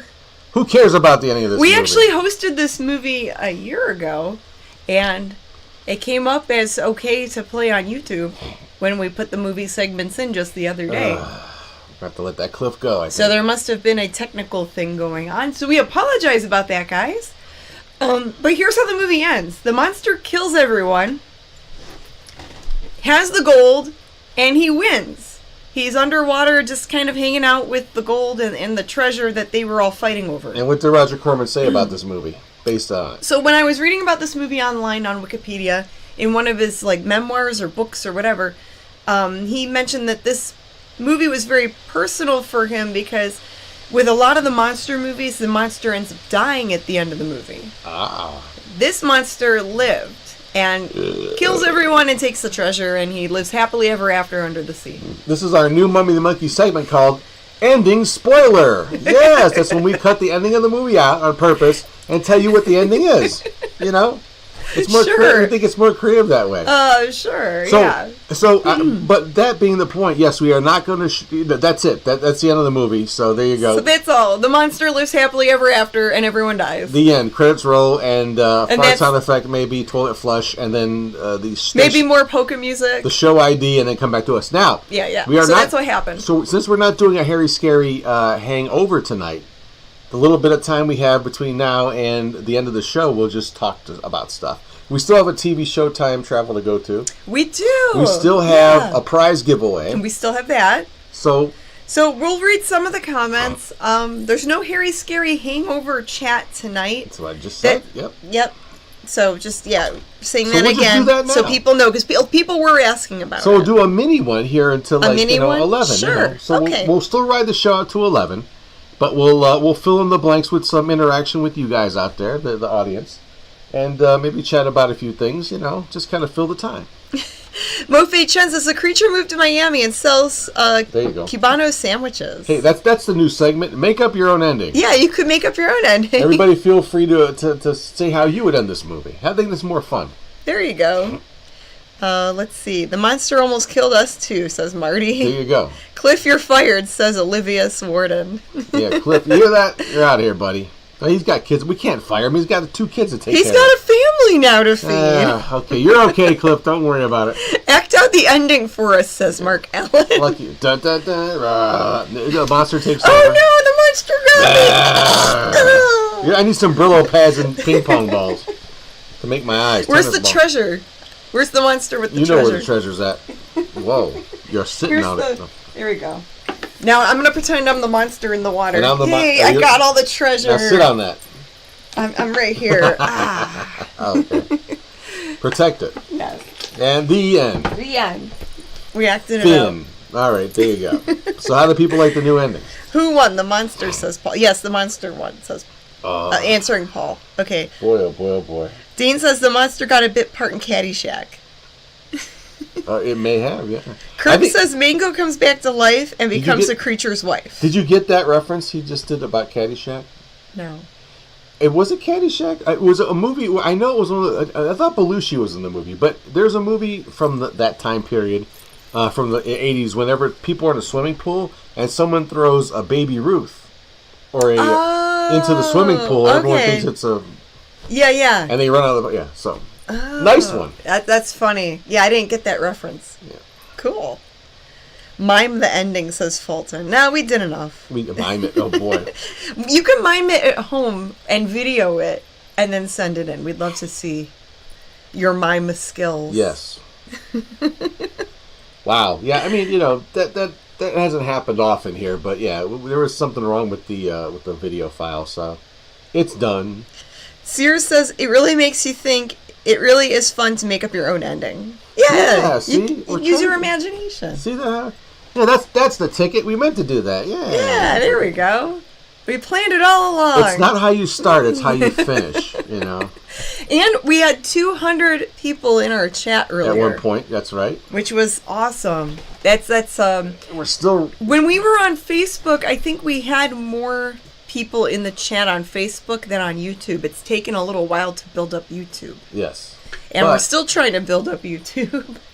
That's right. So if you like this show and you have friends that you think might like this show, let them know about it. Mm-hmm. Yeah, share this with a friend. And give the video a like if you're watching us on YouTube. If you're watching us on regular old school television, we'd love to hear from you also. You can send us an email. What's our email, Grim? That's a good question. Let me see. We'd love to hear from the TV watching folks. Boop, boop, boop. And our email is themummyandthemonkey@gmail.com. Very cool. Whoa. Shadow puppet ending, says Sears. Yeah. However you want to act the ending out, please. Whether it's shadow puppets, meat puppets, I don't care. However you're gonna play with whatever you got in your hand there and act the ending out. Scott says the monster grows a beard and rules Cuba for 50 years. That and Wow. smokes giant cigars. That's right. It could be. Could be. You never know. It could. Vince for the Land says we're going to the Golden Corral. Oh wow, okay. At 11 o'clock at night. You'll be making a lot of those monsters later on at night. Watson says we watch on our Fire Stick and chat on the phone. Oh, that's interesting. Very complicated, yeah. That's cool. Interesting. And Insane J says Creature from the Haunted Sea X Kong the New Empire. Ooh, a crossover. Yeah. A reimagining. Yeah, I Creature like from that. the Haunted Sea and Kong. Oh boy. The Comic Book Man. Oh, that's a new viewer. The Comic Book Man. Been thinking of doing some fan art for you guys. Please do. Another artist. We would love to see that, Yeah, we love to see the other artists. Very cool. We've inspired many artists. We had to put together like a little gallery of some of the fan art we've gotten over the years. Pretty cool stuff. And Kirk says, I saw Furiosa yesterday and loved it. Was it good? Oh, man. Oh, yeah. Some people have been talking about that We lately. love that. The Mad Max Thunder, was it Thunder Road? Fury Road? The Mad Max stuff is fun. That was good. The Tom Hardy one was real good. This one could be good, yeah. If anyone is familiar with Mims films, the monsters all look like the haunted sea creature. They do, says yes. Kate. Yeah, Mims is good. Yeah, those are great movies. Very cool. We like his stuff, yep. Mm-hmm. Okay, so let's get into the Cleveland TV Showtime Cleveland travel. TV Showtime travel. Said that right. Let me put down shrimp here for a second. I'm gonna grab this here TV guide now. All right. If you're new to the show, we're traveling back in time. Do you guys remember TV Guides? Or Yes. heard of them? These little publications that would come out as a supplement with your, your weekly newspaper, should you have gotten it delivered. But most people relied on these to see what was going to be played on their 3 to 6 stations they had at any given time. Mhm. Usually 3 network stations: NBC, CBS, ABC. Back before your cable and your live streaming and all that stuff. Yeah, whatever affiliates you had, and then you had some. Maybe up to 2. At least 2 UHF stations, Wow. channels, I should say, on your set, on your television set, and they would send these in the newspaper, and you would, or sometimes print them in the newspaper. But these little supplements would, you crack them open, they're full of advertisements and all the TV shows that are going to be on in movies throughout the week. Well, I collect these, from Cleveland, the Cleveland-based ones, from the Cleveland Press and the Cleveland Plain Dealer. And they are just chock full of cool programming. And the other cool thing about these things is you can just sift through these things and find the names of television shows you either forgot about or never heard of. And a lot of them are on YouTube. A lot of people, there's millions of people that find this stuff and upload it. Oh, so yeah. These are also good if you get a hold of these to just check out. And some of them could be, depending on where you live, on your online news. Like some of these newspapers have archived like their whole entire library onto their website if they have one, and you can actually go through them and look at your local listings from whatever time period you wish. How cool that they publish these. But anyway, so I crack these open, and I usually pick a date close to our current show date. So tonight is, I believe, May 21st, Friday, May 21st, 1971. 1971. Yes, and it was, and this was again the heads up was given to me by the Bone Jangler, who has his own horror hosted show over there on the MonsterChannel.com, and this was uploaded to a Big Chuck and Little John Facebook page, and Big Chuck and Little John we're hosts here in the Northeast Ohio area. Movie hosts. There were lots of different movie hosts from all different cities from back in the day. Oh my gosh, yeah, and you probably remember yours, depending on what area you're from. So if you're watching us from a different city, you might have had a movie host back in the 70s and 80s on your TV stations. But this is fun too, because this was like the heyday. This is when they were like almost, I think it was up to 4 at this time. So anyway, you'll see right here. So let's kick it. Let's turn back the Wayback Machine and see. And jump on board and check out tonight's Cleveland TV Showtime travel, baby. Yeah. And like I said, we started off with TV8, May 21st, 1971 at 11:40 p.m. That's right. And what was on that night? On Friday night, it was the Houlihan and Big Chuck Show. Yes. Indeedy. And their movie that night was the one, the only, The Fly. Starring Vincent Price, right? Oh, yeah. Horror movie royalty. There he is. And this legendary movie is a classic. The remake with Jeff Goldblum was very good, too. But hey, nothing beats the actual classic, Guy invents a machine that can transport stuff back and forth, and a fly gets in the mix, and a fly gets in the ointment. And he turns the guy that goes into it to half man, half fly. So there you go. I hate when that happens. And there's a little spoiler ending piece there. And right after that, an unhosted show called 8 All Night was on, and at 1 a.m. they had a movie called When Worlds Collide. No, it's not the Power Man 5000 song. But, oh, darn. But I'm sure they got that title from this actual movie. Probably. Yeah, and it's an okay sci-fi movie. Then we roll over to the next day, Saturday, May 22nd, 1971, on WUAB Channel 43 to watch the one, the only, Super Host! Yes, sir! And he had a 4-hour show. It kicked off with an hour of comedy. Usually there's something like the Three Stooges, and then a half an hour of Dick Tracy serials or something like that. And then his first movie at 1 o'clock was Nut. of this earth. Oh. Cool artwork. Wow. Yeah, this is one of the cooler artworks. Yeah, but there's these creatures that would fly around and turn people into zombies like this. They look right? like umbrellas. And aliens, yeah, and they would mess people up. And his second movie of that day at 2:30 was The Mummy's Curse. Ooh. That's right. It stars the Mummy and Janet Takei. Look, there she is. Oh, hey, that's my hairdo. What are you doing in this movie? And I guess The Mummy's Curse, maybe he also had some sort of thing that happened once a month to him. I don't know. But anyway, 11 p.m. that night. I can't confirm this, but on Channel 43, they did show The House on Haunted Hill, which could have been Sir Graves Ghastly, because he was syndicated here, or his counterpart character, Dr. Alucard. Oh, could have been, yeah. Yeah, because he was in the Cleveland area at the time. Cleveland and Detroit television market. The show was syndicated here. Yes. But then for sure, he was on WKBF, Channel 61, it was Ron Swede the Ghoul, and his movie that night was The Invisible Man's Revenge, which is probably nothing like Montezuma's Revenge, but maybe kind of the same thing. I'm sure you're S-ing your pants when you don't see him. It probably freaks you out the same way Montezuma's Revenge would do. But there he is in mid-transition. And there he is, I guess, look, kind of half mummy and half invisible man. Anyway, that concludes tonight's Cleveland's TV Showtime Travel, babies. Yeah, extra beefy one. Wow, well, that was a chunky segment. Yes, because, unfortunately, in most of these listings, they don't say the name of the horror-hosted show. They just list the movie. Oh, okay. So I hadn't, even that printed listing in the newspaper. So it takes a lot of research to find out who could have hosted that movie. When it wasn't really obvious, okay? Mm-hmm. Yeah, like we definitely know that Houlihan and Big Chuck, which turned into Big Chuck and Little John, ran from like 1966 to 2015 when they went off the air.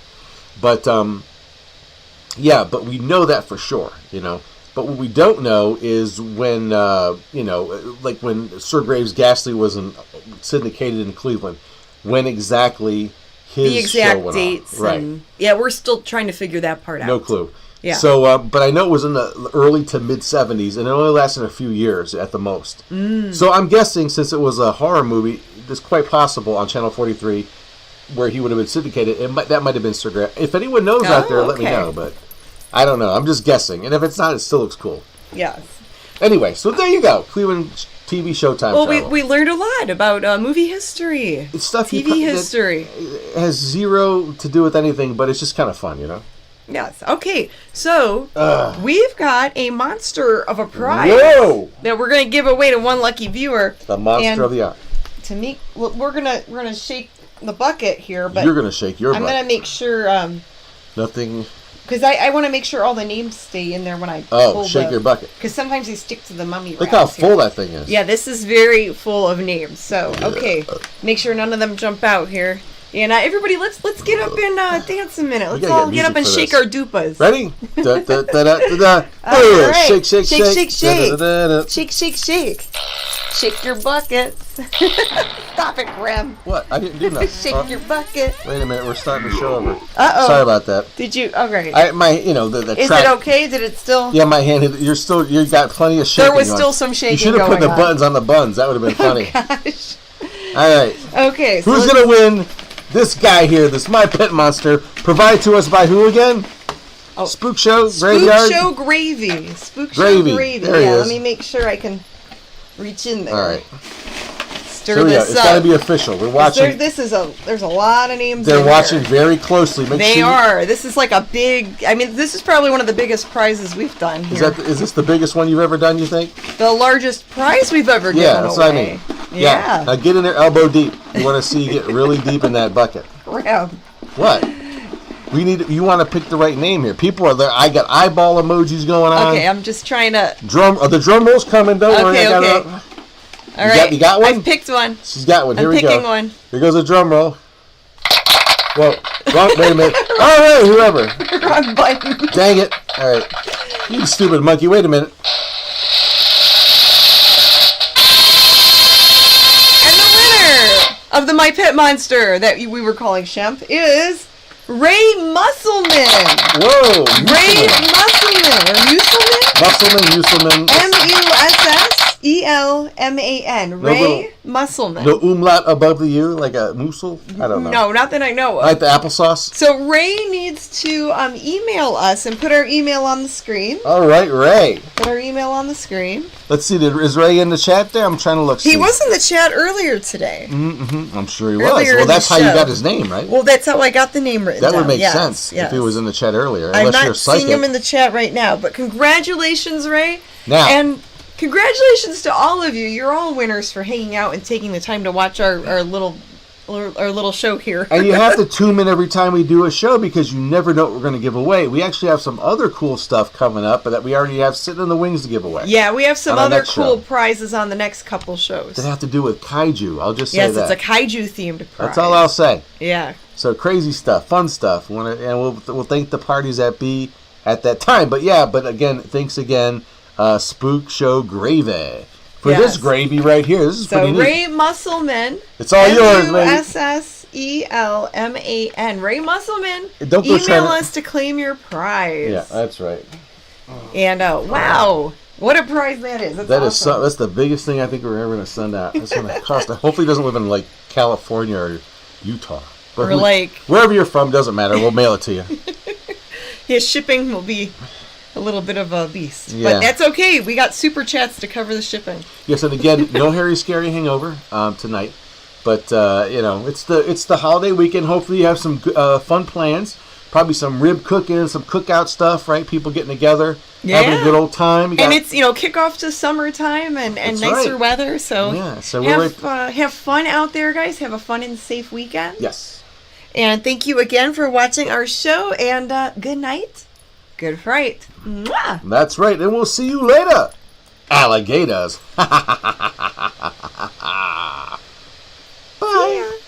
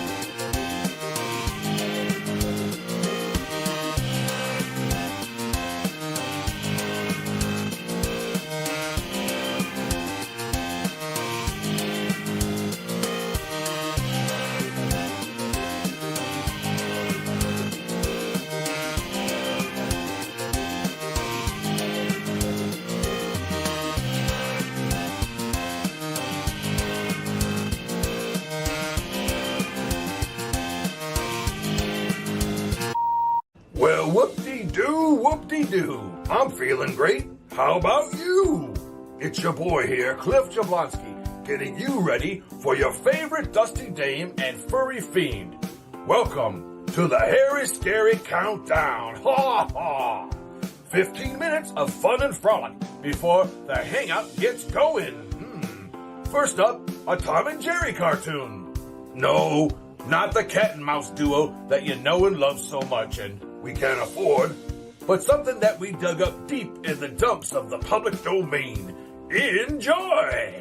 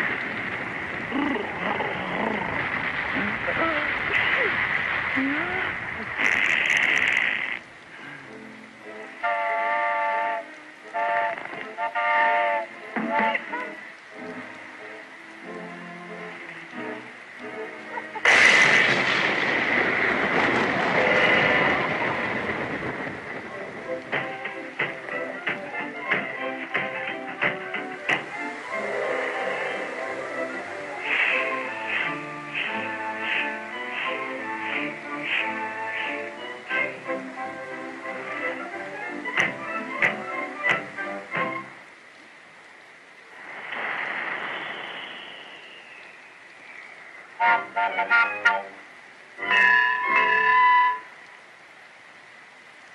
cab, sir. Yeah, sir. Taxi cab right over here first. Take first one out. Taxi cab, Mr. Yeah. First cab out. Taxi.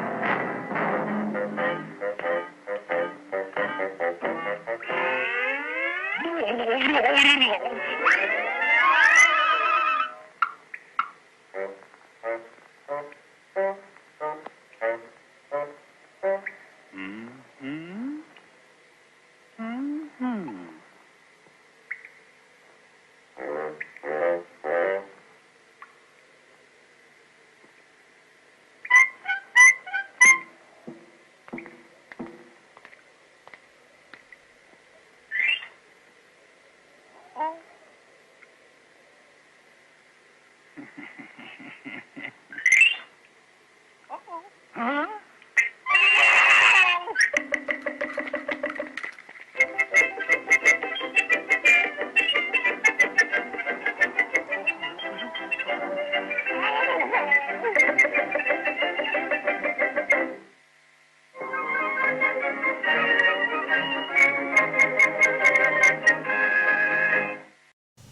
new sausage breakfast buddy at Burger King takes on the same old thing. The sausage breakfast buddy sandwich. It's eggs and cheese with spicy sausage on a buddy bun for just 59 cents. The new sausage breakfast buddy. It's definitely not the same old thing. Once upon a time, there was an incredible vegetable, the green giant mushroom. Ooh. It did amazing things for food. The giant picked only the mushrooms plump enough to make pasta perfect, juicy enough to make spaghetti sumptuous, and salads scrumptious. Soon people added the giant's mushrooms to chicken, burgers, stew, gravy, and people ate happily ever after. Because green giant mushrooms give everything a lift. Ho, ho, ho. Green giant. Hey, Groovy Ghoulies! I'm Janet Takei, the Mummy. And I'm Grimgory, the Monkey. And together we host The Mummy and the Monkey's Hairy, Scary Hangout! Yes, our live streaming horror hosted show has it all. Skits, bits, and a scary flick. That's right, so for more information on our show, go check out themummyandthemonkey.com. And we'll see you at the Hangout. Woohoo!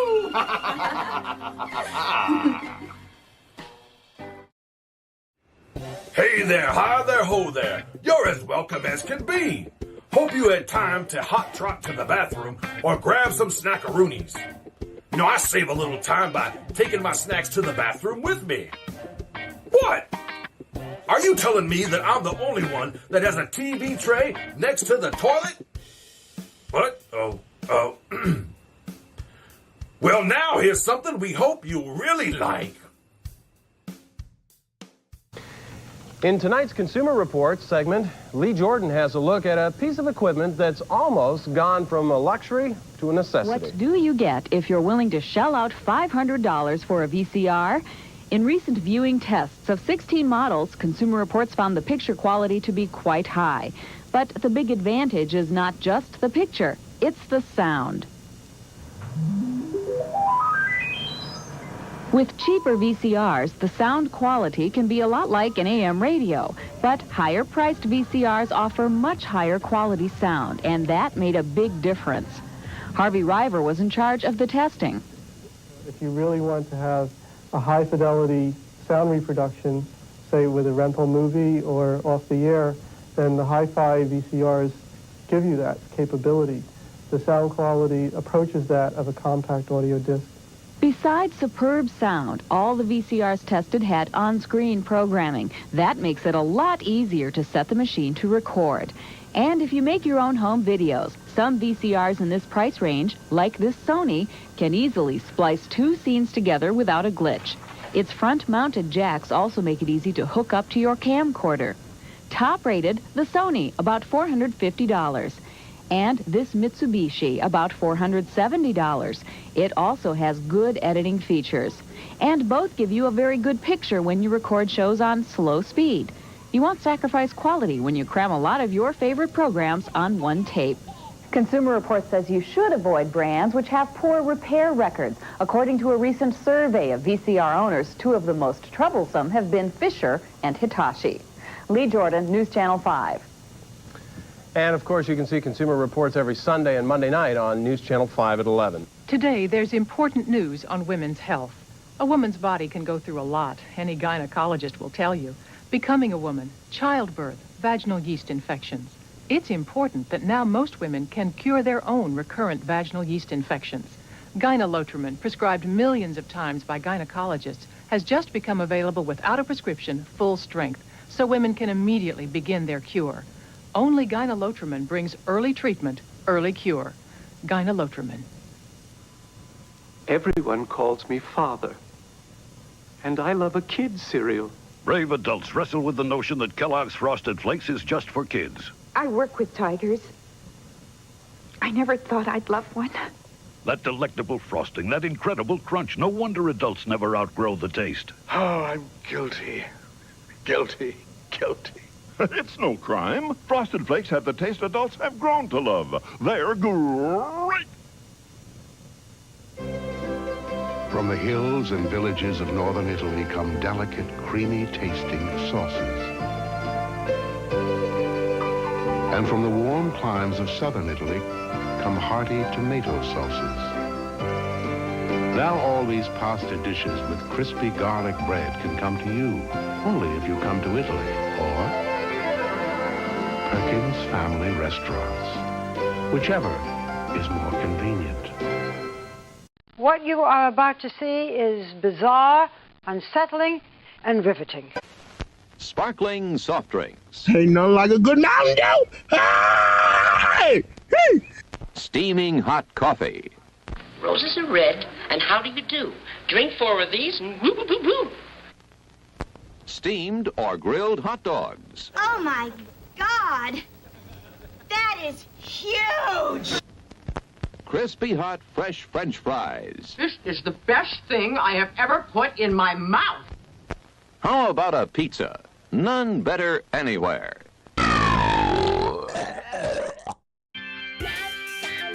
Hey, gang, it's been real. They say that all good things come to an end, but things are just getting started around here. That's right. There's no time like showtime, baby. So let's get this party started.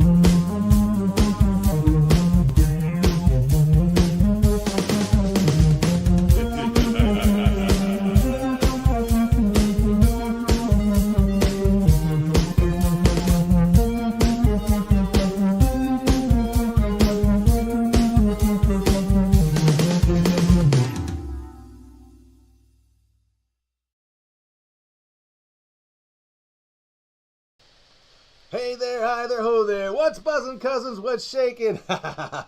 It's Friday night, and here we are feeling all right. And I'm Grim Gory. I'm Janet Decay. And you're watching The Mummy and the Monkeys. Hairy, scary Hangout. Episode 240. 240, baby. 240. Hey, you know what they say? It's 240 somewhere, right? Well, it's a configuration of those numbers, I guess. But anyway. Episode 240, and it might be 2farty. Yeah. One more episode from 239 would make it 2farty.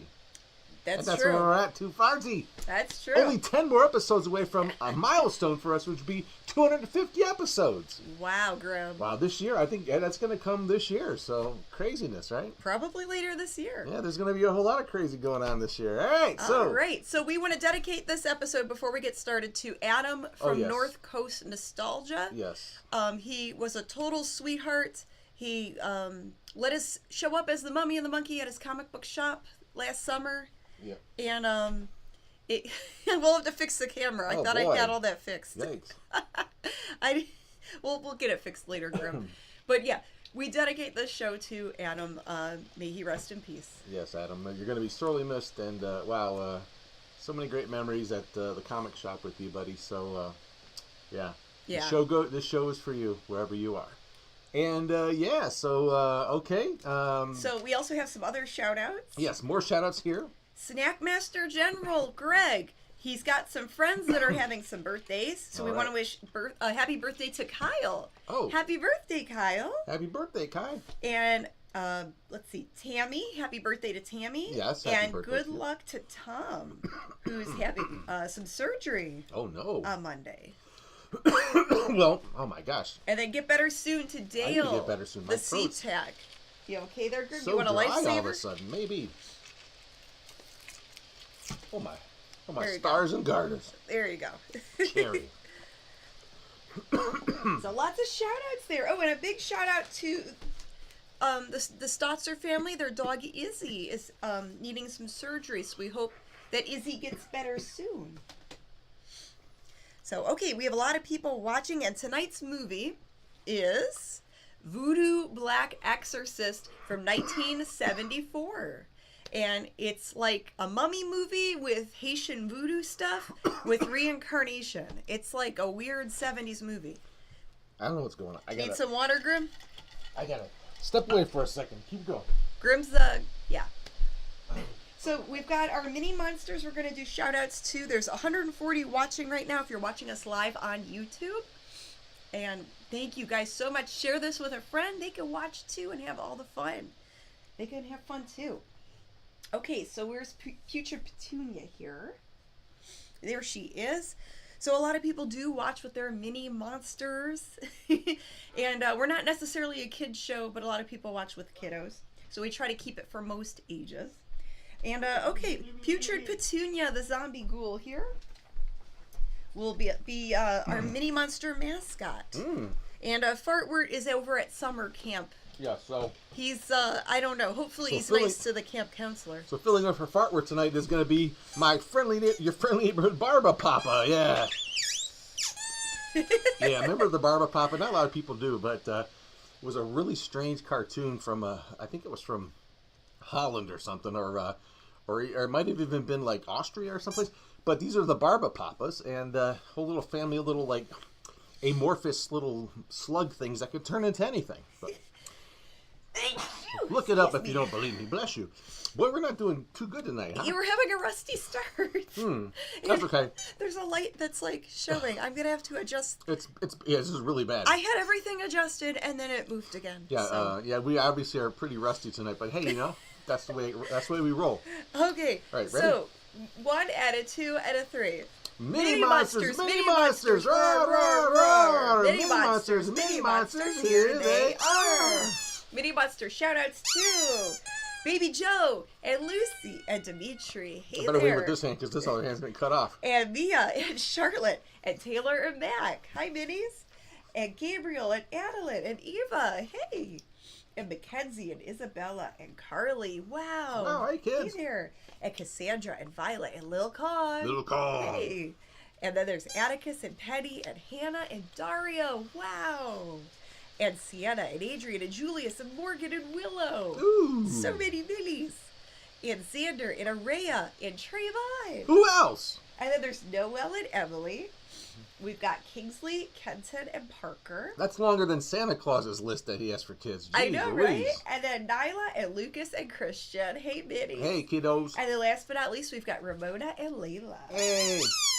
Woohoo! Okay, so let's get the macabre mirror here going. Right. I put my Barba Papa away. And while the movie's playing, we will adjust this. We'll figure out Can we this. do that? Well, should we fix it real quick? Probably. Here, hold on a second. I'll get up and do some fixings. Oh, boy. No time like live, right? We're our own crew here. No. That just needs moved. You sure? Yeah, that wasn't like that. Well, here, I'll scoot it back a little bit. Here we go. And then the top part. Yeah. Just adjust it ever so slightly. Just a tiny bit that way. There you go. Sure. You're good, Grim. You're good. Oh, boy. Oh, Lordy. Perfect. Yeah. Well, it's better than, but I'm still a little... We're still, like, kind of too shifted off to this side, but whatever. We'll have to adjust it again next segment. All right, get to your live television here. Magic macabre mirroring. Get to it. All right, Magic Macabre Mirror. Magic Macabre Mirror. Tell me, who be here? Yeah, Janet K. All right, I see David Hayes and Rich and Wiki Bobby and Chris and Ron. Sean Moore, Keith Martin, Jeffrey Moore, Connie Cleary, Yo. Justin Shallow. Dario says hi, he says. J. Michael Harris, Virtual Vicky, The Stotzer. Heyo. Patrick, Ricky Bobby Sonia, Bargain Barons are here. Way, Bargain Barons. Woohoo, Graham Pappy. And let's see, Scott and Ed and Connie Cleary. And Jimmy K and the SeaTac. We hope he's doing better soon. Yes, SeaTac, get better soon, buddy. And Gregory and Mark Allen. Who else? And let's see, Victor, Comic Book Man's here. Oh yeah, Virtual Comic Vicky's Book Man. here. He sent us So some pretty many. cool artwork. Yeah. We'll show that later. We're going to see that later. Dashcam Crates watching Spootneck, James Boscarella, Watson family. Very cool. Yeah. Thanks so for many of you guys. everybody joining in tonight. I don't know if Ben is watching, but might have a new viewer there out there. But hey, you know what? We have a full show for you tonight. We have all the accoutrements that you've come to expect from the Harry Scary Hangout. We got a really good cheesy monster movie. If you've never seen Voodoo Black Exorcist before, you're in for a little treat, okay? It's pretty wild little film. And then we have, within the film, there's a Saxon search, of course, where you look for the actor John Saxon to pop up. Yes. As we've done with just about every movie we've shown here so far. Oh, yeah. It's got my usual grim, gory sound effects and drop-ins. We have some viewer mail. We have What Do You Do's. We have a TV show Time Travel coming up later on. And it's a really cool thing. If you haven't seen it on our Mummy the Monkey page, our Facebook page, or what do you like to call it? The Facebook group? We were interviewed recently by Cool Cleveland. And man, what a really neat thing. So it's actually posted on our Mummy the Monkey Facebook group. It is. So, but it's up there now, and we'll show you. And on the fan page. And on the fan page. Yes. But yeah, so if you haven't seen that yet, and it's in the YouTube video description if you're watching us live on YouTube. That's right. So you can click that link and watch it whenever you'd like to. But yeah, we're going to show you a little preview of that tonight too. But yeah, so a whole full jam-packed show tonight, and it starts right now. And away we go. This is right. Part 1 of Voodoo Black Exorcist, right here on The Mummy and the Monkeys Harry Scary Hangout. Grab your nose, squeeze it tight. Here we go. I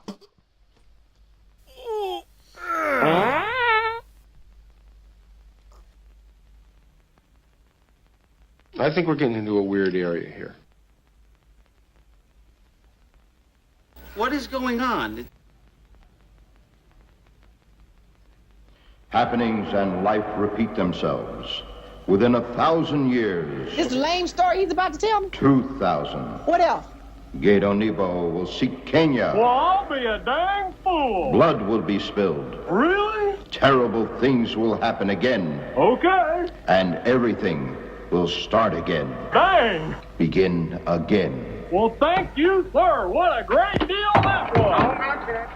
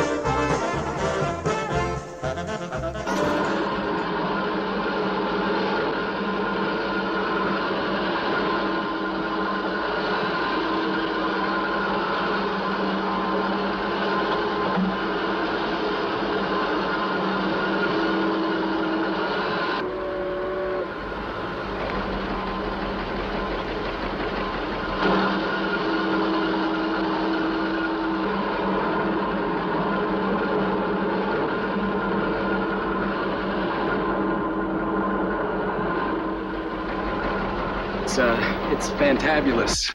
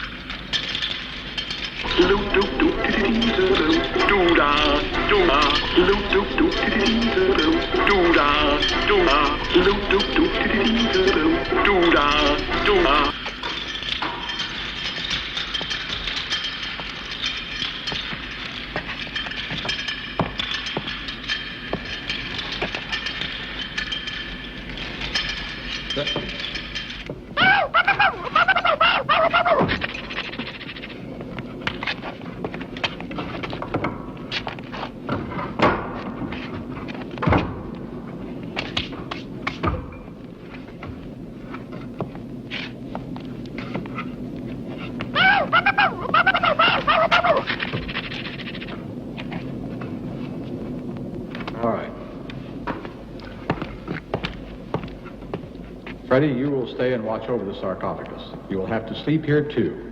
I'm sorry, but it's necessary. Whatever.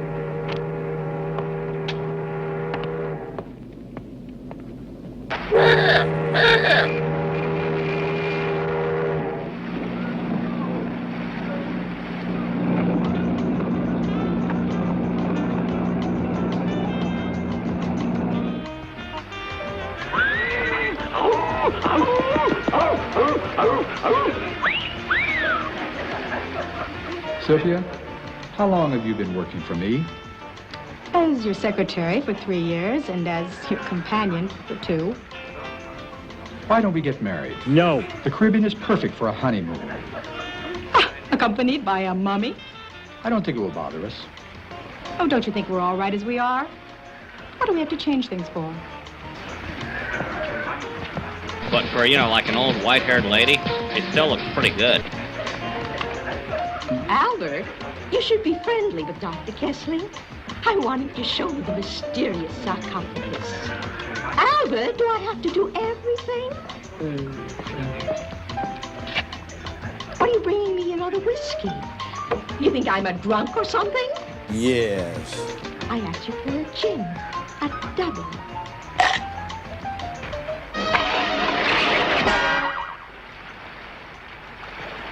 We used to swing with her. What kind of a chain did you say you had? Establishments Ward. Barbados, Curacao, the Virgin Islands. The best hamburgers in the world. I have a slaughterhouse in Chicago. That's very interesting. You're a dancer? Can you tell it? Your husband? Oh, he isn't my husband. Soon I'll get tired of him. He's always jealous. He's right to be. I guess.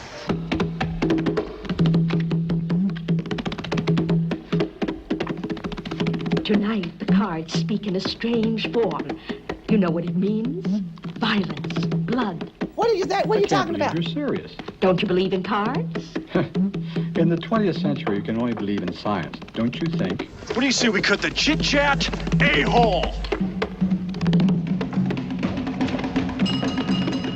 Incredible. This card predicts an unexpected visitor.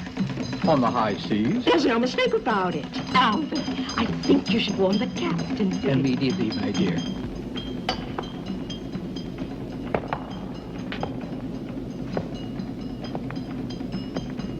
I knew I should have taken that left turn at Albuquerque.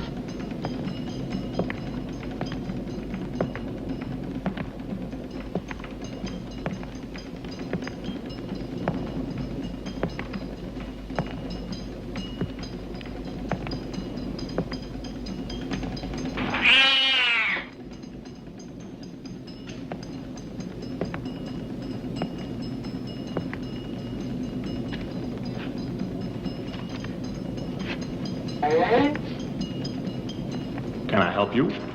I was looking for you. What's that? It's a sarcophagus.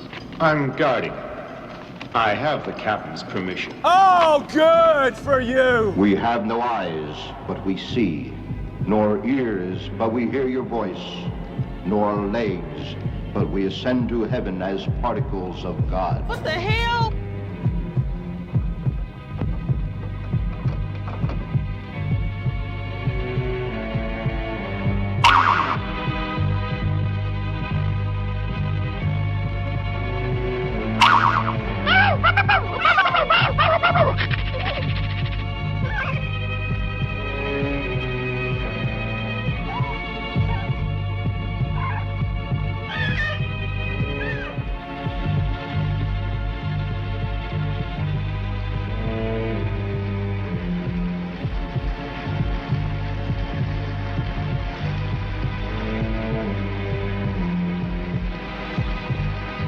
How far we finna walk, baby?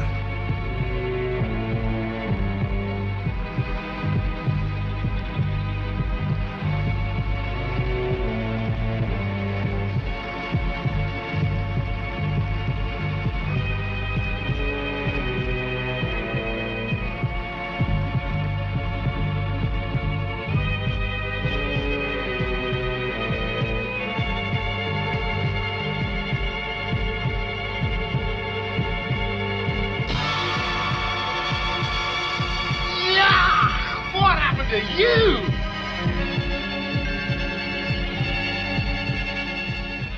Good grief!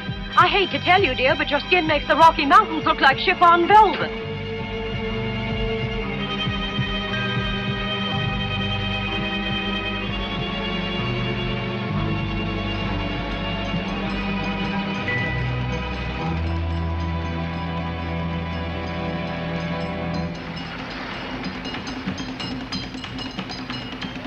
I haven't looked this pretty since I was a baby.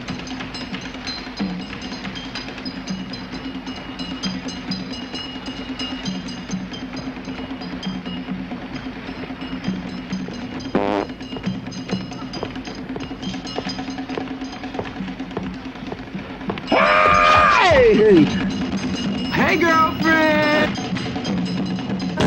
Oh, it's so exciting. What rhythm. What vitality. Dr. Kessling, will you take me to see the mummy later? We'd like to so much. Really, we would. Wouldn't we, Albert? Ah, shut the hell up.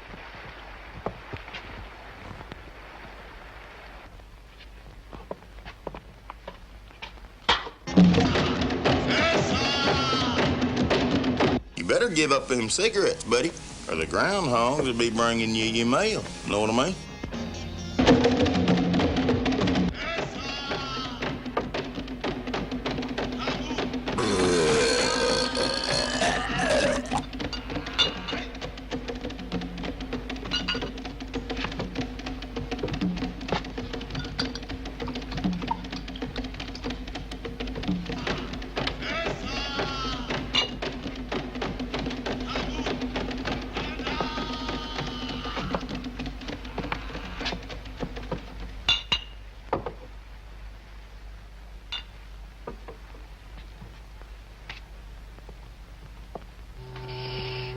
Be very, very quiet. I'm hunting wabbits. I'm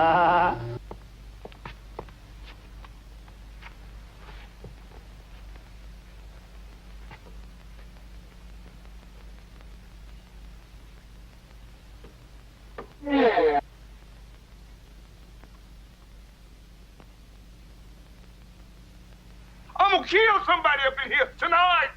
You watch.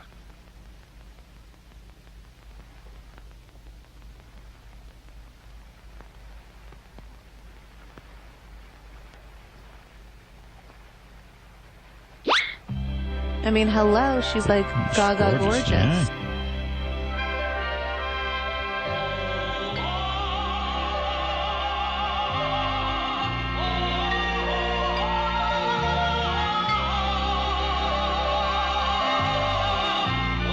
Yes, Lord! Hey!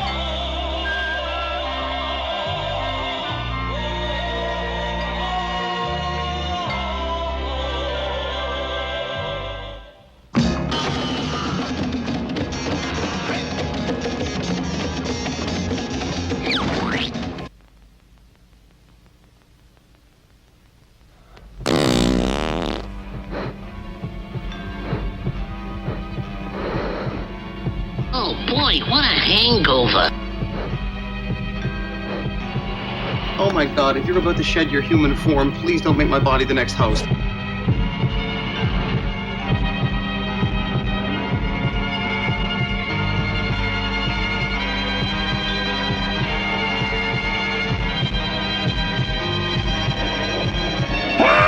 Hey!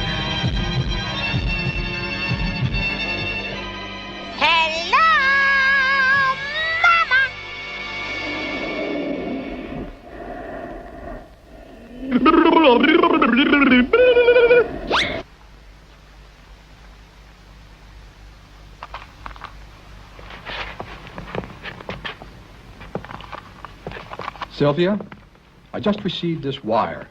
Dr. Craig is on his way to meet us. I only know him through his work. I must admit he is the foremost authority in matters of African primitivism. Now, after this conference in Port-au-Prince, what do you plan to do? Plans? None of your business. Continue working. Write a book. The same as always. Boring. That's what's wrong. Same as always. I hope you won't be needing me anymore. I'm leaving for New York alone. You've been acting strangely this week. As a secretary or as a lover? I've spoiled you.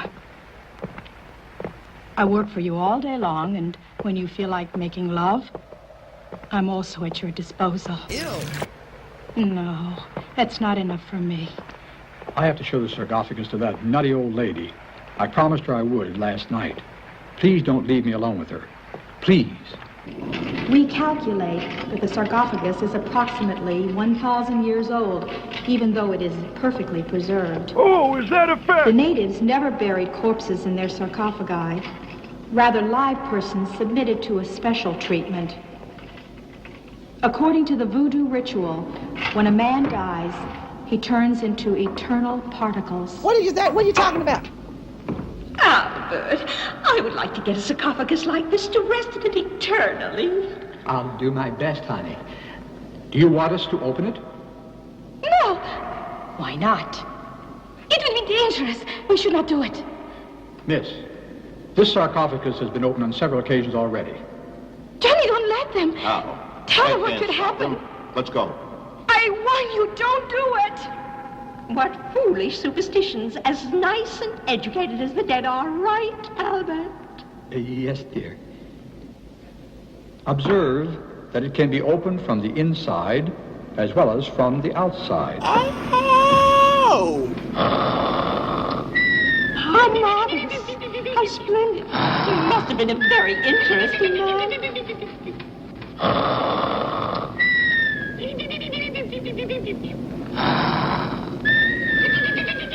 His story is written in these printings, but we haven't deciphered them yet.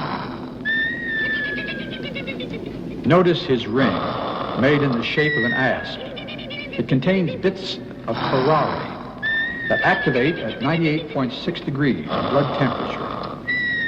It's pure gold, and its value is incalculable.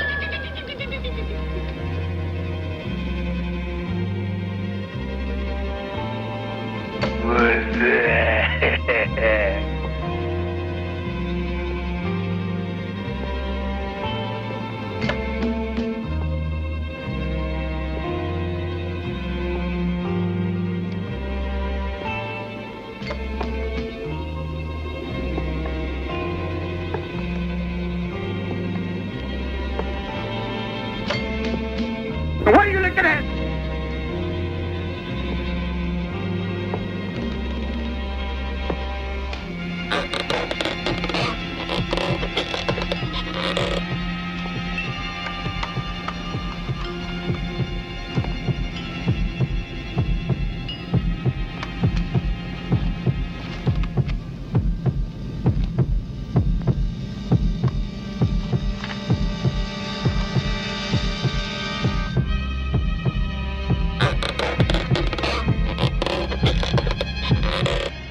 You should be ashamed of yourself.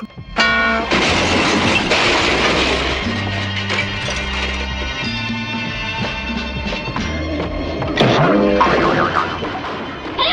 Help! Help! Save me! Help! Save me! Help!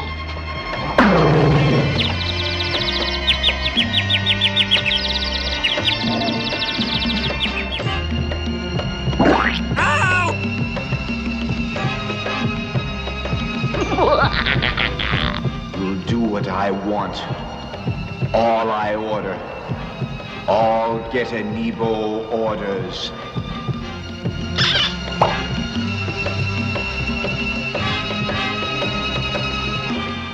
What gym do you go to? Why haven't I seen you at the clubs, and who have we slept with in common? Albert! Did you hear that voice? It froze the blood. That was me. I was dreaming of you.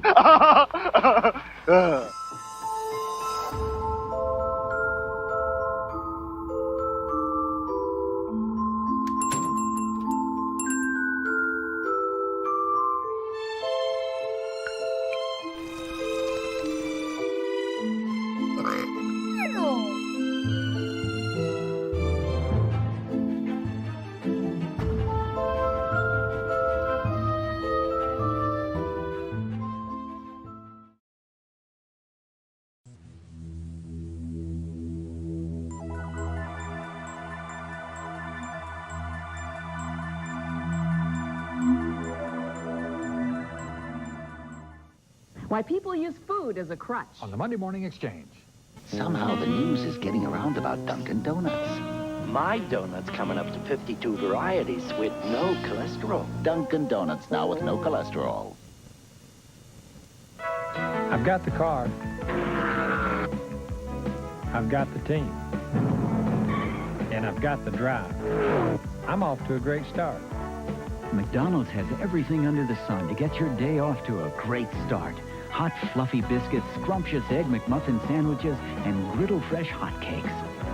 You know, when you get off to a great start, there's just no telling how far you can go.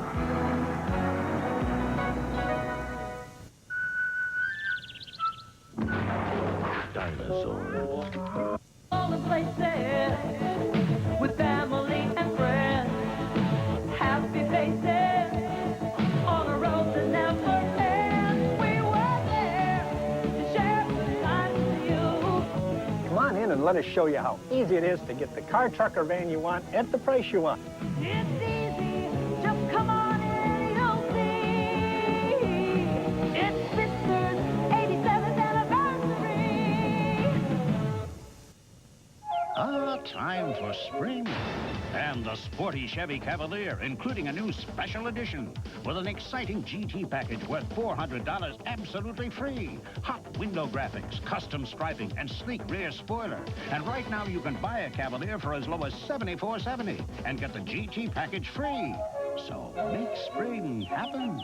But do it fast because your time is limited. See your Chevy Network dealer. In Ohio, nobody beats the heartbeat.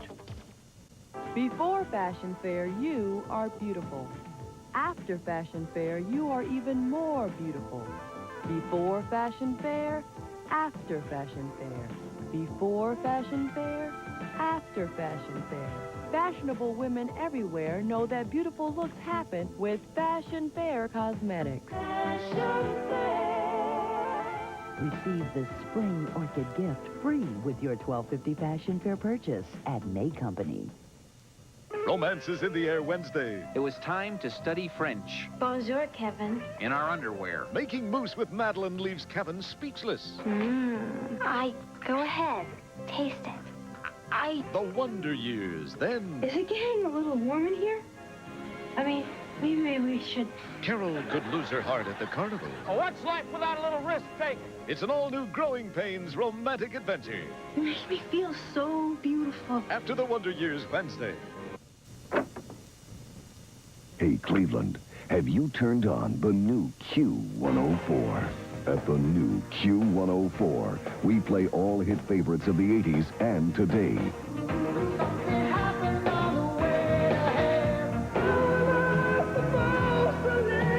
Try Cleveland's exciting new radio station. Tune to 104.1 FM, the new Q104. All hit favorites of the 80s and today. America's greenest heroes are back. Yeah! Teenage Mutant Ninja Turtles 2. The Secret of the Ooze. Rated PG. Now playing at a theater near you. Drive right by those burger stands, headed for Taco Bell, man, oh man, they got 3 great big menus. It's $79.99. And it's so delicious, I'm telling you. Tastes so good, it tastes so fine. They got everything Louise likes. Taco, nacho, chicken soft taco. It tastes so good, it tastes so fine. $59.79. Well, run for the border, spread the news. $59.79. South Taco Bell, 3 great menus. So fine. Dinosaurs. Let's throw a party with your birthday money. I'm putting it into a MetLife State Street mutual fund. Balloons, a few friends, your big sister. Maybe stock or a bond fund, a money market or tax-exempt fund. Light it! In time, I could have thousands of dollars in my MetLife mutual fund. Thousands? What a party that could be. Get Met, it pays.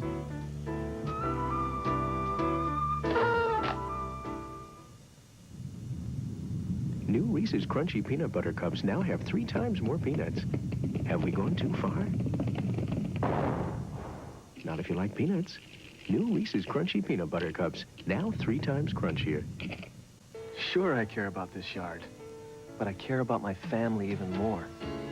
That's why I only trust Ortho products. If I'm having trouble with the bugs, or there are weeds I need to get rid of, there's always an Ortho product to do the job perfectly. But best of all, Ortho products are so carefully made. They leave the yard looking beautiful. And us feeling comfortable. You're definitely better off with Ortho.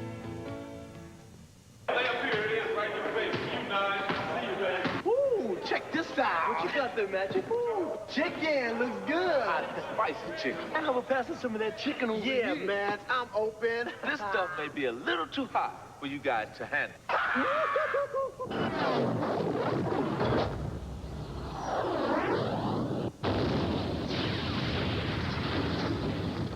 They don't call me Magic for nothing.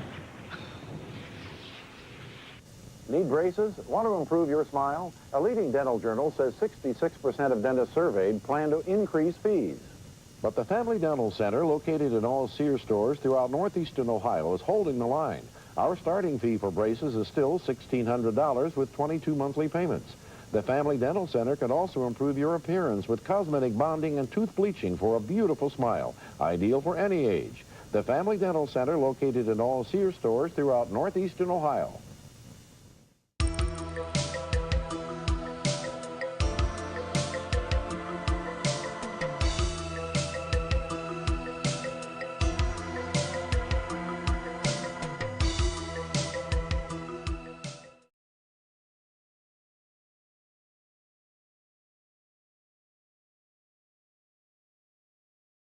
Phone here. All right, yeah, Janet. And we're Be mindful. We're doing a show. Hey, welcome back, everybody, to the Mummy and the Monkey's Hairy Scary Hangout, episode 240. I'm sorry. Episode 240. What am I doing? I can't take one away from us. We got to keep going here. Yeah, episode 240. And tonight's movie is Voodoo Black Exorcist. Yeah, so we watched part 1, but here we call them farts. So we watched part 1 of the movie, and then followed with a little segment of Rescued Reels. A little segment. That was a chunky one. That was like 7 minutes of commercials. It went by quick. Which I think is ironic because, I mean, back in the day, you know, that's the thing that you skip through or edited out when you were recording stuff on your VHS player. Everyone wanted to skip the commercials. Your $500 VHS player, now, your VCR. 30 years later, now you want to watch them. Ooh, retro commercials. And the even more ironic thing is that I don't like the current commercials at all. You know, I'm like, boring. Yeah. But maybe 30 years from now, I want to see them. Maybe 20 years from now or 30, you'll be like, oh, I miss those old commercials on YouTube. I don't know. I think the commercial quality and the subject matter was a lot different up until the 2000s. I think it just seems like it had more weirdness going on. And they had like the funny little jingles, and it was kind of... There was a cheese factor to those old commercials that you don't see in the new ones. What commercial do you think would be like? I want to see more cheese. Yeah, but like the current ones, maybe the one guy that does for the insurance company, was a Progressive, whatever. The guy's Mischief or Mayhem, that guy. He goes, I'm a bee in your car, and he's always like the bad thing that's happening to you. Mayhem, the guy. Oh, okay. He's a character called Mayhem. Yes. And it could be anything. But I don't know. But I didn't really. But those are pretty interesting. I'm indifferent about it. No, I'm asking you what you think a current one. Like for me, that would be like the Mayhem, the Progressive ones, or even Flo. For Progressive Insurance. Yeah. Because she's kind of a character. Well, yeah, she's been around a while. Yeah. People Personally, I'm saying for me, that's the one But do you have anything that would be like? And like 30 years from now, I'd like to see this commercial that I'm watching now. I mean, maybe the Jamie Lee Curtis yogurt commercials, just because she's a horror actress, and it's promoting regularity. It's kind of silly. Well, nothing like promoting that. Yeah. Hey, so anyway, speaking of regularity, I'm glad you all enjoyed those, and just so you know too, and I think most of you already do that. I pull these off of VHS tapes that I either own myself and have taped on my own, or have bought at flea markets or estate sales, things like that. Mm-hmm. So we don't pull them from the internet. They're actually pulled from VHS tapes. We try to do our best to find fresh stuff and and things that are just sort of, and that's the fun for me to do too. I love and the Grim surprise. Gory has lots of stacks of old tapes scattered around the cemetery here. And there's nothing wrong with pulling them from the internet. I'm just letting people know the difference, Yeah. So they were actually recorded from the tape. Yeah. So pulled from that recording. Yeah. I mean, it's just fun for me to do. It's a little bit of a thing, and I'm happy that you all appreciate that. So more to come. And you know what? Just on someone's suggestion, a few people actually suggested it in the chat. They want to do like a night of commercials and rescue reel stuff. Maybe for episode 250. And, home Let movie. us know what you guys would think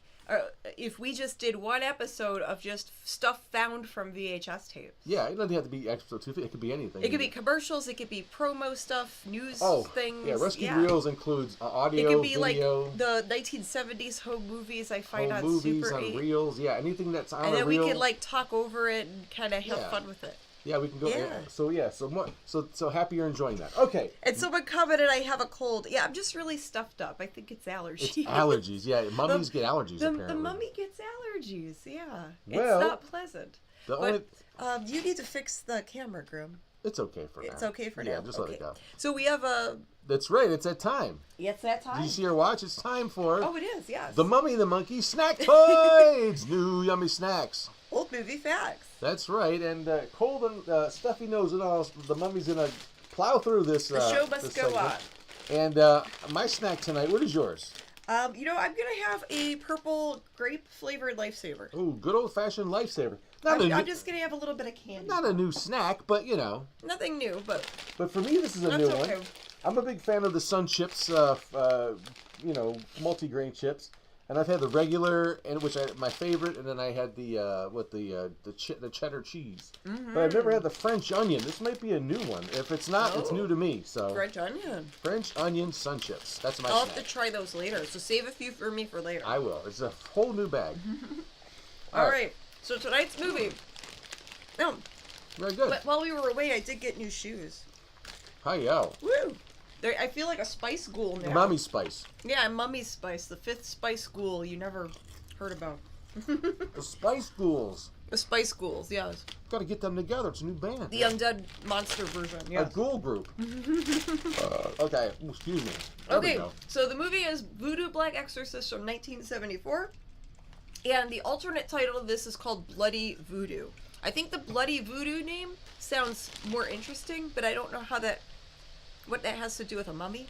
I think that they probably threw Exorcist to capitalize on the popularity of the Exorcist movie that came out around that time. This is from 1974. Exorcist came out in 75 or 73.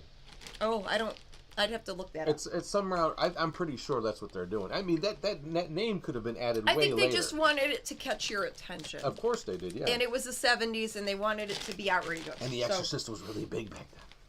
Okay, so it's a Spanish film. So all the actors here are like, beautiful Spanish people. And it was filmed in Port-au-Prince, Haiti. So it has some nice island scenes. They're on a boat. They're traveling. So Eva Leon plays Sylvia, and she was in mostly Spanish movies and TV shows. She was really popular, and she has over 70 acting credits. Was she on Telemundo or Univision? No, it's from Spain. Oh. The country of Spain. Oh, that different place, yeah. Yeah. And I think she did some modeling, too. She looks like she could do modeling. Super chat. Super happy. Thank you for the super chat. That's really sweet. All right. And Aldo Sembrel plays the mummy. So he plays that guy. He was a very popular character actor. So he was a gang member in A Fistful of Dollars. Whoa. He was also in The Good, the Bad, the Ugly. Another Clint Eastwood movie. For a few dollars more. Clint Eastwood. He was in The Golden Voyage of Sinbad. Not Clint Eastwood.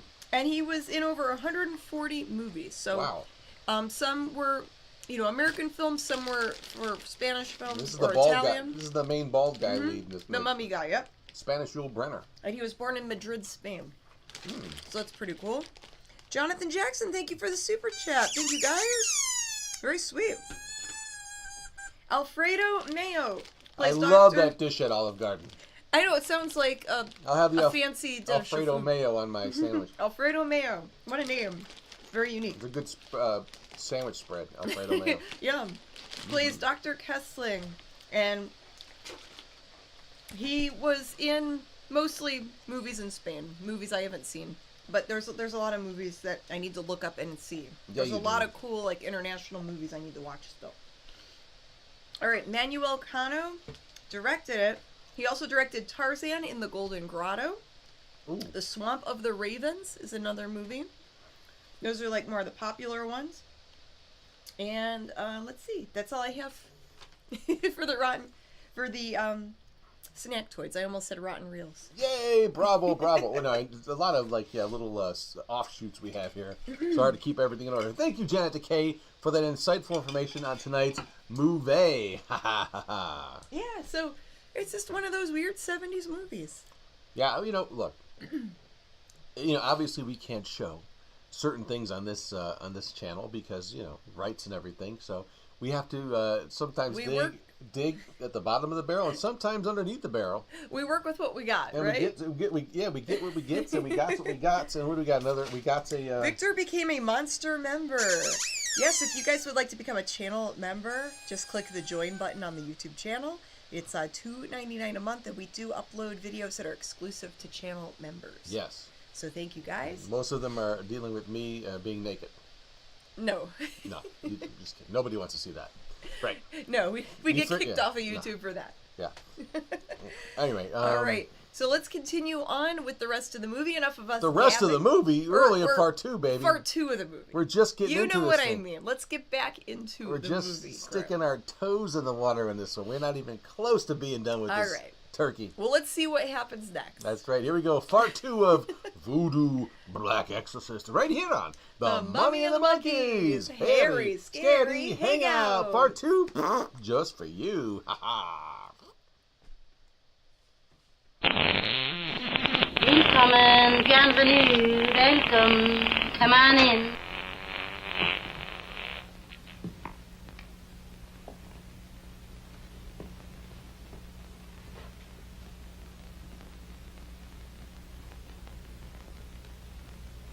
What a dump.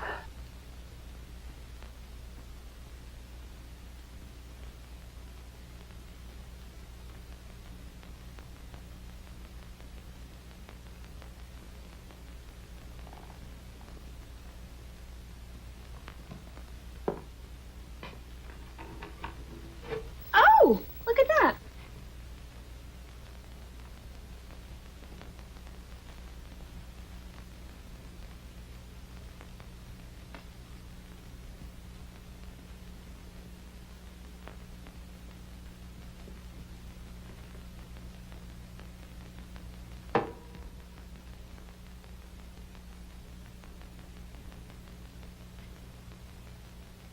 You know, Fox, I have often paid for women worse than you.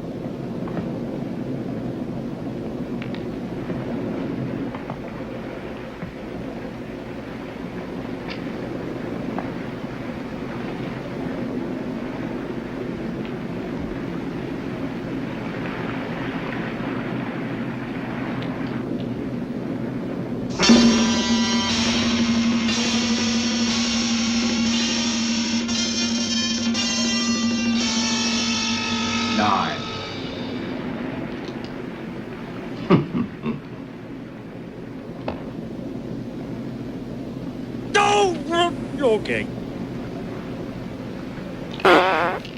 7.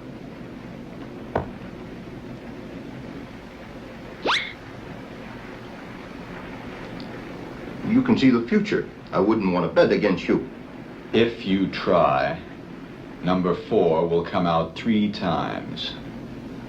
Do you know what that means? What does it mean? That someone will have their vengeance.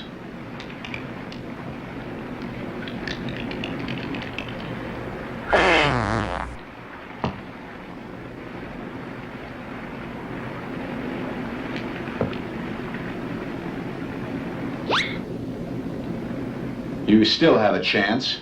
Shoot! Who are you? What do you want? You'll know soon. Shoot.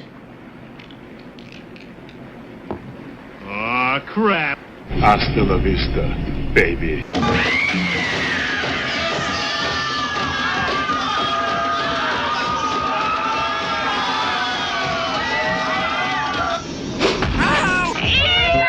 Until 3 o'clock in the morning. Since the head hasn't been found, we can suppose it fell into the sea. The cut was made with a wavy-bladed knife. Magnificent, worthy of medieval headsman, but ghastly. Thank you, Mr. Know-It-All. Did you wire the police in Kingston? Yes, sir. We'll have to search the ship. Are you leaving me, no? If you take a ride around my Chicago slaughterhouse, you'd see. Oh, will you shut up? I'm not easy with this interview today. Please. This is the captain speaking. Will you shut up? As a consequence of the events occurred last night, I must take certain security measures. Beforehand, I apologize for the inconvenience to the passengers. We must make an extensive search of the ship, holds, storerooms, lifeboats, crew quarters. The passenger cabins must also be searched. Tomorrow, we'll dock at Kingston. But I must beg the passengers and crew not to disembark until we receive instructions from the police department in Kingston. Oh no, Dr. Craig will be waiting at the airport. I must disembark. This card announces death, just as I've always told you, and the cards are never wrong. And this one says someone's half dead. Maybe that refers to you, Albert. No! Search the sarcophagus. Open it. Are you mental? Please.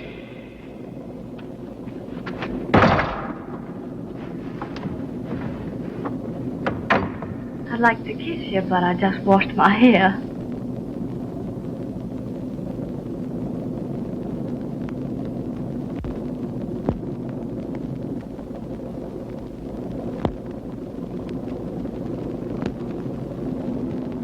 Last night, you gave it to me so that I could make a copy of the signs on the sarcophagus. You wouldn't think that I went back to the sarcophagus, do you? I can assure you that the crime was committed with that knife. But by whom? And why? I told you someone had been in my cabin. I heard him close to me. Sylvia, why did you go to the sarcophagus? I don't know. But what did you feel? At first I was trembling. I tell you, I tried very hard to regain control of my body. I was being pushed by a strange force. I couldn't stop it. Continue. I had the impression of being turned inside out into a state of no gravity. I began to wonder who I was or what I was doing. Oh, brother. I couldn't tell anything. I don't know why. It's all so strange now. Try to remember. Please try. I was certain I wasn't alive. I wasn't sad. I didn't care. I just waited. For what? I don't know, something that would happen. Absurd and terrible at the same time. You confuse me. Now I feel I'm still waiting. For what?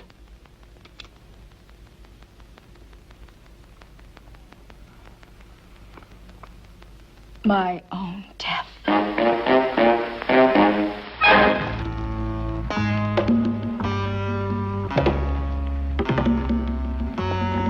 You are a meathead, dead from the neck up.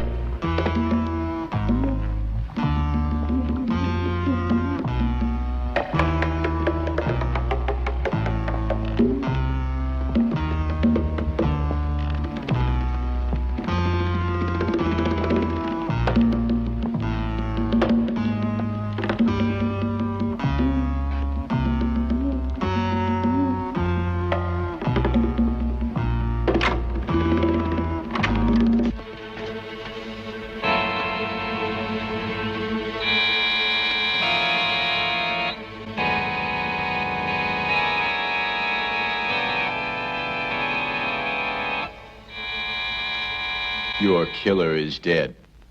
I bring proof of my vengeance, O Kenya, most beloved of women.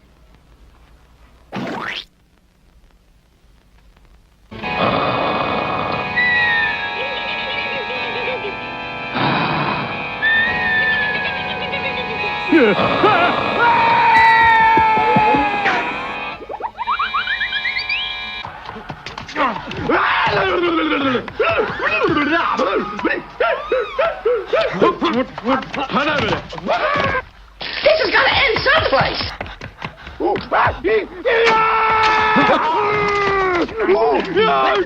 Son of a hole!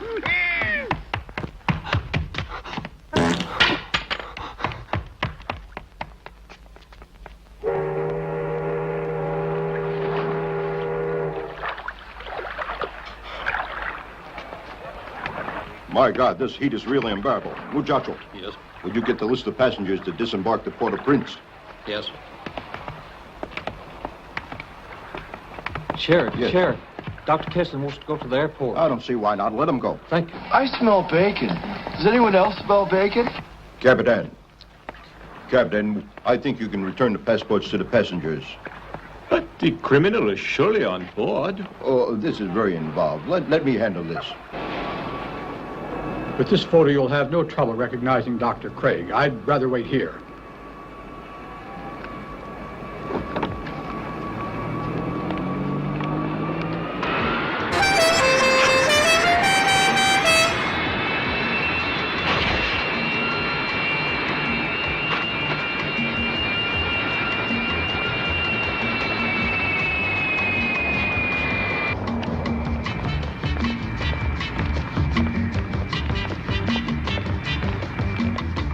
Dr. Craig, Dr. Kessling is waiting for you.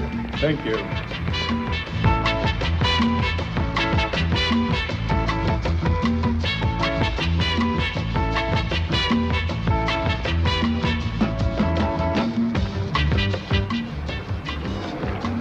How far we finna walk, baby?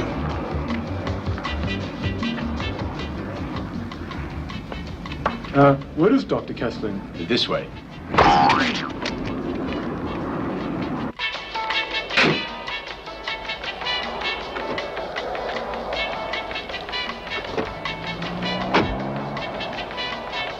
Where's Dr. Craig? What does this mean? Who are you? Who do you think I am? What does he think I am, an imbecile? Hello, Dr. Kessling. You recognize me? No, it can't be. Don't you see I can be of more use than Dr. Craig ever could have been to you and your studies of voodoo?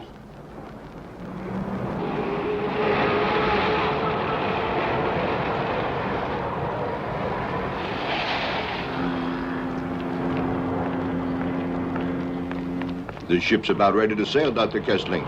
Your colleague from New York? Dr. Craig, Mr. Dominguez. I hope we have no more incidents. Maybe we'll meet again in Port-au-Prince. Gentlemen.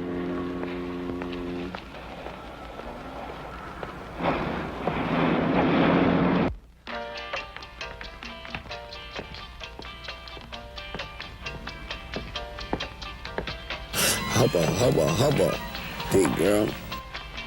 Your documentation is truly amazing. But Dr. Kessling and I disagree with you on your theory of the pantheism of the voodoo religion. Why? They never invoke a single god. Rain or shine, good or bad, all depends on the Loas. You know nothing. The Loas are intercessors between men and God. God is lost in the universe and can't be invoked. He's only a threat. That's not what you said in your last book. However, that's how it is.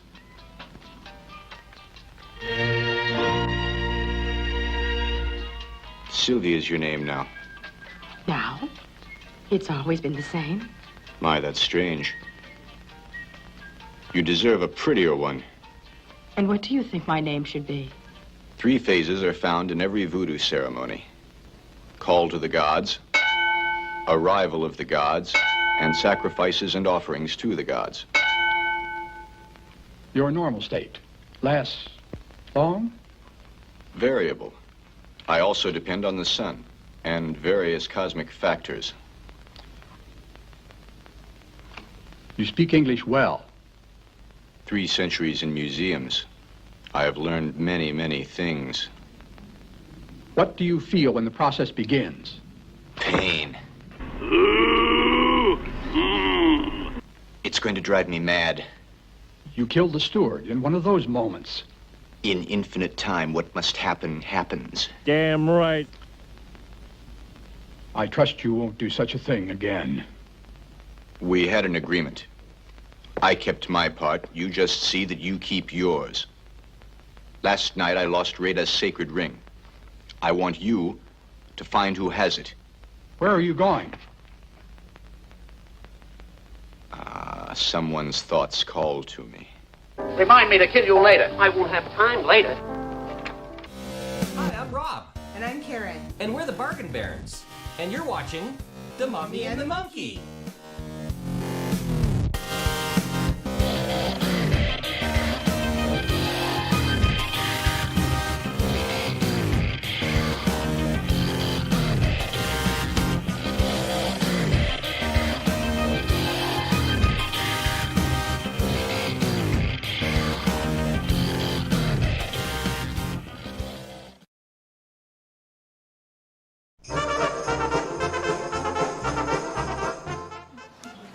Hey, Stasha! Look who's here for our big 4th of July celebration this year. It's your Aunt Zazu and your Uncle Stashu, yeah!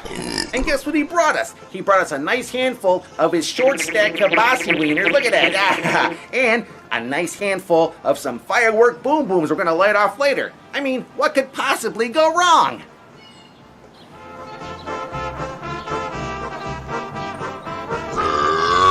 Oh boy, we're gonna have a good time this time, all right? So I'm gonna put these down right now. We're gonna go head over to the parade and go see what's going on the big 4th of July parade. And we're gonna come back here, roast some kibasi, and shoot off some fireworks. So let's go, guys. Come on.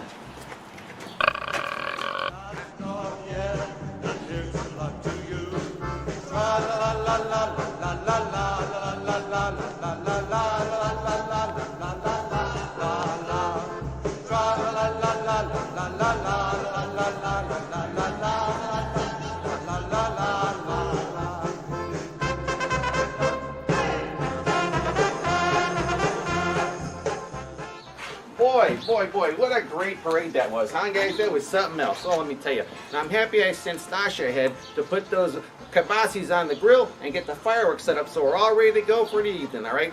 Those things smell great. I'm going to go check on them. Uh-oh.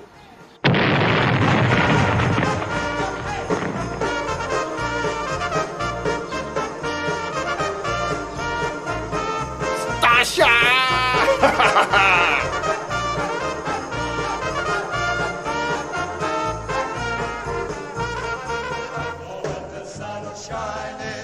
Shake hands with your neighbors, and memories will never leave your heart. When the sun's shining, shake hands with your neighbors, and memories will never leave your heart. Alrighty, dighty, dolomite. We are back. We are. Right here at the Erie Cinematary, broadcasting live from here to you in your living rooms or wherever the heck you're watching our show. You're watching the Harry Scary Hangout. And tonight's movie is Voodoo Black Exorcist. And it slipped our mind to let you know that we are also doing a prize giveaway tonight. That's right. Yes, we meant to mention this earlier in the show. So, yes, one lucky winner at the end of the evening will get the Grim Gory Halloween Hootenanny DVD. Hey-o. And I've been writing down names from the YouTube live streaming chat and putting them in my big plastic shiny mummy bucket. Yes, use the rust. We're still shaking the rust off, so we forgot to mention that at the top of the show. But, you know, better late than never, right? Yeah, so we will sign the DVD to the lucky winner. Well, to get you just in time for Halloween, yeah. Or Summerween. Well, you know, you'll have it ready for, you know, this Halloween.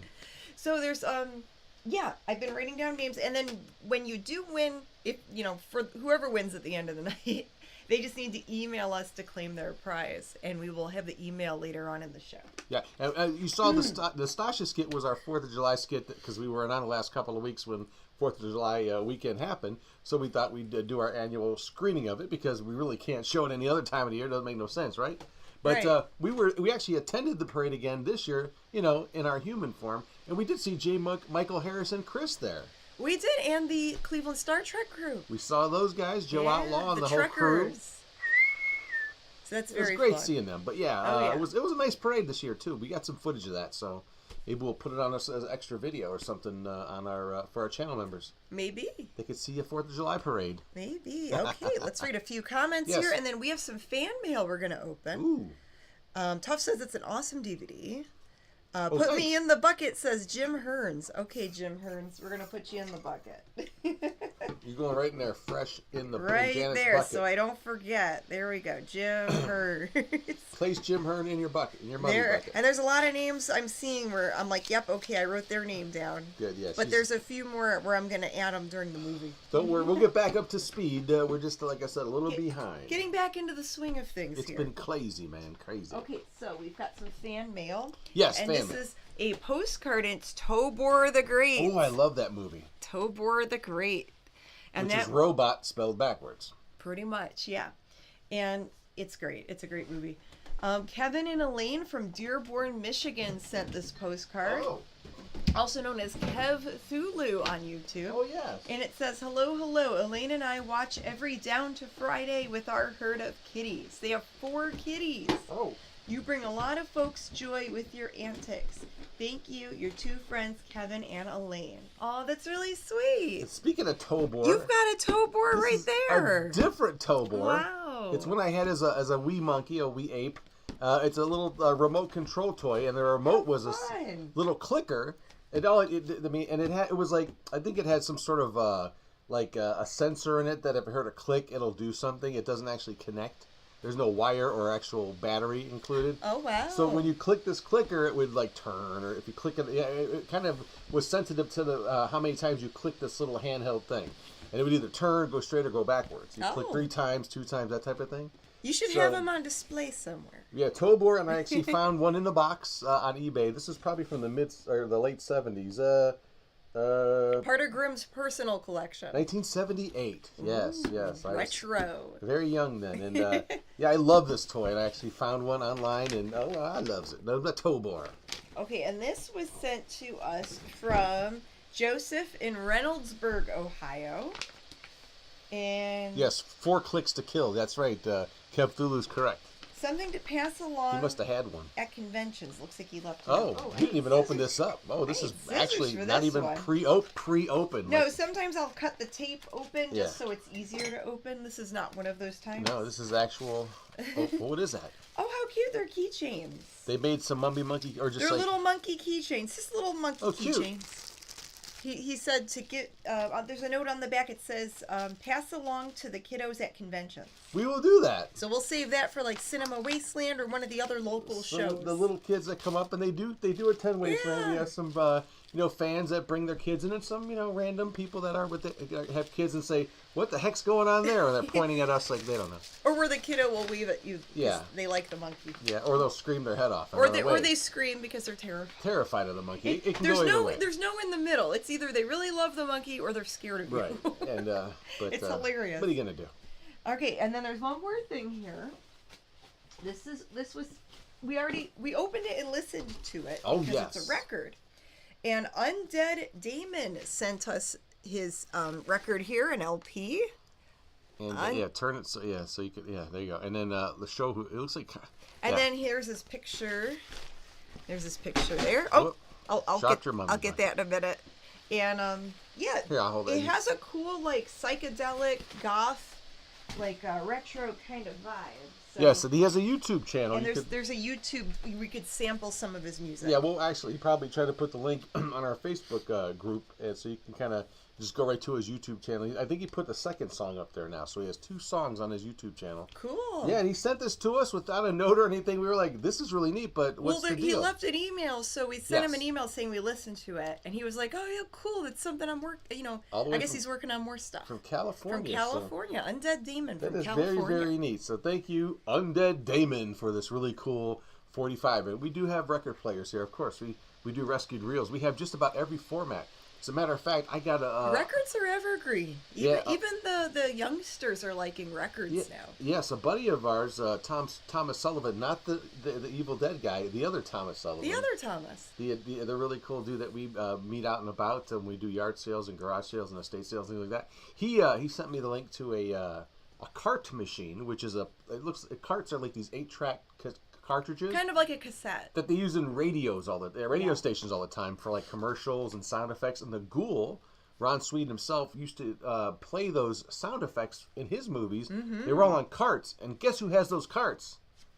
Yours, Ghoulie. That's right. So okay, someone's asking again, what's the price? So the price is a Mummy and the Monkey DVD. It's our first show that we worked on together. So it's from 2014. Yeah, last week 10 years ago. Last week it was a Whirlpool washer and dryer. So. And it's Grimgory's Halloween Hootenanny with special guests Janet Decay and the Schlockmeister. So during the movie I will be writing down your names, and we will pick one name out of the bucket. Yes. And that lucky winner needs to email us at the end of the night. And just a heads up, there will be no Harry Scary Hangover tonight. Oh, sorry, but there won't be. But next week, next Friday, week, more than likely. And a new podcast. And a new podcast between there. So more Mummy and the Monkey to come. Oh boy, we're pushing the envelope, ain't we? More in the works. We're burning the candle at both ends and in the middle. I better be in the bucket, says J-Mac. Yep, we wrote your name down. Yes. We'll make sure you're in there for sure. All right. Everyone's gonna get in her bucket. Your name in her. Ken says hootenannies go great with pierogies. They do. Trust Rebel us. Ghoul says physical media is where it's at. Darn too. There you go. Okay, cool. All right, well, let's get back to the movie. Yeah, Voodoo Black Exorcist Part 3. Bloody Voodoo has 2 titles. Bloody Voodoo. Let me see. Okay. And away we Wasn't go. that a U2 song? Voodoo, Bloody Voodoo. Oh no, Sunday Bloody. I forget it. All right, here we go with Part 3 of Bloody Voodoo, also known as Voodoo Black Exorcist. Yes. Yeah. All right. Here we go. Part 3. And away we go. Feel I am different? I'll have to say yes. Oh, shut up. In a way, yes. You will see that I am not. The sea is beautiful, isn't it? Yes, it is. However, there are many creatures in the center of the earth that have never seen it. Imagine how they'd feel if put here now. Huh? That's how I felt when I found you again. You have a way of courting a woman. That's not my intention. Yeah, right. You said something about finding me again. Had we met before? In Cairo's archaeological museum, you and Dr. Kessling were looking at the sarcophagus that you have now. Something wrong? No. No. Go away.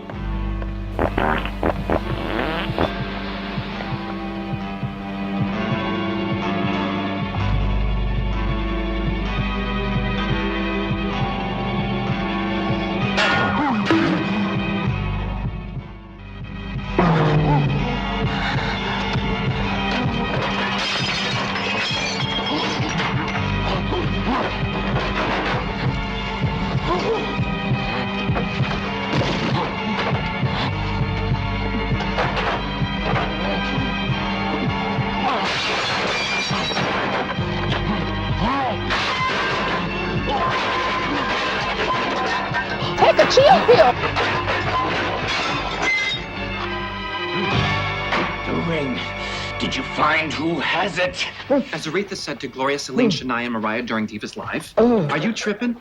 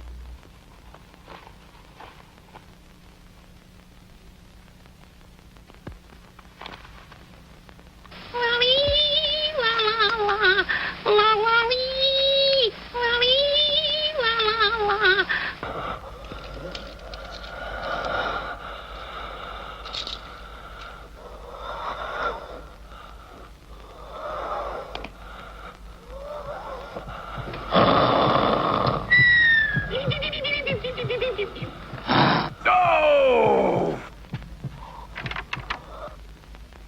Huh? Oh, but what's wrong? A terrible monster was right here. Nonsense. Let me go back to sleep.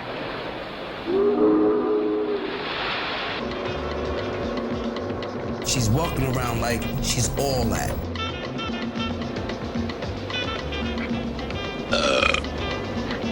Sylvia, don't be too friendly with Dr. Craig. Why not?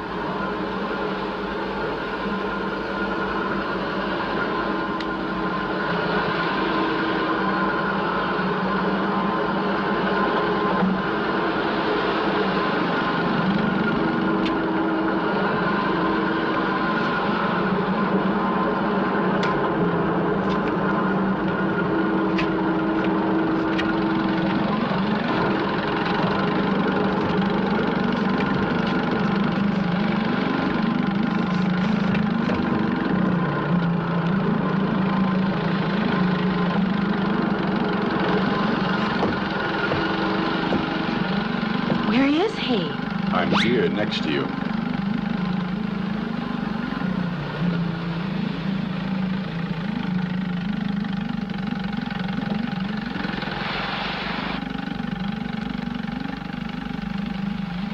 Kenya, my only love, your face glows like a newborn star.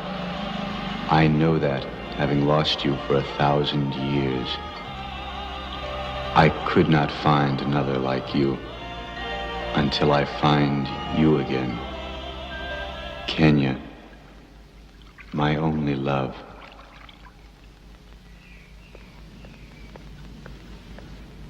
Beautiful poem. Who wrote it? Someone many years ago, alone on a beach.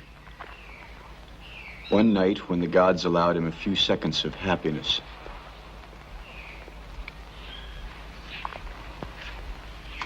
It's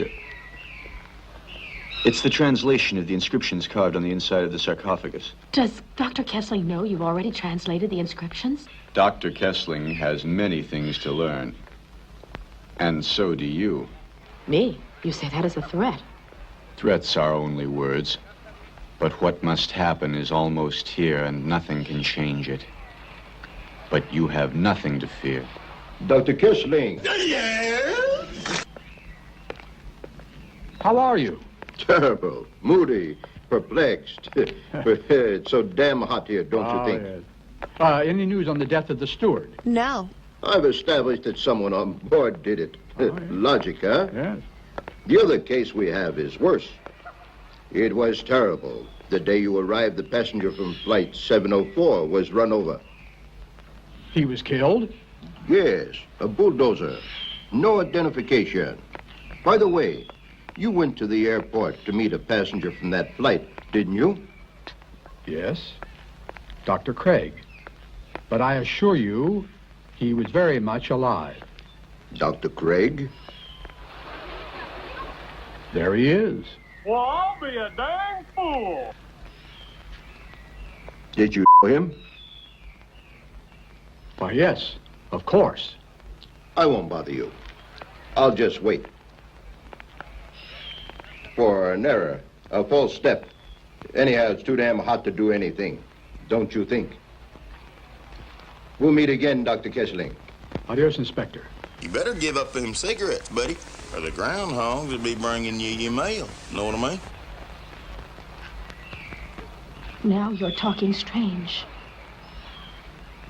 Why do you look at me? It's the only way I know how. Sylvia, I can't get used to calling you that. On the shop, my name should be. Can you? No. Don't touch that top. I don't think we should show the mummy to the public. But you know that people want to see them. Dr. Kessling, we will be on the air in half an hour. Thank you. Sylvia, if you had a very interesting scientific truth in your hands, how much would you be willing to pay? It's none of your business. You absolutely cannot buy them. You can only discover them.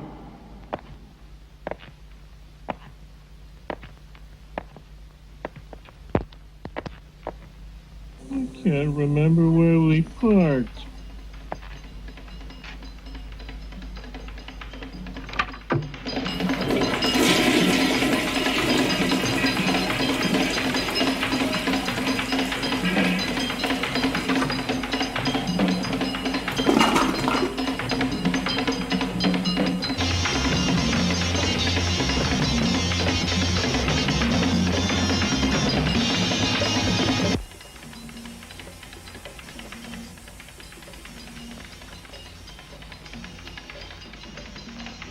What a buddy. We are two wild and crazy guys.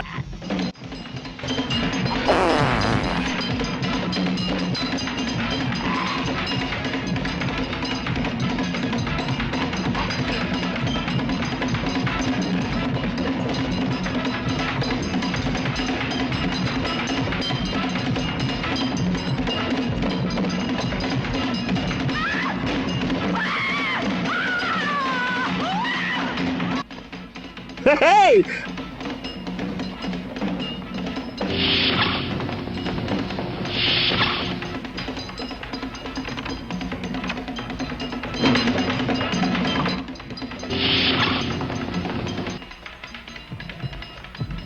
Good evening, ladies and gentlemen. How you doing?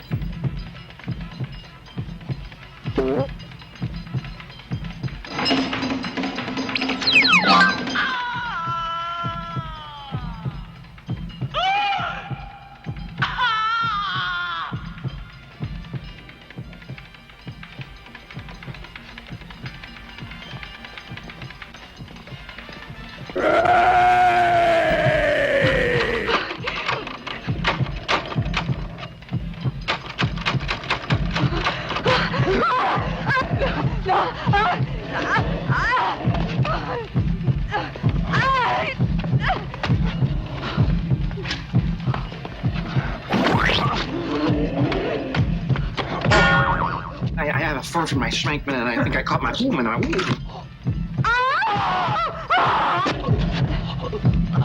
That's it, man. It's game over, man. It's game over.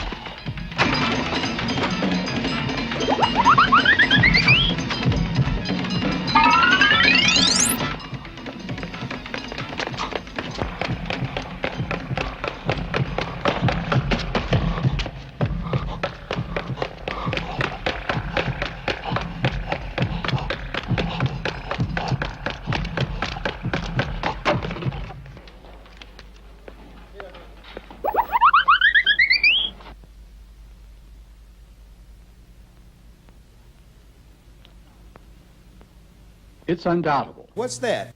That these men, brought by force from their native Africa to be sold as slaves, brought with them their rights, beliefs, dances, religions, which they firmly implanted in Haiti and Trinidad.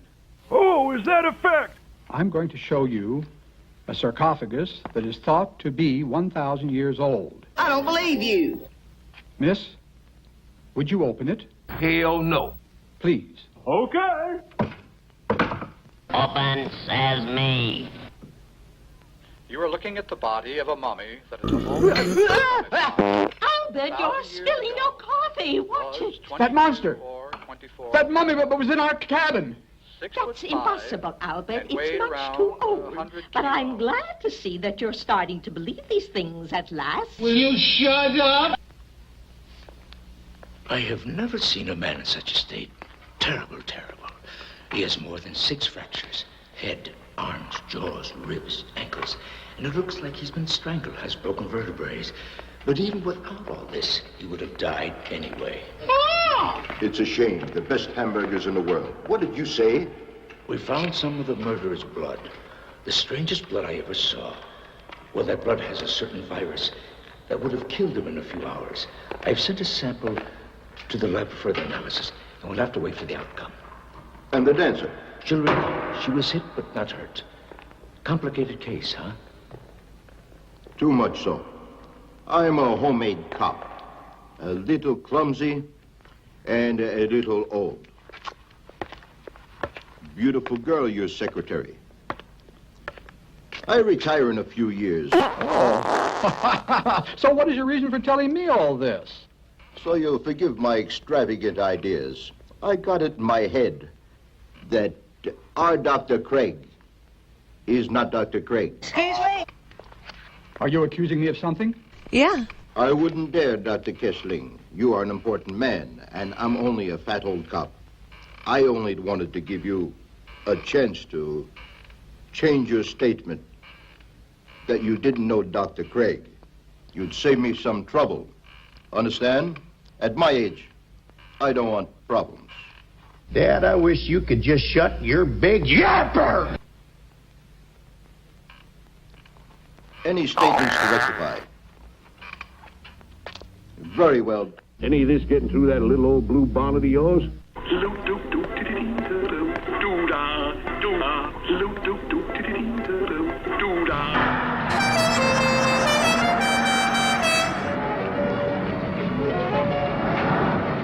Heads decapitated, sarcophagus, mummies, voodoo rites, lying scientists, Willie's son. I don't like this. There is more mystery in this world than all of us think. A criminal must be reasonable. What? But none of what is happening is. The motive. That is the question. I'm not used to thinking so much and I get tired. 25 years in this profession without a failure. I never had to solve an important case. Now I can't make heads or tails of this damn case. Worse yet, I know something is going to happen. I can't stop it. What must happen will happen. Yes, yes. We really don't do anything. The gods do it all. With our songs, rhythms, drawings, we pray that the gods possess us. We make with cornmeal the potions that have real power. Tonight we will sacrifice a young rooster. The gods will come dancing because we can only believe in gods that dance. Need help, Inspector? Now listen, Grapehead. I'll explain it so even you can understand it. I would need the help of all the gods.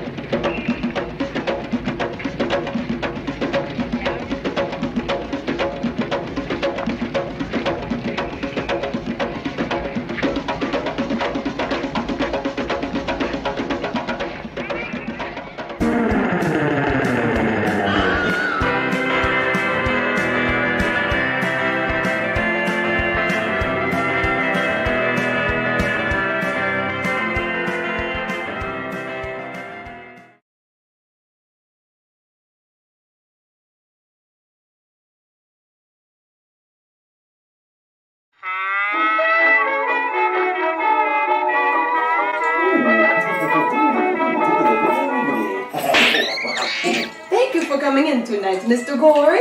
Well, thank you for having me, Miss Manos. I've never been to a fortune teller before. No way. Hey, is that a camera over there? What do you mean? Don't worry about it. I'm on new medication. Anyway, like I was saying, I ain't never been to no soothsayer before. Well, there's a first time for everything, Mr. Gory. True that, true that. Are you ready to hear all about your past? Ooh, my past, yes. And all about your present? Oh, yes, my present. And finally, what's in store for your future? My future, ooh, hallelujah. Lay it on me, Madam Manos. What's that? Oh, my goodness. I'm late for my bowling league. Huh? That's not professional. Hey, man, I want my money back. Oh, what the? Oh, forgot my ball.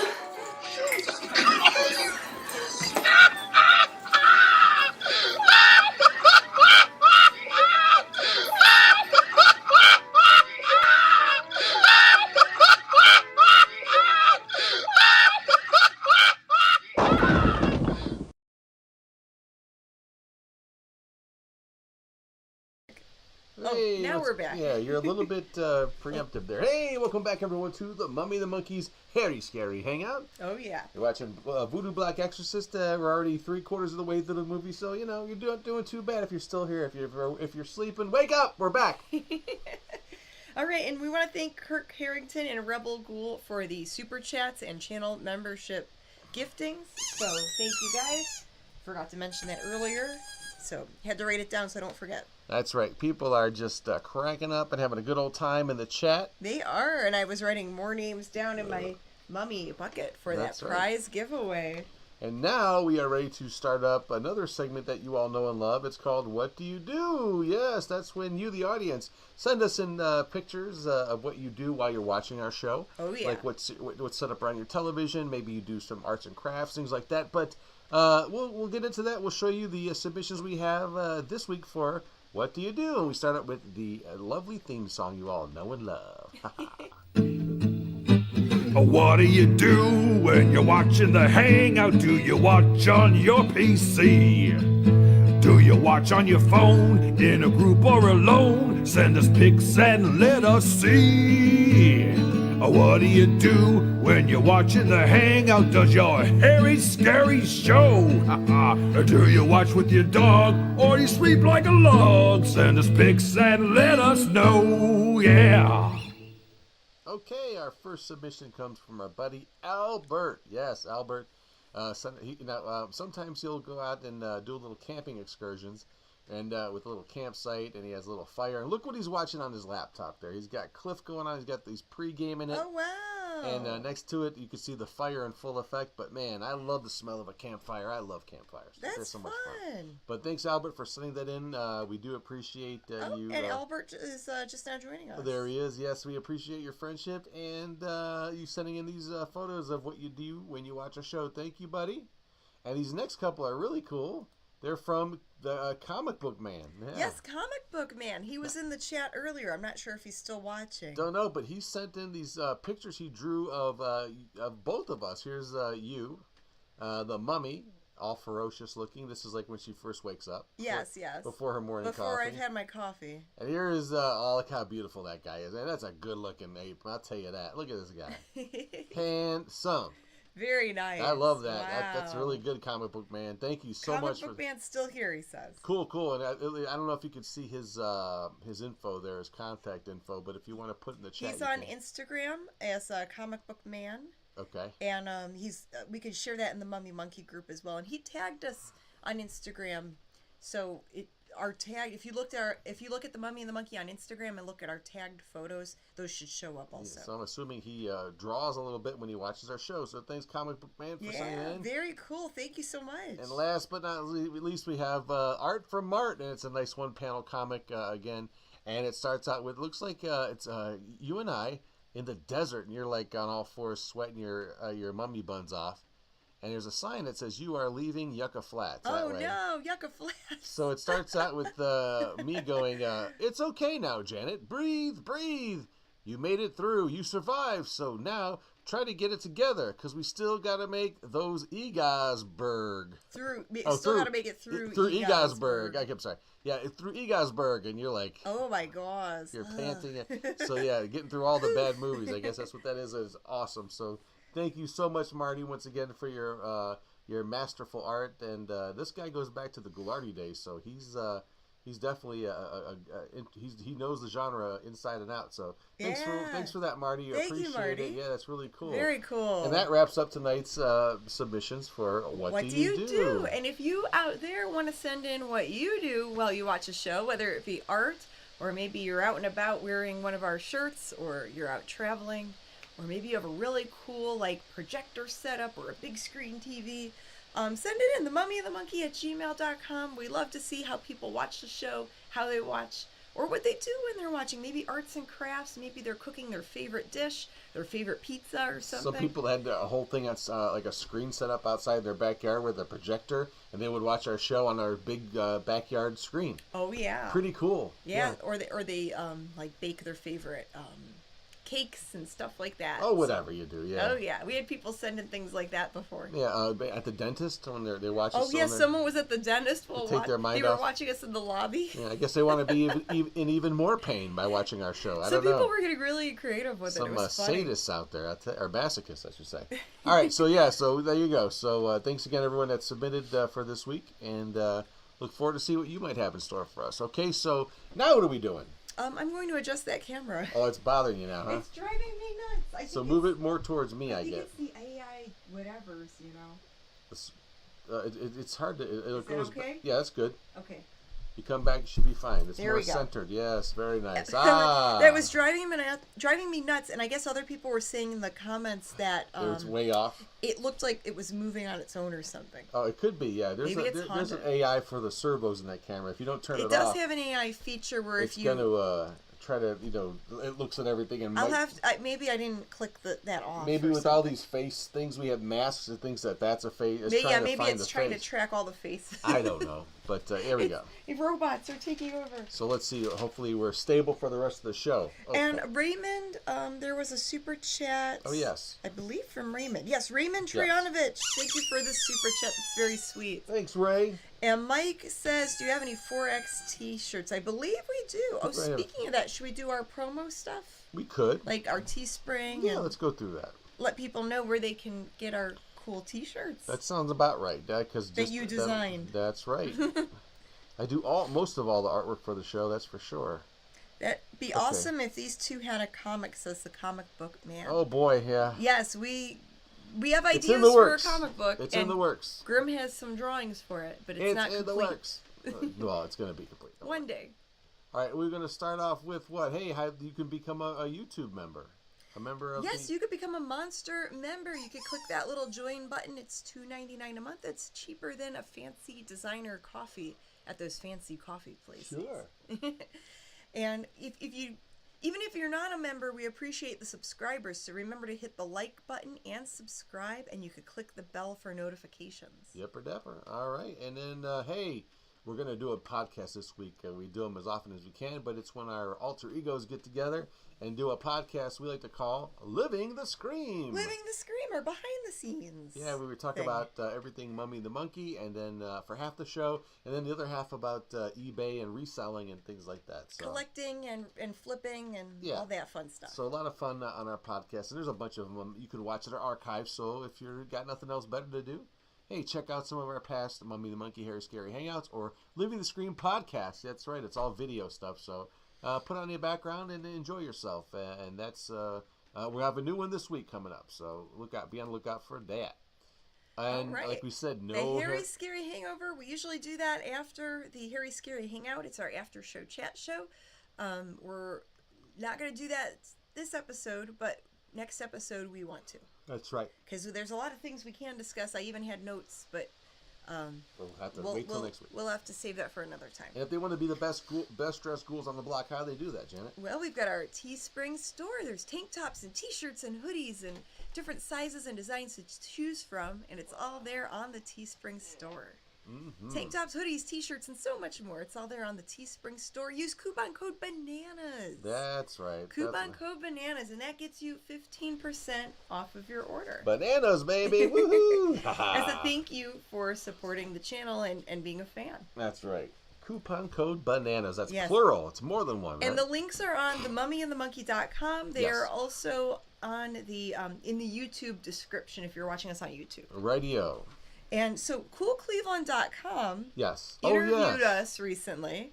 Yes, let's go through that. And do you want to show that, and then we'll get back to the rest of the movie. Yeah, and here's the intro to the interview, and I think this is their main intro, and then the little setup that we do, and then it's gonna we'll show that. But here's what Cool Cleveland you can see if you check out that interview. Here's the beginning of that video. It begins like this. Basic research to cope with the space age we're living in. Concerned with utility, style, designers, engineers. New materials are the things that people really want. That's the basic problem.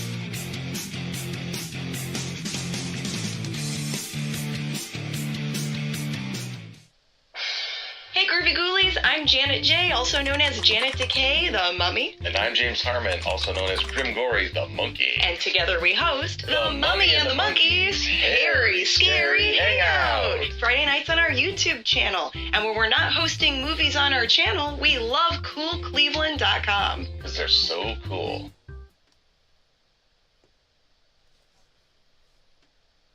That's right. So check it out on CoolCleveland.com. That's what the website, a part of it looks like there when you go on there. If you click on the videos segment, it's on their newest videos they posted. You scroll down a little bit, and there's you could see pretty much a still almost like this on their website. And there's the YouTube. When you click on it, it'll take you to the YouTube page where that is, and it was a lot of fun. I want to thank Liv and Howie for coming on out and interviewing us. Liv and Howie at the Cool Cleveland Crew. And it's not your average interview either. I mean, the questions were amazing. It's like it's way different than a regular interview. Yeah, way different. Yeah, some of the questions. And we didn't even get these prior to the interview, so they were all on the spot questions. One was name your 3 favorite final girls. Mm-hmm. Well, you could say this because I'm not going to say who they are. Okay.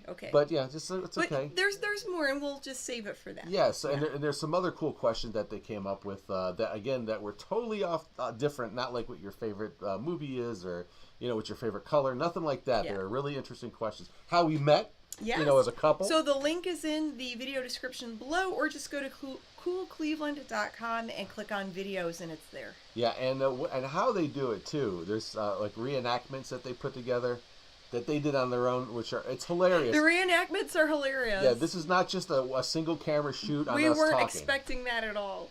This is her masterpiece. Liv said this might be her masterpiece. So, and I agree. This is pretty good. And there's other interviews she's conducted too with friends of ours like Eric and Dawn Olson and Eric Olson's interview was really good from his podcast. Yeah. So check out Cool Cleveland, man. Good stuff on there. Thank you, Liv. Thank you, Howie. And maybe we'll do it again. Who knows? Yeah, very cool. All right. Well, I think everyone is waiting to find out what happens in this movie. They're ready to take another. What happens with this mummy guy? They're ready for their 13-minute nap. Let's be honest, okay? That's fine. No, inquiring minds want to know. And some people I saw were saying, well, where's the mummy? The guy's the mummy. He's the mummy. I guess the bald guy. He comes to life. Right, and the guy that looks like I don't know what he looks like a Three Musketeer, the guy with the Van Dyke and everything. But he's killing people to stay looking like that. That guy's interviewing him and knows he's a mummy. Yeah, and talking to him about. We saw that earlier. Really weird, but I know, but I don't think people are able. This movie's kind of they're not. Okay. And those orange scenes that you see, those are flashbacks of the mummy's of that guy's previous life as a totally different person, a different race, everything. And this is actually he's the same guy. The wife that gets beheaded or the girlfriend that gets beheaded is of course reincarnated. Looks just like the girl from about 2,000 years ago. Whatever. Joseph says ZZZ. He's falling asleep. Comic Book Man says no. Seriously, what is happening in this movie? Yeah, I'm just trying to help because I know when I first saw it, it took me a minute to figure everything out. And actually, we did buy a DVD recently at Cinema Wasteland with this movie that's complete. Like the movie that it has scenes in it that we couldn't show. No way on YouTube. No. I mean, there's a lot of nudity in which doesn't offend us, but it's just it's inappropriate for this show. We couldn't have it on our channel. But it does. Yeah. But in the beginning, there's this whole set. I couldn't believe it. I'm like, I've seen this movie many times, the version we have. Yeah. But not the uncut one, and they show this whole voodoo ceremony in the beginning. where there's the guy and the girlfriend and how she gets her head chopped off, which you see in this movie in flashbacks. So it's a lot more, yeah. But it's very obvious in the beginning. What they set it all up, and then throughout the movie, they cut go back in to flashbacks. it, reference to it. You don't need to see that beginning, but boy, I didn't know how much stuff was in there. And there's other junk in there too, but looking forward to checking this out. I haven't watched it all the way yet either, so we should sit down and watch the whole thing uncut one night. Oh, okay. Anyway. Well, let's get back to the rest of the version we can show. Yeah, the sleepy time version of... And let's see what happens with this mummy guy. What's going on this boat? And we'll be back with TV show time travel, and we'll pick the prize for tonight's winner. So, woohoo! All right, here we go. Fart for the final fart of Voodoo Black Exorcist. Right here on the Mummy and the Monkeys. Harry Scary. Hey, now. Oh, you were trying to go for the dramatic. We're totally out of Well, you jumped in there. I didn't know you were going to do that. But, all right. Oh, well. Enjoy the show. Boom.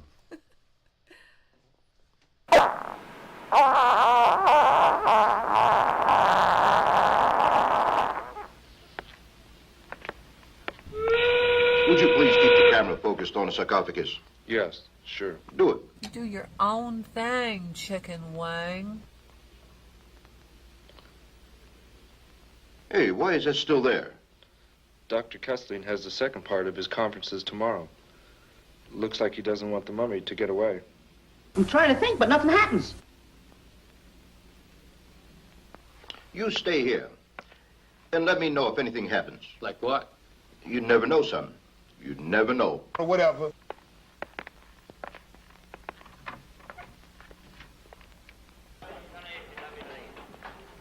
Now listen. Don't take your eyes off this sarcophagus. You understand? No!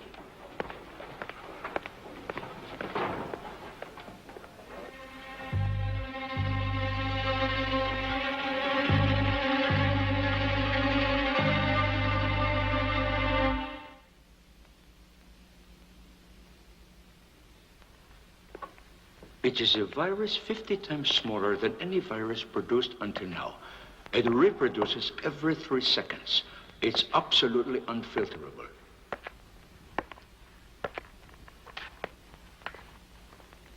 We have completed the strontium-70 test, and it can now produce blood poisoning in 30 seconds. Thanks, son. Would you like to hear something absurd? Love to. 3 months pregnant. This blood sample is 1,000 years old. 1,000? Oh, get out of here!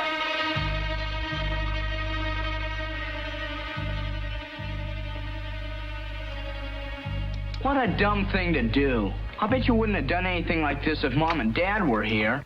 Inspector, Dr. Kessling's helper is trying to open the sarcophagus.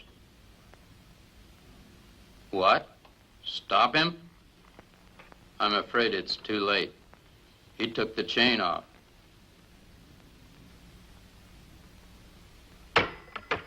He said not to shoot, no matter what. Shoot who? Whatever or whoever comes out of the sarcophagus. What can come out of a sarcophagus? Ooh, you have that just rolled out of bed smell. Chicks dig me because I rarely wear underwear, and when I do, it's usually something unusual. See Kenya.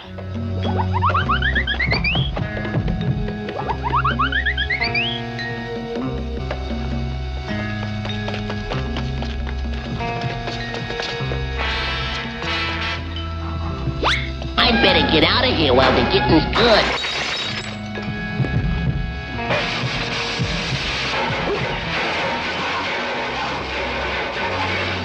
Now cut that out!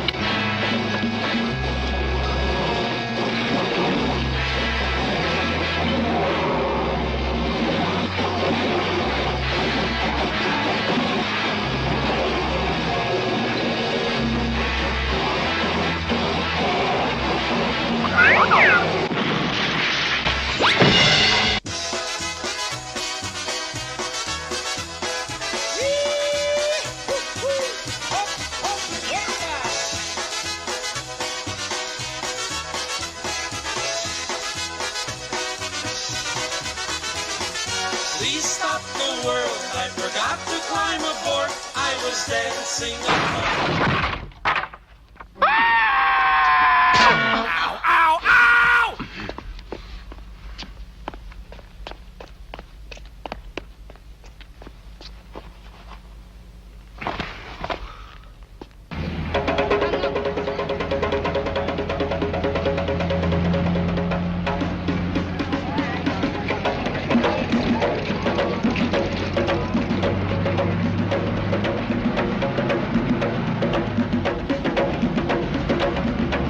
Beep, beep.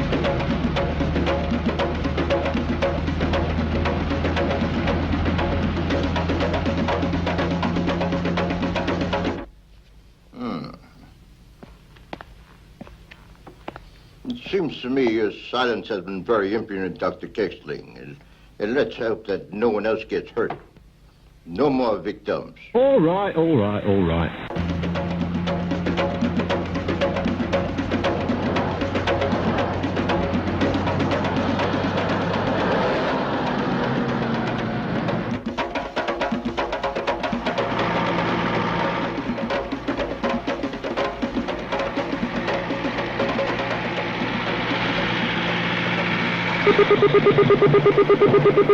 Hello, hello, Inspector. Dominguez speaking here. Number 2 here. Any news yet? The truck just passed by here. Good. Don't stop it. Control number 3, the truck's slowing down. He stopped. He means getting off. He has a woman in his arms. She's fainted or dead. Inspector, they're going into a cave. Hold his arm. It was used as burial grounds by the primitives. 300 years ago, they found the sarcophagus in there. Do you know what that means? That your protege returns home. Should I follow them inside? Or wait? Wait. We'll be there in a minute. What are you going to do? Whatever I can. Just simply that. Your first mission? Yes, sir. When did you start? I got the uniform in this morning.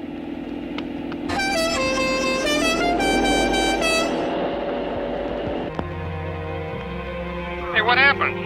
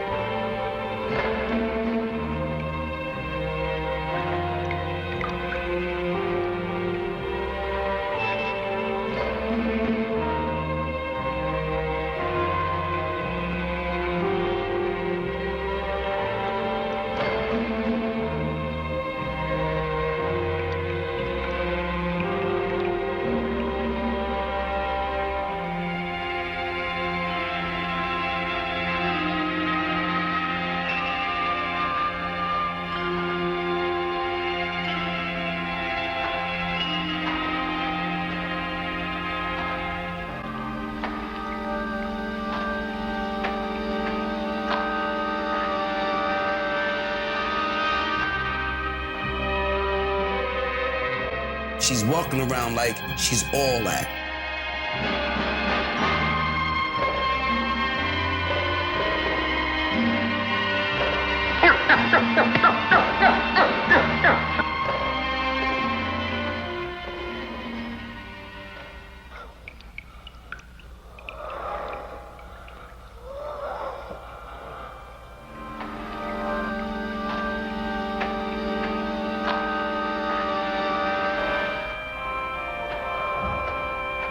Don't be frightened.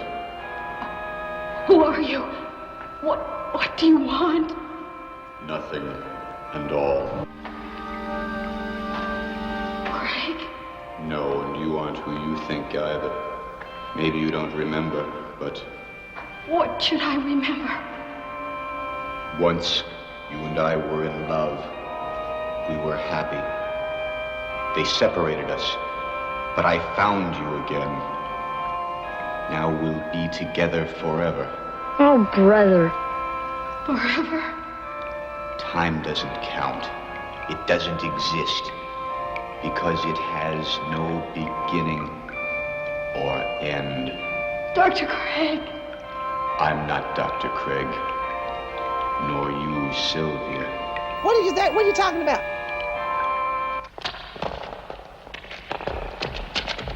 You, go that way. You, on that side. Remember, don't use your guns unless in self-defense or when I order. Use this. Yes, sir.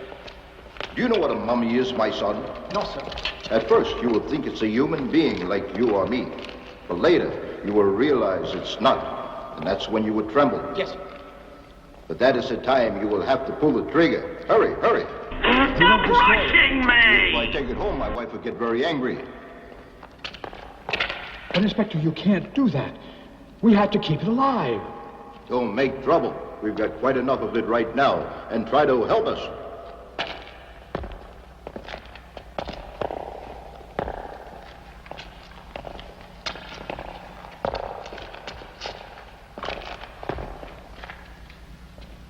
Come on.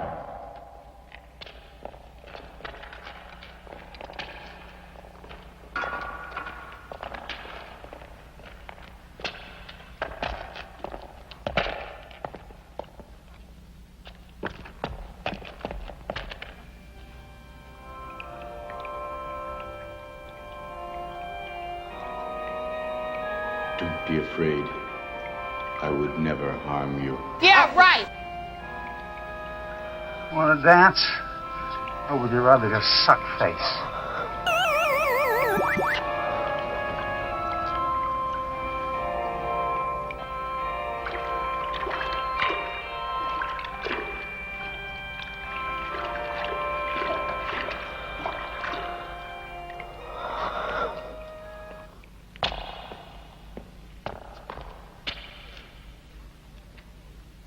Dr. Craig! Dr. Craig! Where are you? I want to help you. What is that idiot doing? He's gonna spoil everything.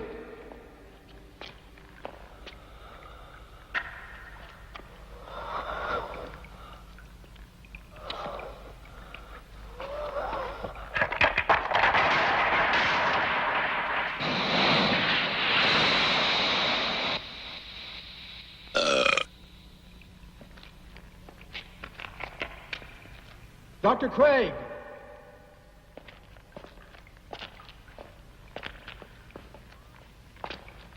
Where are you? Answer me!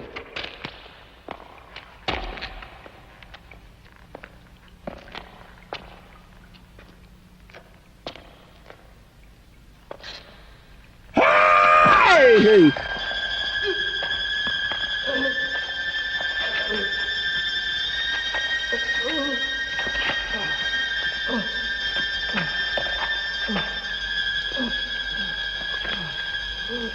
Get him! Shoot him!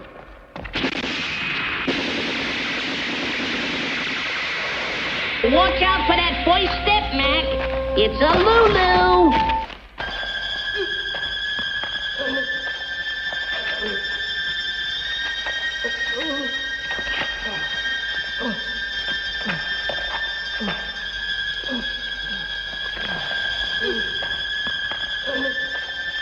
Uh-oh. Mamma mia, that's a spicy meatball.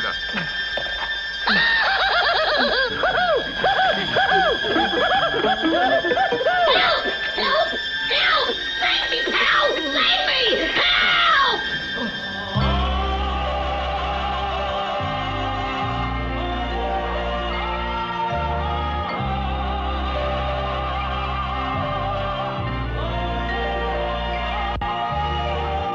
Darn, that's the end.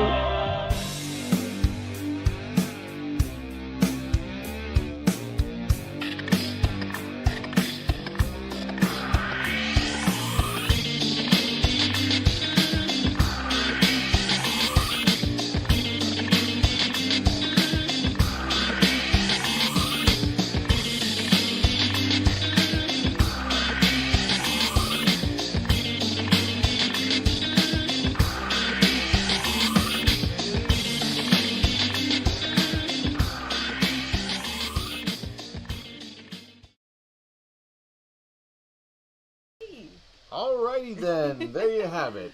Voodoo Black Exorcist has come to a burning ending, you know. I guess they burned the mummy up, and that's it. So it had a hot ending. It ended. Yeah, he was hot. Yeah. It was fire. That ending was fire. As the youngsters say. There you go. There you go. Now you can say, you don't have to admit that you saw this movie, but, there you go. Yes, we got through it all together. Like I said, sometimes this show's like a hazing, It's kind of weird, what we put people through. But there you go. But mostly, I'm hopefully you tuned in to hang out with us and chat amongst yourselves. But the show's not over, no siree. We have a prize to give away. But before we do that, we're going to get into our TV show, our Cleveland TV show time travel. We're going to go back in time. Yeah. Back in the day when you would check your TV guide to see what would be on TV for that weekend. Or for the week or whatever. Whatever your plans were that had to do with the television and the 5 or 6 stations that you had to choose from back in the day before cable became a huge thing, which was actually in the early 80s that started up. And VCRs and Betamax players and all that stuff were a thing, and video stores even. You relied on this TV guide, this little supplement that came in your usually your Thursday or Friday paper. Do we have one nearby? I don't see one laying around. But, they must be put away. Yeah, but we'll show one next episode. We show but most people know what we're talking about. If you don't, you probably don't care, so it doesn't matter. So let's get on to the this week's installment of Cleveland TV Showtime Travel. Let's see what was playing in Northeast Ohio back in the day. We go back to Saturday, July 17th, 1976 to the Houlihan and Big Chuck Show, and their movie that night was Karuku, Beast of the Amazon. This giant bird creature. Pretty cool. I don't think I've seen that one. We should look into seeing if we can show that. I don't know. But it looks awful darn good. Yeah, it's not a real common one, but look at that bird creature. Kind of neat. He's cool looking. That's right. And later on that night, on a non-hosted show called 8 All Night at 2:30 in the morning, they had a movie called The Night Monster. Night Monster. Looks like Nicolas Cage up there, but that's not him. Old black and white ditty with Bela Lugosi, of course, Classic. And look, and Twinkies in there too. Oh, wow. And the following day on Channel 43 at 12 p.m., it's the one, the only Super Hostess 4-hour show started with about an hour or so of comedy. Usually like the Three Stooges and this guy, Errol Flynn? Not Errol Flynn, Leon Errol, sorry. And then at 1 o'clock his first movie was The Monster That Challenged the World. Ooh, another kind of weird monster. Oh, what happened to him? I don't know, but he needs some Visine, I think. He can't even believe what he's saying. Look at that. Oh my God, get that guy some Visine already. Terrifying. And boy, get that ortho out and kill that worm. And at 2:30, Castle of Evil was his second movie of the day. That's right, Superhost had a 4-hour show on Saturday, every Saturday, for from 1969 to like 1991 or 2. And that, my friends, concludes tonight's installment of Cleveland TV Showtime Travel. So many horror hosts and movie hosts back in the day. And we were so privileged to have them here in Cleveland. And I'm sure wherever you're watching from, you had your own horror hosts. I was going to say, yeah, if you remember watching a movie host back in the day, there were lots of them all over the country. Yes, all over in major cities. And more often than not, it was like the weatherman that they would have dress up like a Dracula or a werewolf or whatever the character they chose. Oh, yeah. Usually a Dracula. And Dracula. Yeah, some sort of Dracula character. Some type of character, yeah. Vampire, some sort of bloodsucker. Yeah. And whatever, some ghoulish fiend. And they would host a Friday night movie. So, anyway. One that we've seen on the... They've played replays on the Monster Channel. Was it Morgus from Louisiana? Morgus, yes. Yeah, he was a character. Morgus was, and he had Chopsley. Come on, Chopsley. It's Morgus here. I'm gonna do my experiment throughout the movie. So yeah, it's great to see videos of other movie host characters from all over. And speaking of Morgus, George Norrie, the host, he's been the host of Coast to Coast AM. It's a late night show. AM radio show. It's on overnight. It was originally hosted by Art Bell, who unfortunately passed away several years ago, and was taken over by George Norrie probably in the early 2000s, I believe, or mid 2000s. But just this past weekend, they had Mr. Lobo on, another horror movie host. Out of California originally. Yeah, it was last week. Yeah, it was last weekend, and yeah, Mr. Lobo's on there. Mr. Lobo was a guest on the regular, so that's because cool. But before Mr. Lobo, George Norrie used to have Morgus on because George Norrie used to watch Morgus when he was back in the day. Wow! So he was a favorite of George Norrie's, and so he would have Morgus come on and talk about monster movies and all kinds of stuff. Well, Morgus has passed away. And but Mr. Lobo has been doing, kind of filling in that position. But later on that night, they were talking about horror movie hosts and how that all started with Vampire and that. One of our fans called in. Yeah, you could say his name. David in Cleveland called in. So thank you, David in Cleveland. And he gave us a nice mention, a nice shout out on Coast to Coast. Yeah, so the Mummy and the Monkey's name at least was heard on Coast to Coast AM. So finally, we can be done with all this. No, we've arrived now. But yeah, but we would love to be a guest on. Hey, Coast the to more Coast the AM. scarier, right? Yeah, I mean, I think some of our fans already did write into to Coast AM and say, hey, what about the Mummy and the Monkey? We would love to talk to George and Nori. I mean, how cool would it be to have a male, and a female horror host talking about stuff, That'd be awesome. Yeah, we could do that, George. Come on, Coast to Coast AM. Get with it, man. Hint, hint, wink, wink. All right.